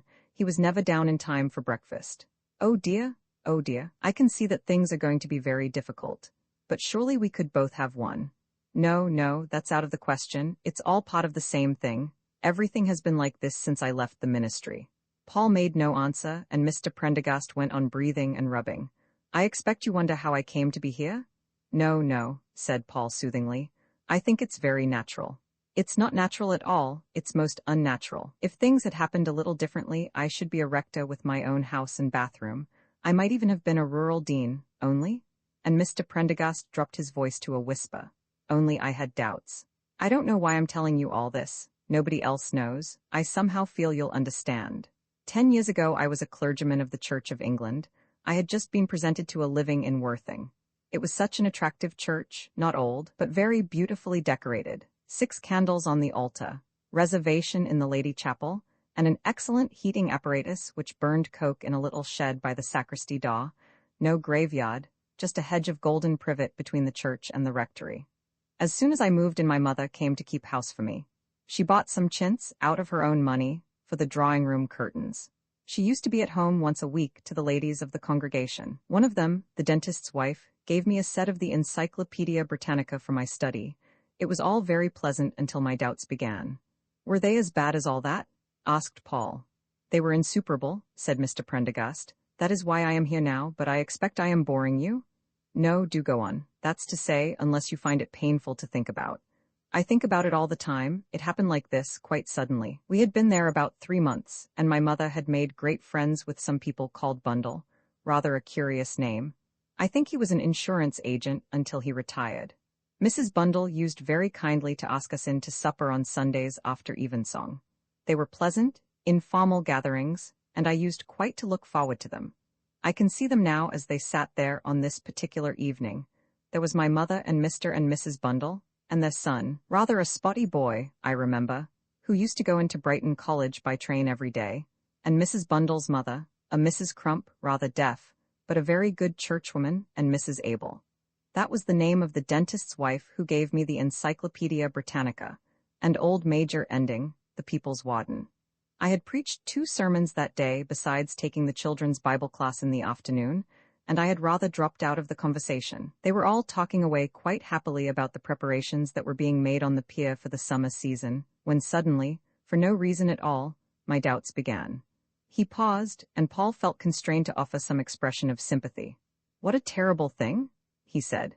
Yes, I've not known an hour's real happiness since. You see, it wasn't the ordinary sort of doubt about Cain's wife, or the Old Testament miracles, or the consecration of Archbishop Parker. I'd been taught how to explain all those while I was at college. No, it was something deeper than all that. I couldn't understand why God had made the world at all. There was my mother and the Bundles and Mrs. Crump talking away quite unconcernedly while I sat there wrestling with this sudden assault of doubt. You see how fundamental that is. Once granted the first step, I can see that everything else follows. Tower of Babel, Babylonian captivity, incarnation, church, bishops, incense, everything. But what I couldn't see, and what I can't see now, is, why did it all begin? I asked my bishop, he didn't know. He said that he didn't think the point really arose as far as my practical duties as a parish priest were concerned. I discussed it with my mother. At first she was inclined to regard it as a passing phase. But it didn't pass, so finally she agreed with me that the only honorable thing to do was to resign my living. She never really recovered from the shock, poor old lady. It was a great blow after she had bought the chintz and got so friendly with the Bundles. A bell began ringing down a distant passage. Well, we must go to prayers, and I haven't finished my pipes. He took his gown from the peg behind the door and slipped it over his shoulders. Perhaps one day I shall see light, he said, and then I shall go back to the ministry. Meanwhile, Clutterbuck ran past the door, whistling hideously. That's a nasty little boy, said Mr. Prendergast, if ever there was one. Discipline prayers were held downstairs in the main hall of the castle. The boys stood ranged along the panelled walls, each holding in his hands a little pile of books. Grimes sat on one of the chairs beside the baronial chimney-piece. "Morning," he said to Paul. "Only just down, I'm afraid. Do I smell of drink?" "Yes," said Paul. "Comes of missing breakfast. Prendy been telling you about his doubts?" "Yes," said Paul. "Funny thing," said Grimes, "but I've never been worried in that way. I don't pretend to be a particularly pious sort of chap, but I've never had any doubts. When you've been in the soup as often as I have, it gives you a sort of feeling that everything's for the best, really. You know, God's in his heaven, all's right with the world. I can't quite explain it, but I don't believe one can ever be unhappy for long provided one does just exactly what one wants to, and when one wants to. The last chap who put me on my feet said I was singularly in harmony with the primitive promptings of humanity. I've remembered that phrase because somehow it seemed to fit me. Here comes the old man. This is where we stand up. As the bell stopped ringing, Dr. Fagin swept into the hall, the robes of a doctor of philosophy swelling and billowing about him. He wore an orchid in his buttonhole.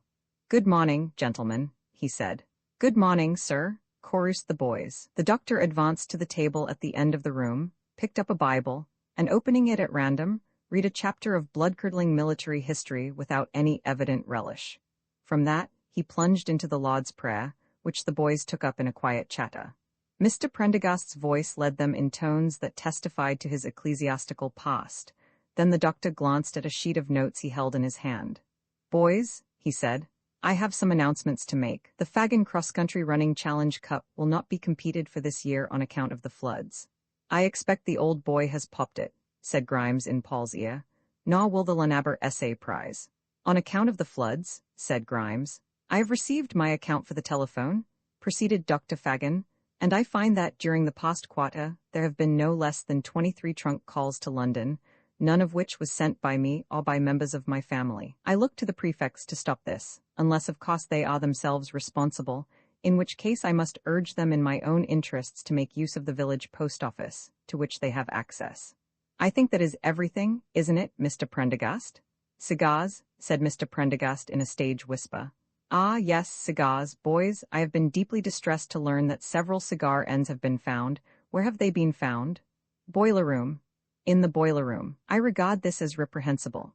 What boy has been smoking cigars in the boiler room?"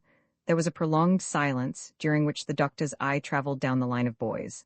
"I will give the culprit until luncheon to give himself up.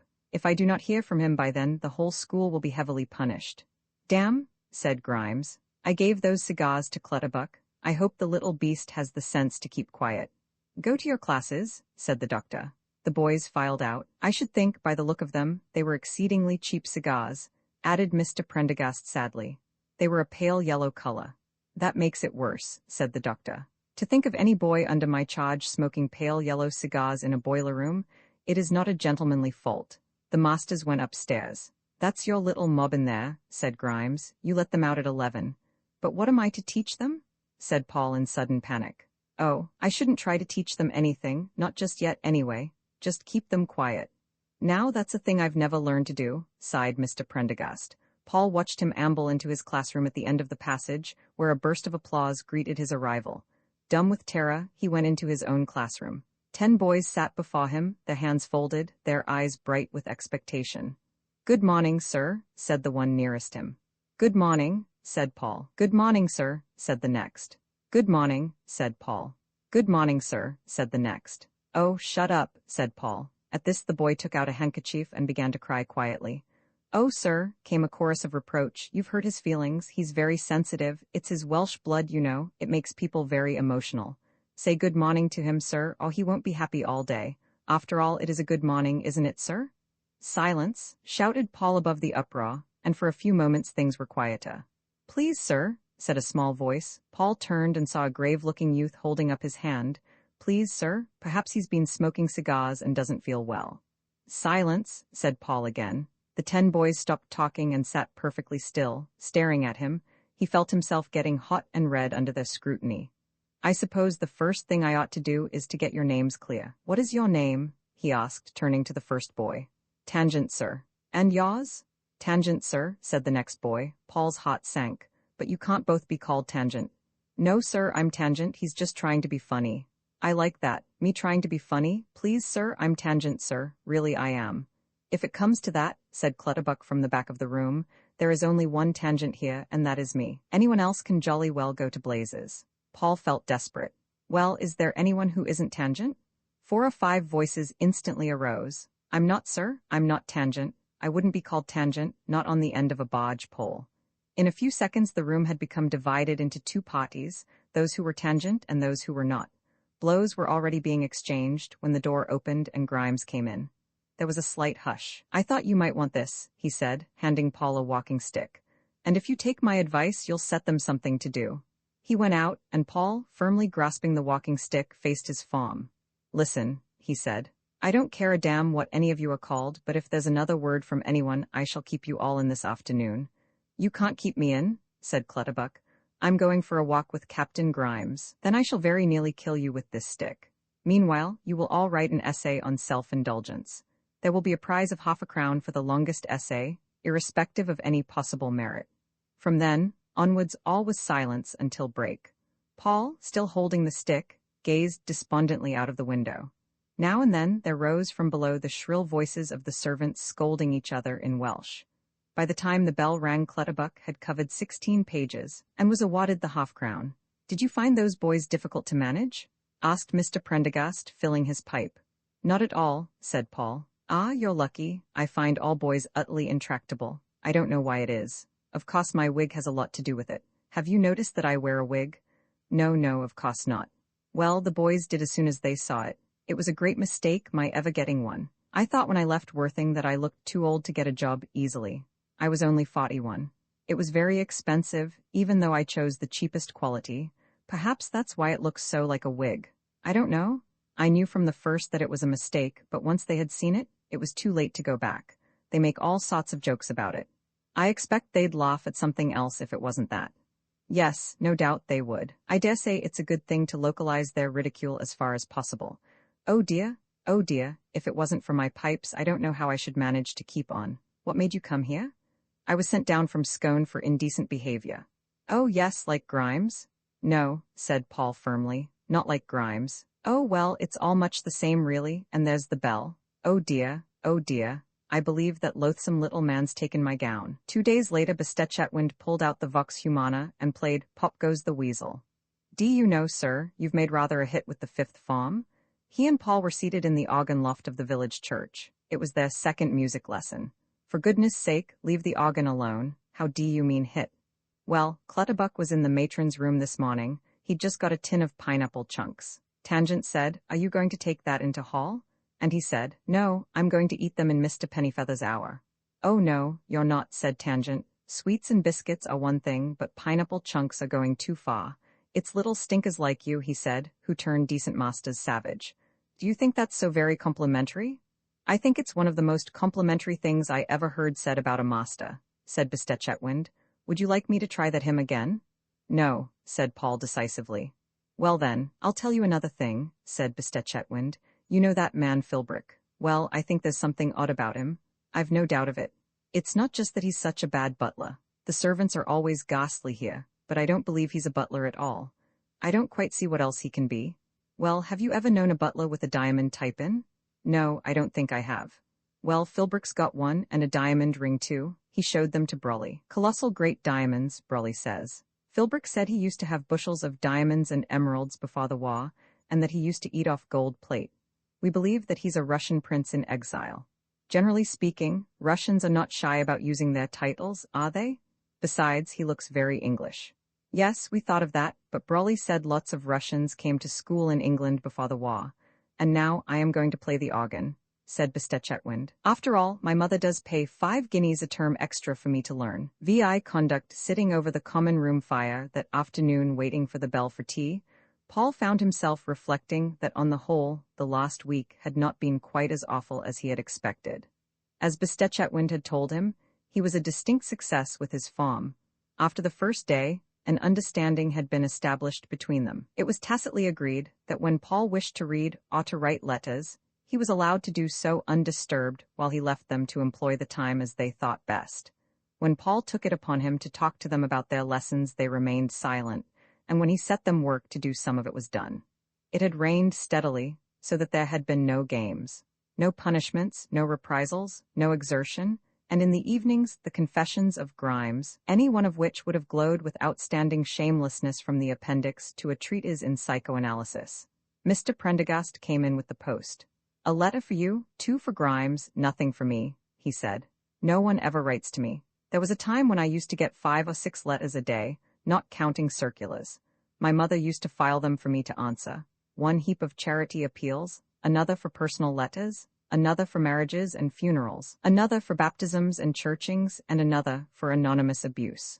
I wonder why it is the clergy always get so many letters of that sort, sometimes from quite educated people. I remember my father had great trouble in that way once, and he was forced to call in the police because they became so threatening. And do you know, it was the curate's wife who had sent them, such a quiet little woman. There's your letter. Grimes looked like bills. I can't think why shops give that man credit at all. I always pay cash, or at least I should if I ever bought anything. But do you know that, except for my tobacco and the daily news and occasionally a little pot when it's very cold, I don't think I've bought anything for 2 years. The last thing I bought was that walking stick. I got it at Shanklin, and Grimes uses it for beating the boys with. I hadn't really meant to buy one, but I was there for the day, 2 years this August, and I went into the tobacconist's to buy some tobacco. He hadn't the sort I wanted, and I felt I couldn't go without getting something, so I bought that. It cost 1.6, he added wistfully, so I had no tea. Paul took his letter. It had been forwarded from Onslow Square. On the flap were embossed the arms of Scone College. It was from one of his 4 friends. Scone College, FCR, Oxford, my dear Pennyfeather, it ran. I need hardly tell you how distressed I was when I heard of your disastrous misfortune. It seems to me that a real injustice has been done to you. I have not heard the full facts of the case, but I was confirmed in my opinion by a very curious incident last evening. I was just going to bed when Digby Vane Trumpington came into my rooms without knocking. He was smoking a cigar. I had never spoken to him before, as you know, and was very much surprised at his visit. He said, I'm told you are a friend of Pennyfeather's.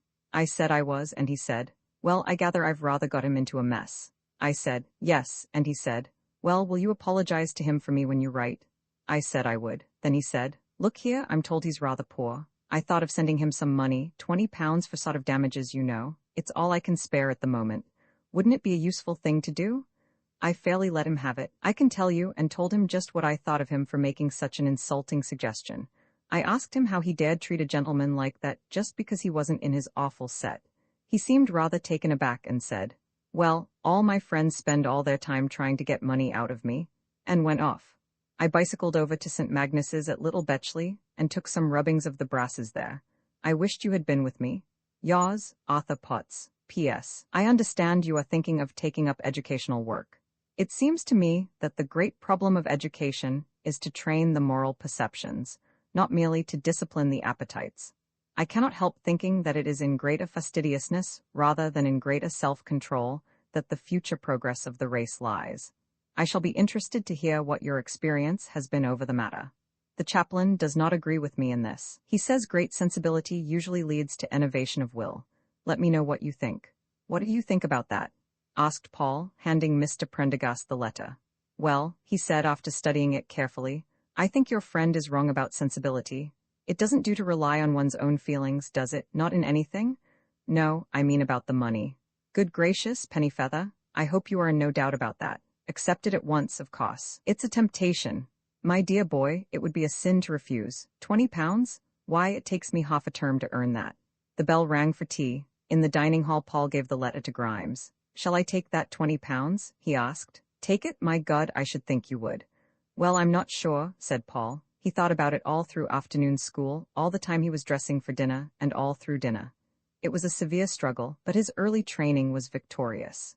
If I take that money, he said to himself, I shall never know whether I have acted rightly or not. It would always be on my mind. If I refuse, I shall be sure of having done right.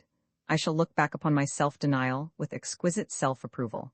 By refusing, I can convince myself that, in spite of the unbelievable things that have been happening to me during the last 10 days, I am still the same Paul Pennyfeather I have respected so long.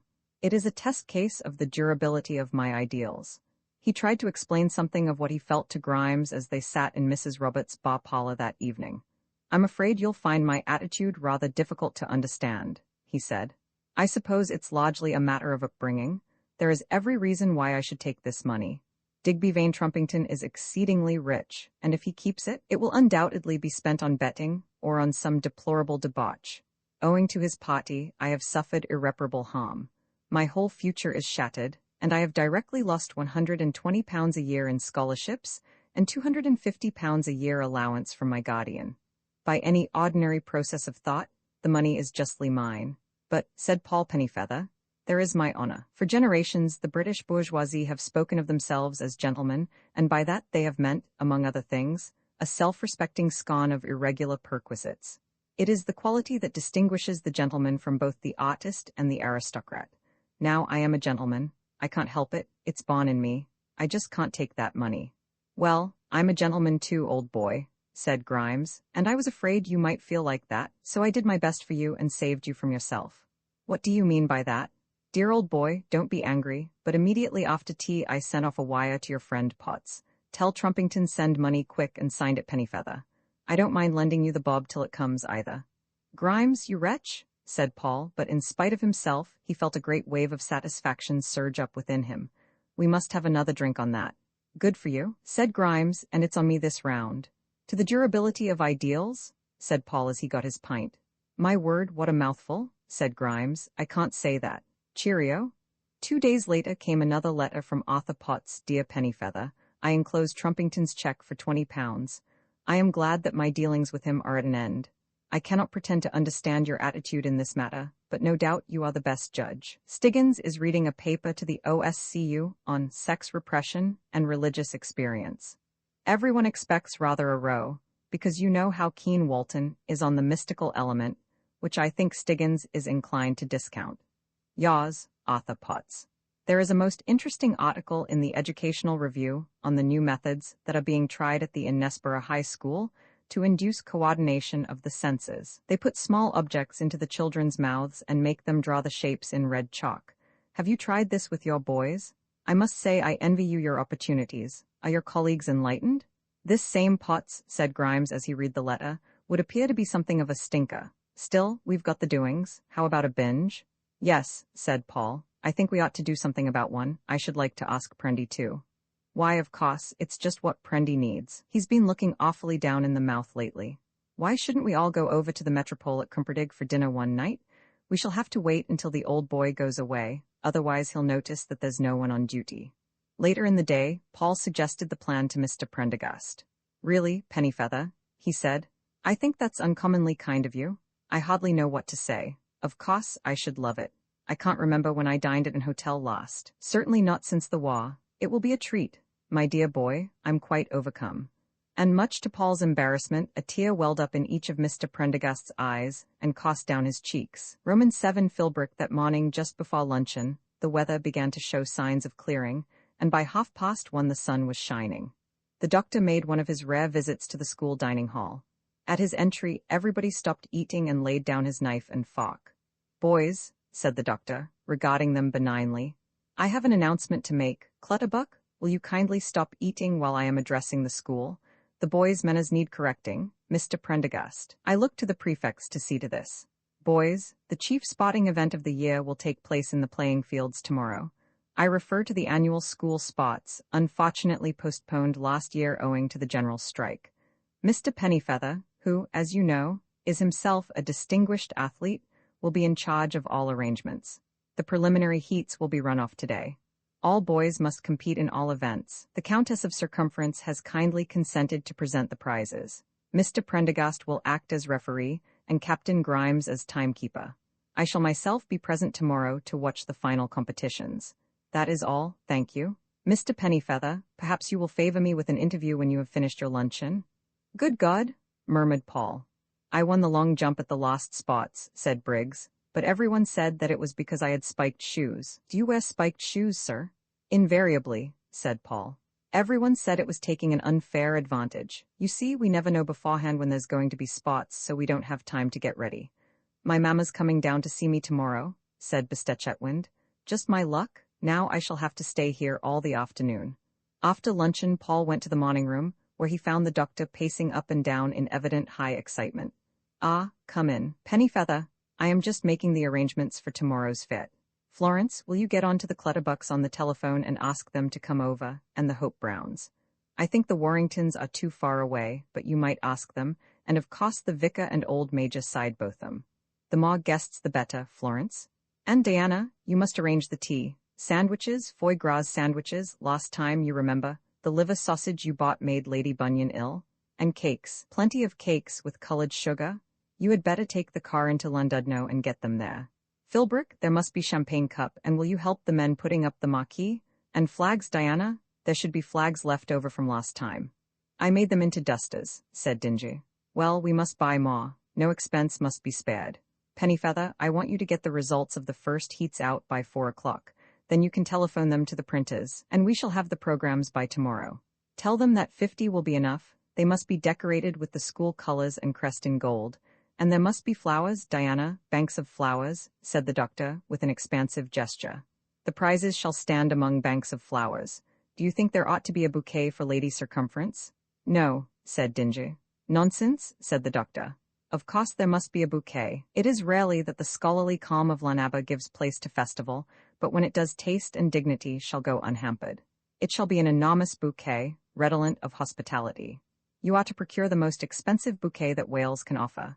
Do you understand? Flowers, youth, wisdom, the glitter of jewels, music, said the doctor, his imagination soaring to dizzy heights under the stimulus of the words. Music? There must be a band. I never heard of such a thing, said Dingy. A band indeed, you'll be having fireworks next. And fireworks, said the doctor, and do you think it would be a good thing to buy Mr. Prendergast a new tie? I noticed how shabby he looked this morning. No, said Dingy with finality, that is going too far. Flowers and fireworks are one thing, but I insist on drawing a line somewhere. It would be sinful to buy Mr. Prendergast a tie. Perhaps you are right, said the doctor. But there shall be music. I understand that the Llanaba Silver Band was third at the North Wales Eisteddfod last month. Will you get onto them, Florence? I think Mr. Davies at the station is the bandmaster. Can the Clutterbucks come? Yes, said Flossie, 6 of them. Admirable, and then there is the press. We must ring up the Flint and Denby Herald and get them to send a photographer. That means whiskey. Will you see to that, Philbrick? I remember at one of our spots I omitted to offer whiskey to the press, and the result was a most unfortunate photograph. Boys do get into such indelicate positions during the obstacle race, don't they? Then there are the prizes. I think you had better take Grimes into Llandudno with you to help with the prizes. I don't think there is any need for undue extravagance with the prizes. It gives boys a wrong idea of sport. I wonder whether Lady Circumference would think it odd if we asked her to present Parsley crowns. Perhaps she would. Utility, economy, and apparent durability are the qualities to be sought for, I think. And Pennyfeather, I hope you will see that they are distributed fairly evenly about the school. It doesn't do to let any boy win more than 2 events. I leave you to arrange that. I think it would be only right if little Lord Tangent won something, and Bastet Chetwynd.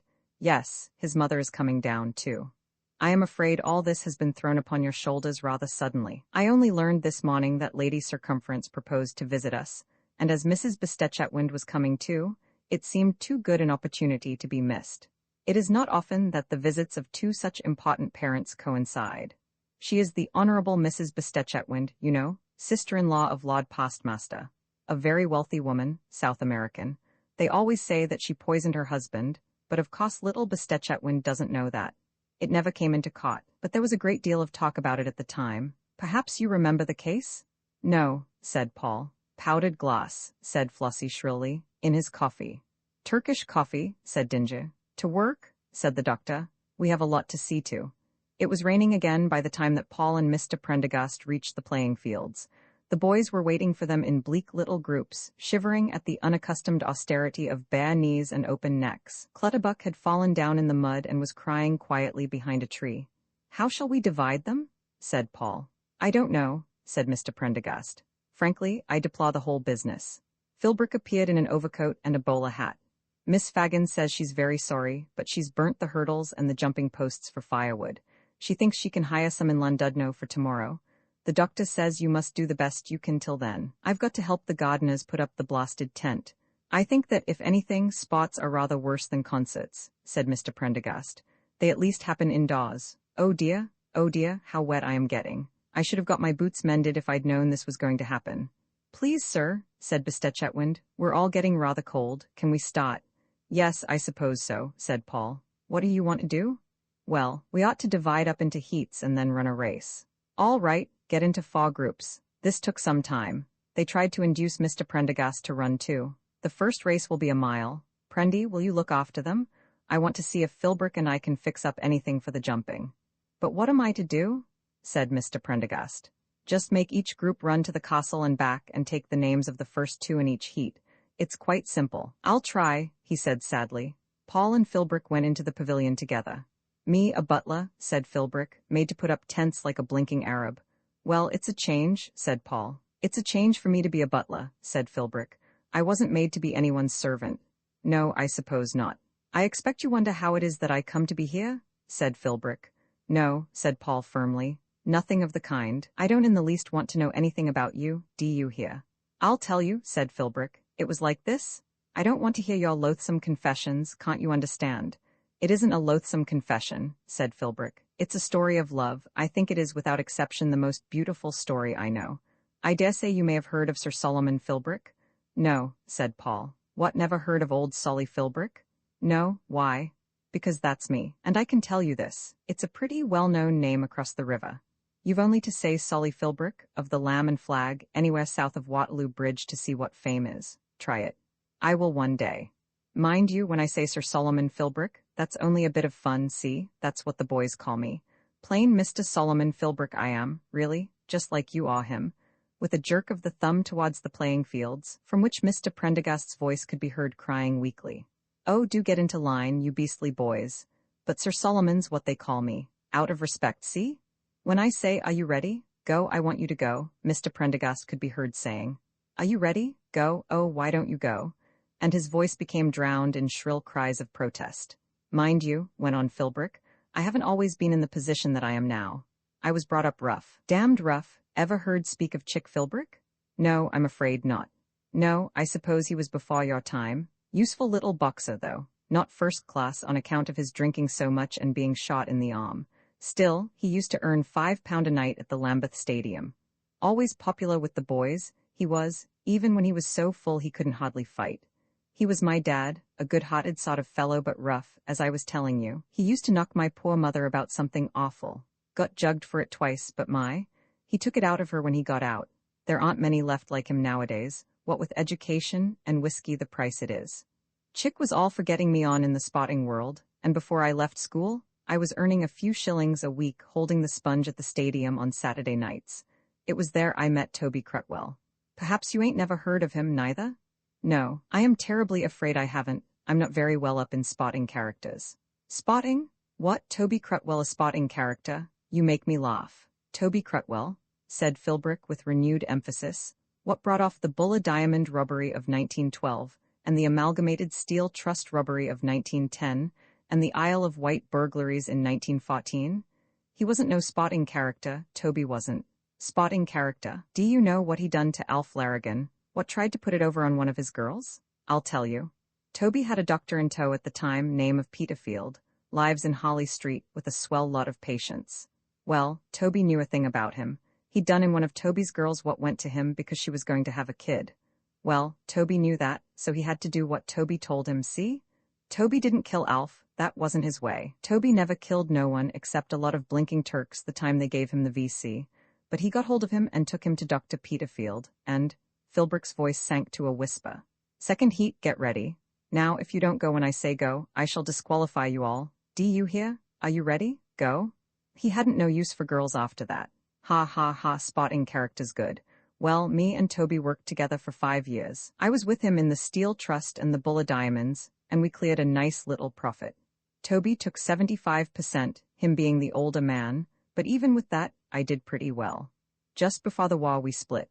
He stuck to safecracking, and I settled down comfortable at the Lamb and Flag, Camberwell Green. A very fine house that was before the war, and it's the best in the locality now, though I says it. Things aren't quite so easy as they was, but I can't complain. I've got the picture house next to it, too. Just mention my name there any day you like to have a free seat. That's very kind of you. You're welcome. Well, then there was the Waugh. Toby got the VC in the Dardanelles and turned respectable. He's in Parliament now, Major Crutwell, MP, Conservative member for some potty town on the south coast. My old woman ran the pub for me. Didn't tell you I was married, did I? Pretty enough bit of goods when we was spliced, but she ran to fat. Women do in the public house business. After the war things were a bit slow, and then my old woman kicked the bucket. I didn't think I'd mind much, her having got so fat and all, nor I didn't not at first, but after a time, when the excitement of the funeral had died down and things were going on just the same as usual, I began to get restless. You know how things get, and I took to reading the papers. Before that, my old woman used to read out the bits she'd like, and sometimes I'd listen and sometimes I wouldn't, but anyhow, they weren't the things that interested me. She never took no interest in crime, not unless it was a murder. But I took to reading the police news, and I took to dropping in at the pictures whenever they sent me a crook film. I didn't sleep so well, neither, and I used to lie awake thinking of old times. Of course I could have married again. In my position, I could have married pretty well who I liked, but it wasn't that I wanted. Then one Saturday night I came into the bar. I generally drop in on Saturday evenings and smoke a cigar and stand a round of drinks. It sets the right tone. I wear a buttonhole in the summer, too, and a diamond ring. Well, I was in the saloon when who did I see in the corner but Jimmy Drage, cove I used to know when I was working with Toby Crutwell. I never see a man look more discouraged. "Hullo, Jimmy," I says. "We don't see each other as often as we used. How are things with you?" I says it cordial but careful like because I didn't know what Jimmy was up to. "Pretty bad," says Jimmy, "just fooled a job." "What sort of job?" I says. "Nobbling," he says, meaning kidnapping. "It was like this," he says. "You know a toff called Lord Utteridge? The bloke what had them electric burglar alarms," I says. "Utteridge House, Belgrave Square. That's the blinking bastard. Well, he's got a son, nasty little kid about 12, just going off to college for the first time. I'd had my eye on him," Jimmy said, "for a long time, him being the only son and his father so rich, so when I'd finished the last job I was on I had a go at him. Everything went as easy as drinking," Jimmy said. "There was a garage just round the corner behind Belgrave Square, where he used to go every morning to watch them messing about with the cars. Crazy about cars the kid was. Jimmy comes in one day with his motorbike and sidecar and asks for some petrol. He comes up and looks at it in the way he had. "That bike's no good," he says. "No good?" says Jimmy. "I wouldn't sell it not for 100 quid, I wouldn't. This bike," he says, "won the Grand Prix at Boulogne." "Nonsense." The kid says it wouldn't do 30, not downhill. "Well, just you see," Jimmy says. "Come for a run? I bet you I'll do 80 on the road." In he got, and away they went till they got to a place Jimmy knew. Then Jimmy shuts him up safe and writes to the father. The kid was happy as blazes taking down the engine of Jimmy's bike. "It's never been the same since," Jimmy told me, but then it wasn't much to talk of before. Everything had gone through splendid, till Jimmy got his answer from Lord Utteridge. Would you believe it? That unnatural father wouldn't stump up, him that owns ships and coal mines enough to buy the blinking Bank of England. Said he was much obliged to Jimmy for the trouble he had taken, that the dearest wish of his life had been gratified, and the one barrier to his complete happiness removed, but that, as the matter had been taken up without his instructions, he did not feel called upon to make any payment in respect of it, and remained his sincerely, Utteridge. That was a nasty one for Jimmy. He wrote once or twice after that, but got no answer, so by the time the kid had spread bits of the bike all over the room, Jimmy let him go. "Did you try pulling out his teeth and sending them to his pa?" I asks. "No," says Jimmy, "I didn't do that." "Did you make the kid write pathetic, asking to be let out?" "No," says Jimmy, "I didn't do that." "Did you cut off one of his fingers and put it in the letterbox?"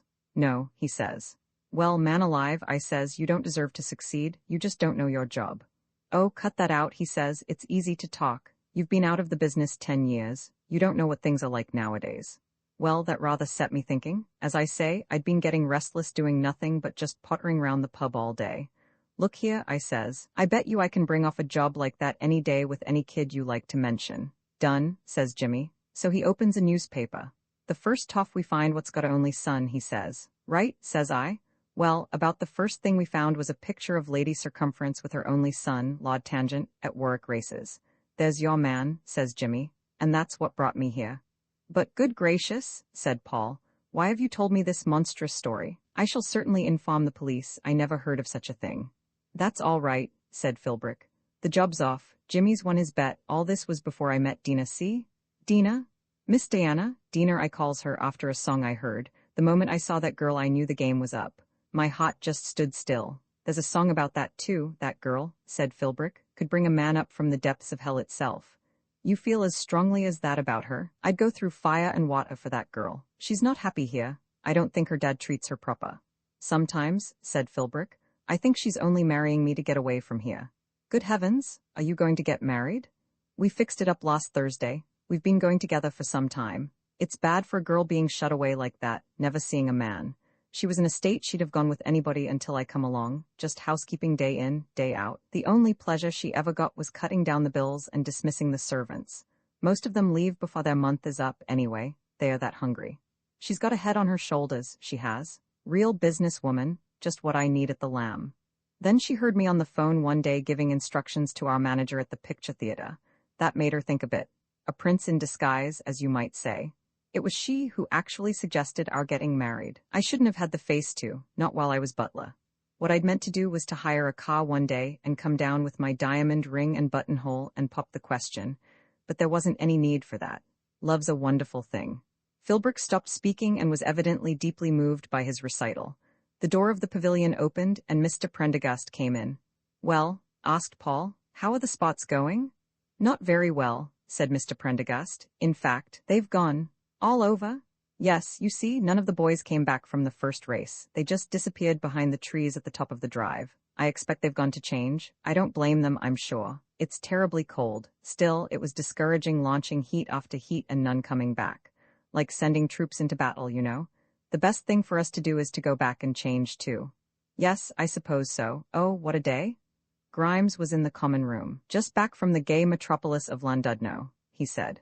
"Shopping with Dingy is not a seemly occupation for a public school man. How did the heats go?" "There weren't any," said Paul. "Quite right," said Grimes. "You leave this to me. I've been in the trade some time. These things are best done over the fire. We can make out the results in peace. We'd better hurry. The old boy wants them sent to be printed this evening." And taking a sheet of paper and a small stub of pencil, Grimes made out the program. "How about that?" he said. "Clutterbuck seems to have done pretty well," said Paul. "Yes, he's a splendid little athlete," said Grimes. "Now just you telephone that through to the printers and they'll get it done tonight. I wonder if we ought to have a hurdle race?"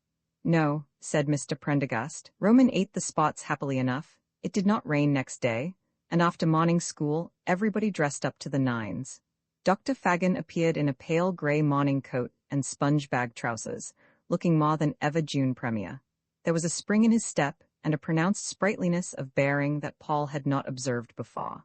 Flossie wore a violet frock of knitted wool made for her during the preceding autumn by her sister. It was the color of indelible ink on blotting paper, and was ornamented at the waist with flowers of emerald green and pink.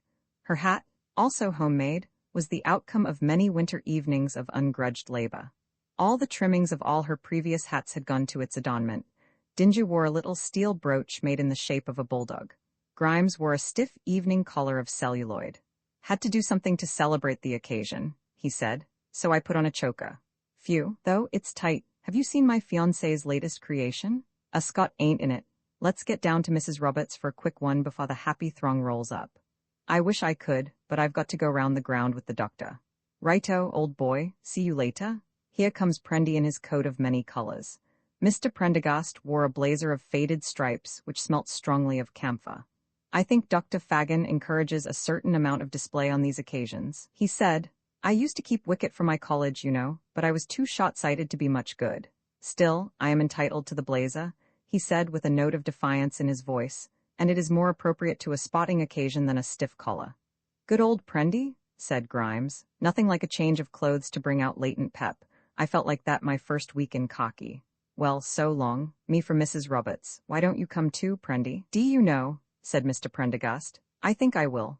Paul watched them disappear down the drive in amazement, then he went off to find the doctor. "Frankly," said the doctor, "I am at a loss to understand my own emotions. I can think of no entertainment that fills me with greater detestation than a display of competitive athletics, none, except possibly folk dancing. If there are two women in the world whose company I abominate, and there are very many more than two, they are Mrs. Bestet-Chetwynd and Lady Circumference. I have, moreover, had an extremely difficult encounter with my butler, who, will you believe it, waited at luncheon in a mustard-colored suit of plus fours and a diamond typin, and when I reprimanded him, attempted to tell me some ridiculous story about his being the proprietor of a circus or swimming bath, or some such concern. And yet, said the doctor, I am filled with a wholly delightful exhilaration. I can't understand it. It is not as though this was the first occasion of the kind. During the 14 years that I have been at Lanaba, there have been 6 sports days and 2 concerts, all of them, in one way or another, utterly disastrous. Once Lady Bunyan was taken ill. Another time it was the matter of the press photographers and the obstacle race. Another time some quite unimportant parents brought a dog with them, which bit two of the boys very severely and one of the masters, who swore terribly in front of everyone. I could hardly blame him, but of course he had to go. Then there was the concert when the boys refused to sing God Save the King because of the pudding they had had for luncheon. One way and another, I have been consistently unfortunate in my efforts at festivity, and yet I look forward to each new fiasco with the utmost relish. Perhaps, Pennyfeather, you will bring luck to Lanaba. In fact, I feel confident you have already done so. Look at the sun. Picking their way carefully among the dry patches in the waterlogged drive, they reached the playing fields. Here the haphazard organization of the last 24 hours seemed to have been fairly successful. A large marquee was already in position, and Philbrick still in plus fours, and 3 gardeners were at work putting up a smaller tent. "That's for the Lanaba Silva Band," said the doctor. "Philbrick, I required you to take off those loathsome garments." "They were new when I bought them," said Philbrick, "and they cost £8.15. Anyhow, I can't do 2 things at once, can I? If I go back to change, who's going to manage all this, I'd like to know?" "All right, finish what you are doing first. Let us just review the arrangements. The marquee is for the visitors' tea. That is Diana's province. I expect we shall find her at work." Sure enough, there was Dingy helping 2 servants to arrange plates of highly colored cakes down a trestle table. 2 other servants in the background were cutting sandwiches. Dingy, too, was obviously enjoying herself. "Jane, Emily, remember that butter has to do for 3 loaves. Spread it thoroughly, but don't waste it, and cut the crusts as thin as possible. Father, will you see to it that the boys who come in with their parents come in alone?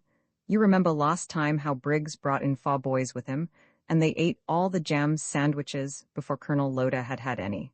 Mr. Pennyfeather, the champagne cup is not for the masters. In fact, I expect you will find yourselves too much occupied helping the visitors to have any tea until they have left the tent. You had better tell Captain Grimes that, too. I am sure Mr. Prendergast would not think of pushing himself forward." Outside the marquee were assembled several seats and tubs of palms and flowering shrubs. "All this must be set in order," said the doctor. "Our guests may arrive in less than an hour." He passed on. "The cars shall turn aside from the drive here and come right into the ground. It will give a pleasant background to the photographs, and, Pennyfeather, if you would with tact direct the photographer so that more prominence was given to Mrs. Bestetchetwin's Hispano Suiza than to Lady Circumference's little motor car, I think it would be all to the good. All these things count, you know." "Nothing seems to have been done about marking out the ground," said Paul. "No," said the doctor, turning his attention to the field for the first time. "Nothing. Well, you must do the best you can. They can't do everything. I wonder if any hurdles have come." "They were ordered," said the doctor. "I am certain of it. Philbrick, have any hurdles come?" "Yes," said Philbrick with a low chuckle. "Why, pray, do you laugh at the mention of hurdles?" "Just you look at them," said Philbrick. "They're behind the tea-house there." Paul and the doctor went to look and found a pile of spiked iron railings in sections heaped up at the back of the marquee. They were each about 5 feet high and were painted green with gilt spikes. "It seems to me that they have sent the wrong sort," said the doctor. "Yes. Well, we must do the best we can. What other things ought there to be?"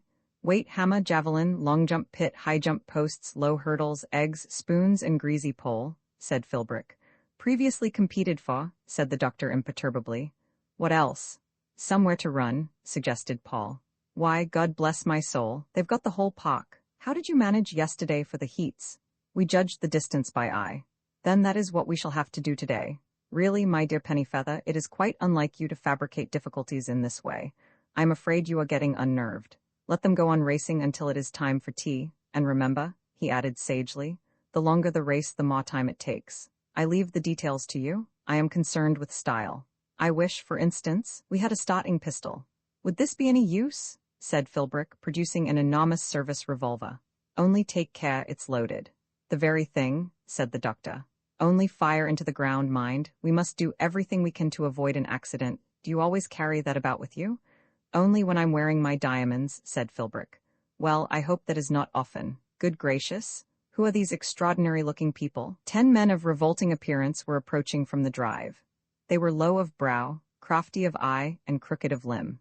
They advanced huddled together with the loping tread of wolves, peering about them furtively as they came, as though in constant terror of ambush. They slavered at their mouths, which hung loosely over their receding chins, while each clutched under his ape-like arm a burden of curious and unaccountable shape. On seeing the doctor, they halted and edged back, those behind squinting and mouthing over their companions' shoulders. "Crikey," said Philbrick. "Loonies, this is where I shoot." "I refuse to believe the evidence of my eyes," said the doctor. "These creatures simply do not exist." After brief preliminary shuffling and nudging, an elderly man emerged from the back of the group. He had a rough black beard and wore on his uneven shoulders a druidical wreath of brass mistletoe berries. "Why, it's my friend the station master," said Philbrick. "We are the Silver Band, the Lord bless and keep you," said the station master in one breath.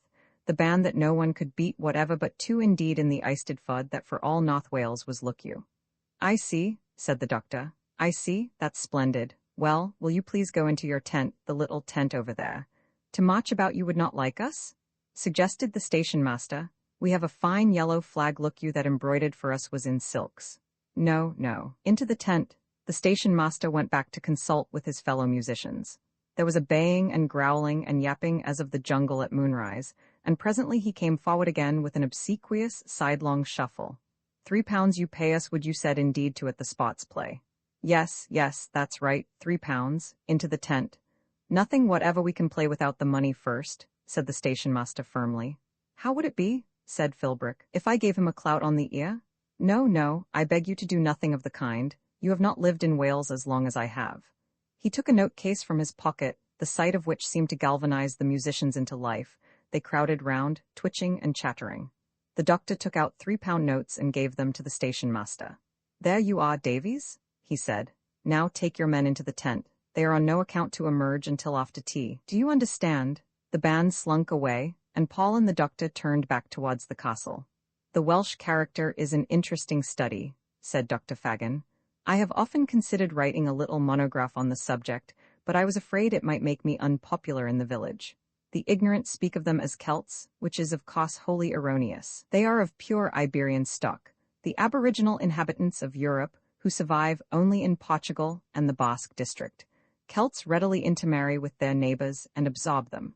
From the earliest times, the Welsh have been looked upon as an unclean people. It is thus that they have preserved their racial integrity. Their sons and daughters rarely mate with humankind except their own blood relations. In Wales, there was no need for legislation to prevent the conquering people intermarrying with the conquered. In Ireland, that was necessary, for their intermarriage was a political matter. In Wales, it was moral. I hope, by the way, you have no Welsh blood. None whatever, said Paul. I was sure you had not, but one cannot be too careful. I once spoke of this subject to the sixth form and learned later that one of them had a Welsh grandmother. I am afraid it hurt his feelings terribly, poor little chap. She came from Pembrokeshire, too, which is of course quite a different matter. I often think, he continued, that we can trace almost all the disasters of English history to the influence of Wales. Think of Edward of Carnarvon, the first Prince of Wales, a perverse life, Pennyfeather, and an unseemly death, then the Tudors and the dissolution of the Church, then Lloyd George, the temperance movement, nonconformity and lust stalking hand in hand through the country, wasting and ravaging. But perhaps you think I exaggerate? I have a certain rhetorical tendency, I admit. No, no, said Paul. The Welsh, said the doctor, are the only nation in the world that has produced no graphic or plastic art, no architecture, no drama. They just sing, he said with disgust, sing and blow down wind instruments of plated silver. They are deceitful because they cannot discern truth from falsehood, depraved because they cannot discern the consequences of their indulgence. Let us consider, he continued, the etymological derivations of the Welsh language. But here he was interrupted by a breathless little boy who panted down the drive to meet them. Please, sir, Lord and Lady Circumference have arrived, sir. They're in the library with Miss Florence. She asked me to tell you. The spots will start in 10 minutes, said the doctor. Run and tell the other boys to change and go at once to the playing fields. I will talk to you about the Welsh again. It is a matter to which I have given some thought, and I can see that you are sincerely interested. Come in with me and see the Circumferences. Flossie was talking to them in the library. Yes, isn't it a sweet color? She was saying. I do like something bright myself. Diana made it for me. She does knit a treat, does Diana. But of course I chose the color, you know, because, you see, Diana's taste is all for wishy-washy grays and browns. Mournful, you know. Well, here's the dad. Lady Circumference was just saying how much she likes my frock. What you said was vulgar, so there. A stout elderly woman dressed in a tweed coat and skirt and jaunty Tyrolean had advanced to the doctor. "Hello," she said in a deep bass voice. "How are you? Sorry if we're late. Circumference ran over a fool of a boy. I've just been chaffing your daughter here about her frock. Wish I was young enough to wear that kind of thing. Older I get the more I like color. We're both pretty long in the tooth, eh?" She gave Dr. Fagin a hearty shake of the hand that obviously caused him acute pain. Then she turned to Paul. "So you're the doctor's hired assassin, eh? Well, I hope you keep a firm hand on my toad of a son. How's he doin'?" "Quite well," said Paul. "Nonsense," said Lady Circumference. "The boy's a dunderhead. If he wasn't he wouldn't be here. He wants beaten and hittin' and knockin' about generally, and then he'll be no good. That grass is shockin' bad on the terrace, doctor. You ought to sand it down and resow it, but you'll have to take that cedar down if ever you want it to grow properly at the side. I hate cuttin' down a tree, like lossin' a tooth, but you have to choose, tree or grass. You can't keep 'em both. What do you pay your head man?" As she was talking, Lord Circumference emerged from the shadows and shook Paul's hand. He had a long fair moustache and large watery eyes which reminded Paul a little of Mr. Prendergast. "How do you do?" he said. "How do you do?" said Paul. "Fond of sport, eh?" he said. "I mean these sort of spots?" "Oh yes," said Paul. "I think they're so good for the boys." Do you think that?" said Lord Circumference very earnestly. "You think they're good for the boys?" "Yes," said Paul, "don't you?" "Me? Yes, oh yes, I think so too, very good for the boys. So useful in case of a war or anything," said Paul. "Do you think so? Do you really and truly think so? That there's going to be another war, I mean?" "Yes, I'm sure of it, aren't you?" "Yes, of course, I'm sure of it too, and that awful bread, and people coming onto one's own land and telling one what one's to do with one's own butter and milk, and commandeering one's horses. Oh yes, all over again. My wife shot her hunters rather than let them go to the army. And girls in breeches on all the farms, all over again. Who do you think it will be this time?" "The Americans," said Paul stoutly. "No, indeed, I hope not.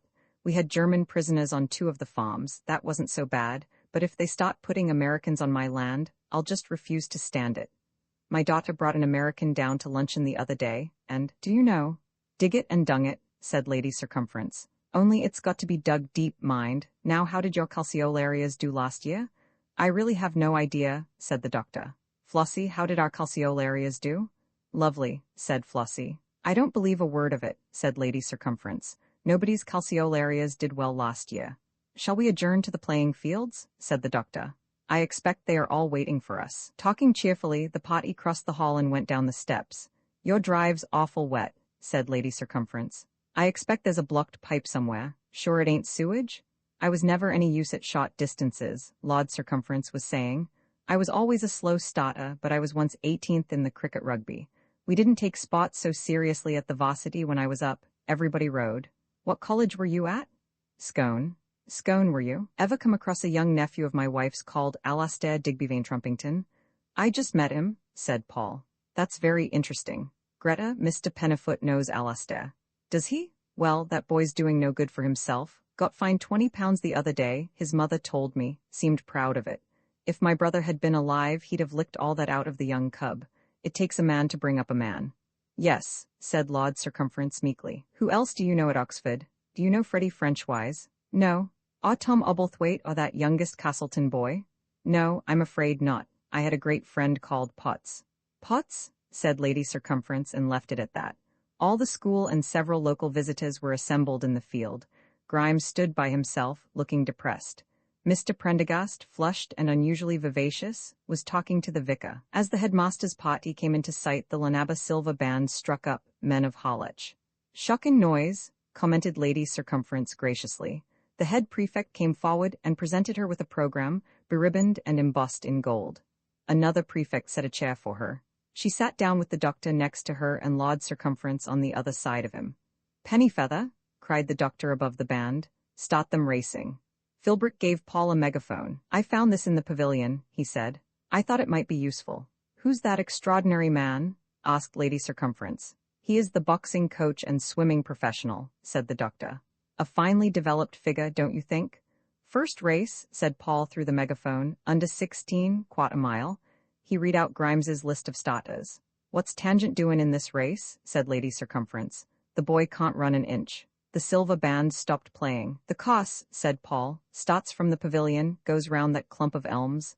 Beaches, corrected Lady Circumference loudly. And ends in front of the bandstand. Stata Mr. Prendergast, timekeeper Captain Grimes. I shall say, are you ready? 1, 2, 3, and then fire, said Mr. Prendergast. Are you ready? 1, there was a terrific report. Oh dear, I'm sorry, but the race had begun. Clearly Tangent was not going to win. He was sitting on the grass crying because he had been wounded in the foot by Mr. Prendergast's bullet. Philbrick carried him, wailing dismally, into the refreshment tent, where Dingy helped him off with his shoe. His heel was slightly grazed. Dingy gave him a large slice of cake, and he hobbled out surrounded by a sympathetic crowd. That won't hurt him, said Lady Circumference, but I think someone ought to remove the pistol from that old man before he does anything serious. I knew that was going to happen, said Lord Circumference. A most unfortunate beginning, said the doctor. Am I going to die? Said Tangent, his mouth full of cake. For God's sake, look after Prendy, said Grimes in Paul's ear. The man's as tight as a lord and on one whiskey too. First blood to me, said Mr. Prendergast gleefully. The last race will be run again, said Paul down the megaphone. Starter, Mr. Philbrick, timekeeper, Mr. Prendergast. On your marks, get set. Bang went the pistol, this time without disaster. The 6 little boys scampered off through the mud, disappeared behind the beeches, and returned rather more slowly. Captain Grimes and Mr. Prendergast held up a piece of tape. Well run, sir, shouted Colonel Sidebotham. Jolly good race. Capital, said Mr. Prendergast, and dropping his end of the tape, he sauntered over to the colonel. I can see you are a fine judge of a race, sir. So was I once. So's Grimes. A capital fellow, Grimes. A bounder, you know, but a capital fellow. Bounders can be capital fellows, don't you agree, Colonel Slidebottom? In fact, I'd go further and say that capital fellows are bounders. What do you say to that? I wish you'd stop pulling at my arm, Pennyfeather. Colonel Shibotham and I are just having a most interesting conversation about bounders. The silver band struck up again, and Mr. Prendergast began a little jig, saying, capital fellow, and snapping his fingers. Paul led him to the refreshment tent. Dingy wants you to help her in there, he said firmly. And for God's sake, don't come out until you feel better. I never felt better in my life, said Mr. Prendergast indignantly. Capital fellow? It is not my affair, of course, said Colonel Sidebotham, but if you ask me, I should say that man had been drinking. He was talking very excitedly to me, said the vicar, about some apparatus for warming a church in Worthing and about the apostolic claims of the Church of Abyssinia. I confess I could not follow him clearly. He seems deeply interested in church matters. Are you quite sure he is right in the head? I have noticed again and again, since I have been in the church, that lay interest in ecclesiastical matters is often a prelude to insanity. Drink, pure and simple, said the colonel. I wonder where he got it. I could do with a spot of whiskey. Quarter mile open, said Paul through his megaphone.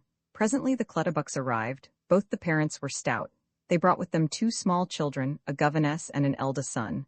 They debouched from the car one by one, stretching their limbs in evident relief. This is Sam, said Mr. Clutterbuck, just down from Cambridge. He's joined me in the business, and we've brought the nippers along for a treat. Don't mind, do you, Doc? And last, but not least, my wife. Dr. Fagin greeted them with genial condescension and found them seats.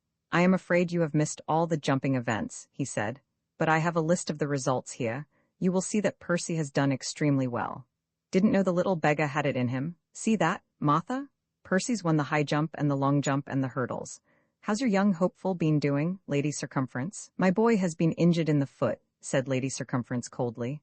Dear me, not badly, I hope. Did he twist his ankle in the jumping? No, said Lady Circumference. He was shot at by one of the assistant masters, but it is kind of you to inquire. 3 miles open, announced Paul. The course of 6 laps will be run as before. On your marks, get set. Bang went Philbrick's revolver. Off trotted the boys on another race. Father, said Flossie, don't you think it's time for the tea interval? Nothing can be done before Mrs. Bestechetwind arrives, said the doctor. Round and round the muddy track trotted the athletes while the silver band played sacred music unceasingly. Last lap, announced Paul. The school and the visitors crowded about the tape to cheer the winner. Amid loud applause, Clutterbuck breasted the tape well ahead of the others. Well run? Oh, good, jolly good, sir, cried Colonel Sidebotham. Good old Percy, that's the stuff, said Mr. Clutterbuck. Well run, Percy, chorused the 2 little Clutterbucks, prompted by their governess. That boy cheated, said Lady Circumference. He only went round 5 times, I counted. I think unpleasantness so mars the afternoon, said the vicar. How dare you suggest such a thing? Asked Mrs. Clutterbuck. I appeal to the referee. Percy ran the full cost, didn't he? Clutterbuck wins, said Captain Grimes. Fiddlesticks, said Lady Circumference. He deliberately lagged behind and joined the others as they went behind the beaches. The little toad? Really, Greta, said Lord Circumference. I think we ought to abide by the referee's decision. Well, they can't expect me to give away the prizes then. Nothing would induce me to give that boy a prize. Do you understand, madam, that you are bringing a serious accusation against my son's honor? Serious accusation, fiddlesticks. What he wants is a jolly good hidden. No doubt you judge other people's sons by your own. Let me tell you, Lady Circumference, don't attempt to browbeat me, sir. I know a cheat when I see one. At this stage of the discussion, the doctor left Mrs. Hope Brown's side, where he had been remarking upon her son's progress in geometry, and joined the group round the winning post. If there is a disputed decision, he said genially, they shall race again. Percy has won already, said Mr. Clutterbuck. He has been adjudged the winner. Splendid, splendid, a promising little athlete. I congratulate you, Clutterbuck. But he only ran 5 laps, said Lady Circumference. Then clearly he has won the 5 furlongs race, a very exacting length. But the other boys, said Lady Circumference, almost beside herself with rage, have run 6 lengths. Then they, said the doctor imperturbably, are first, second, third, fourth and fifth respectively in the 3 miles. Clearly there has been some confusion. Diana, I think we might now serve tea. Things were not easy, but there was fortunately a distraction, for as he spoke an enormous limousine of dove-grey and silver stole soundlessly on to the field. But what could be more opportune? Here is Mrs. Bastet Chetwynd. 3 light skips brought him to the side of the car, but the footman was there before him. The door opened, and from the cushions within emerged a tall young man in a clinging dove-grey overcoat. After him, like the first breath of spring in the Champs-Élysées, came Mrs. Bastet Chetwynd, 2 lizard-skin feet, silk legs, chinchilla body, a tight little black hat, pinned with platinum and diamonds, and the high invariable voice that may be heard in any Ritz hotel from New York to Budapest. I hope you don't mind my bringing Chokey, Dr. Fagin, she said. He's just crazy about Spot. I sure am that, said Chokey. Dear Mrs. Bastet Chetwynd, said Dr. Fagin. Dear, dear Mrs. Bastet Chetwynd. He pressed her glove, and for the moment was at a loss for words of welcome, for Chokey, though graceful of bearing and irreproachably dressed, was a Negro. Roman 9 The Spots, continued the refreshment tent, looked very nice. The long table across the center was covered with a white cloth. Bowls of flowers were ranged down it at regular intervals, and between them plates of sandwiches and cakes and jugs of lemonade and champagne cup. Behind it, against a background of palms, stood the 4 Welsh housemaids in clean caps and aprons pouring out tea. Behind them again sat Mr. Prendergast, a glass of champagne cup in his hand, his wig slightly awry. He rose unsteadily to his feet at the approach of the guests, made a little bow, and then sat down again rather suddenly. Will you take round the foie gras sandwiches, Mr. Pennyfeather? Said Dingy. They are not for the boys or Captain Grimes. One for little me, said Flossie as he passed her. Philbrick, evidently regarding himself as one of the guests, was engaged in a heated discussion on greyhound racing with Sam Clutterbuck. What price the coon? He asked as Paul gave him a sandwich. It does my heart good to see old Prendy enjoying himself, said Grimes. Pity he shot that kid, though. There's not much the matter with him to see the way he's eating his tea. I say, this is rather a poor afternoon, isn't it? Circulate, old boy, circulate. Things aren't going too smoothly. Nor indeed were they. The sudden ebullition of ill-feeling over the 3-mile race, though checked by the arrival of Mrs. Bastet Chetwynd, was by no means forgotten. There were 2 distinctly hostile camps in the tea-tent. On one side stood the Circumferences, Tangent, the Vicar, Colonel Sidebotham, and the Hope Browns. On the other, the 7 Clutterbucks, Philbrick, Flossie, and 2 or 3 parents who had been snubbed already that afternoon by Lady Circumference. No one spoke of the race, but outraged sportsmanship glinted perilously in every eye. Several parents, intent on their tea, crowded round Dingy and the table. Eminently aloof from all these stood Chokey and Mrs. Bastet Chetwynd. Clearly the social balance was delicately poised, and the issue depended upon them. With or without her nigger, Mrs. Bastet Chetwynd was a woman of vital importance.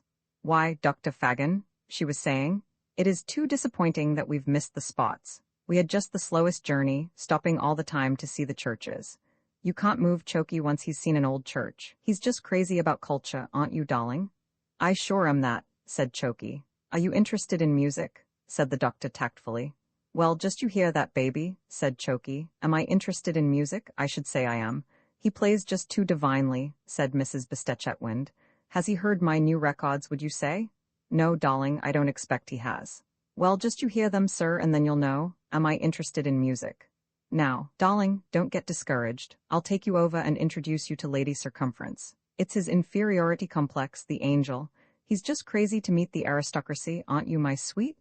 I sure am that, said Choky. I think it's an insult bringing a nigger here, said Mrs. Clutterbuck. It's an insult to our own women. Niggers are all right, said Philbrick. Where I draw a line is a chink, nasty, inhuman things. I had a pal bumped off by a chink once. Throat cut horrible it was from ear to ear. Good gracious, said the Clutterbuck governess. Was that in the Boxer Rising? No, said Philbrick cheerfully. Saturday night in the Edgware Road might have happened to any of us.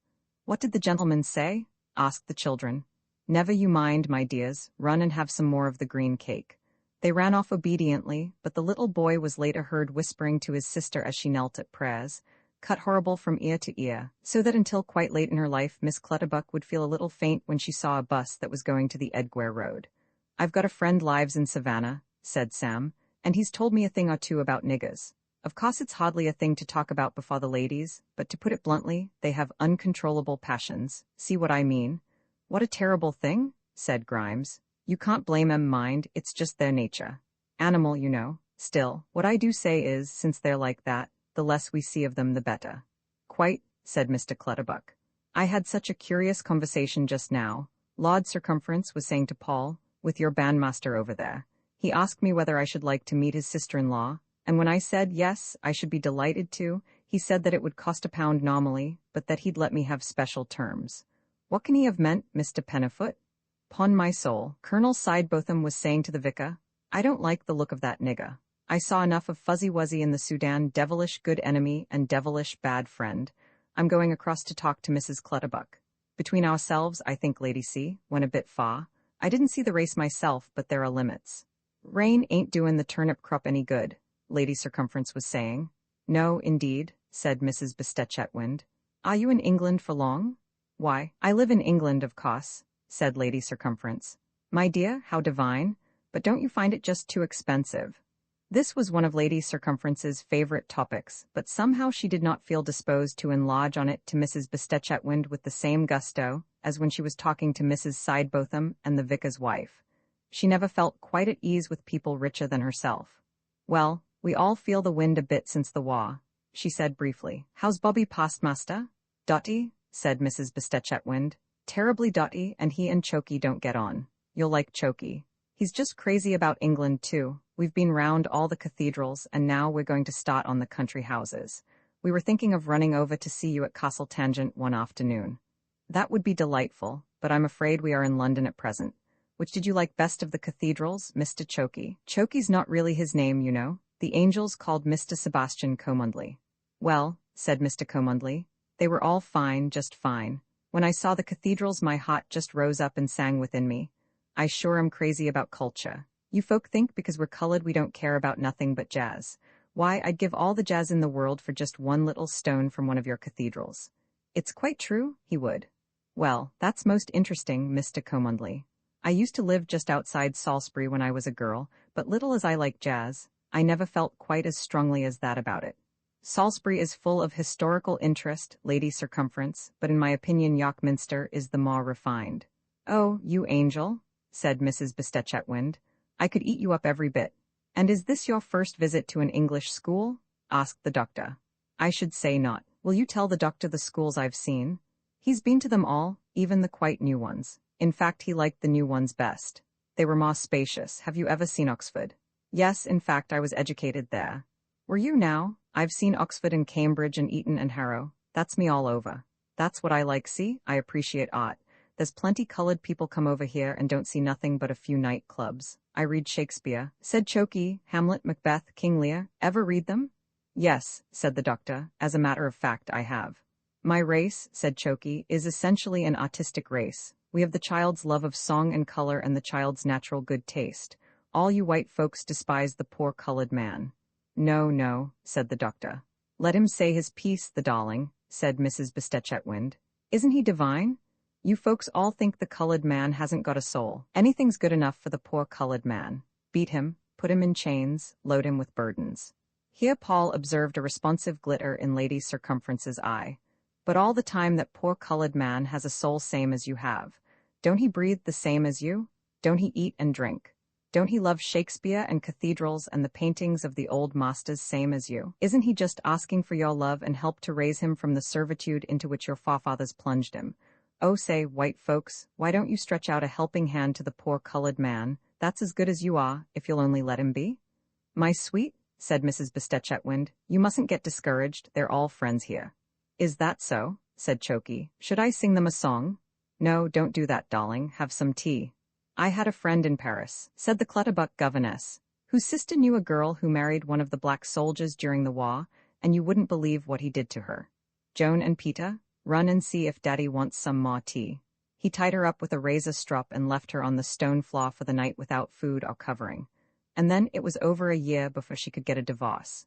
Used to cut the tent ropes, Colonel Sidebotham was saying, and then knifed the poor beggars through the canvas. You can see 'em in Shaftesbury Avenue and Charing Cross Road any night of the week, Sam Clutterbuck was saying, the women just hanging on to 'em. The mistake was ever giving them their freedom, said the vicar. They were far happier and better looked after before. It's queer, said Flossie, that a woman with as much money as Mrs. Bestetchetwind should wear such dull clothes. That ring didn't cost less than 500, said Philbrick. Let's go and talk to the vicar about God, said Mrs. Bestetchetwind. Choky thinks religion is just divine. My race is a very spiritual one, said Choky. The band has been playing Men of Harlech for over half an hour, said the doctor. Diana, do go and tell them to try something else. I sometimes think I'm getting rather bored with colored people, Mrs. Bestetchetwind said to Lady Circumference. Are you? I have never had the opportunity. I dare say you'd be good with them. They take a lot of living up to, they are so earnest. Who's that dear, dim, drunk little man? That is the person who shot my son. My dear, how too shattering for you. Not dead, I hope? Choky shot a man at a party the other night. He gets gay at times, you know. It's only when he's on his best behavior that he's so class-conscious. I must go and rescue the vicar. The station master came into the tent, crab-like and obsequious. Well, my good man, said the doctor. The young lady I have been telling that no other tunes can we play whatever with the lady smoking at her cigarette, look you. God bless my soul, why not? The other tunes are all holy tunes, look you. Blasphemy, it would be to play the songs of Zion while the lady at a cigarette smokes whatever. Men of Harlech is good music, look you. This is most unfortunate. I can hardly ask Mrs. Bestetchetwind to stop smoking. Frankly, I regard this as impertinence. But no man can you ask against his maker to blaspheme whatever unless him to pay more you were. £3 for the music is good and 1 for the blasphemy, look you. Dr. Fagin gave him another £1. The station master retired, and in a few minutes the silver band began a singularly emotional rendering of In Thy Cots No More, A Needed Sun by Day and Moon by Night.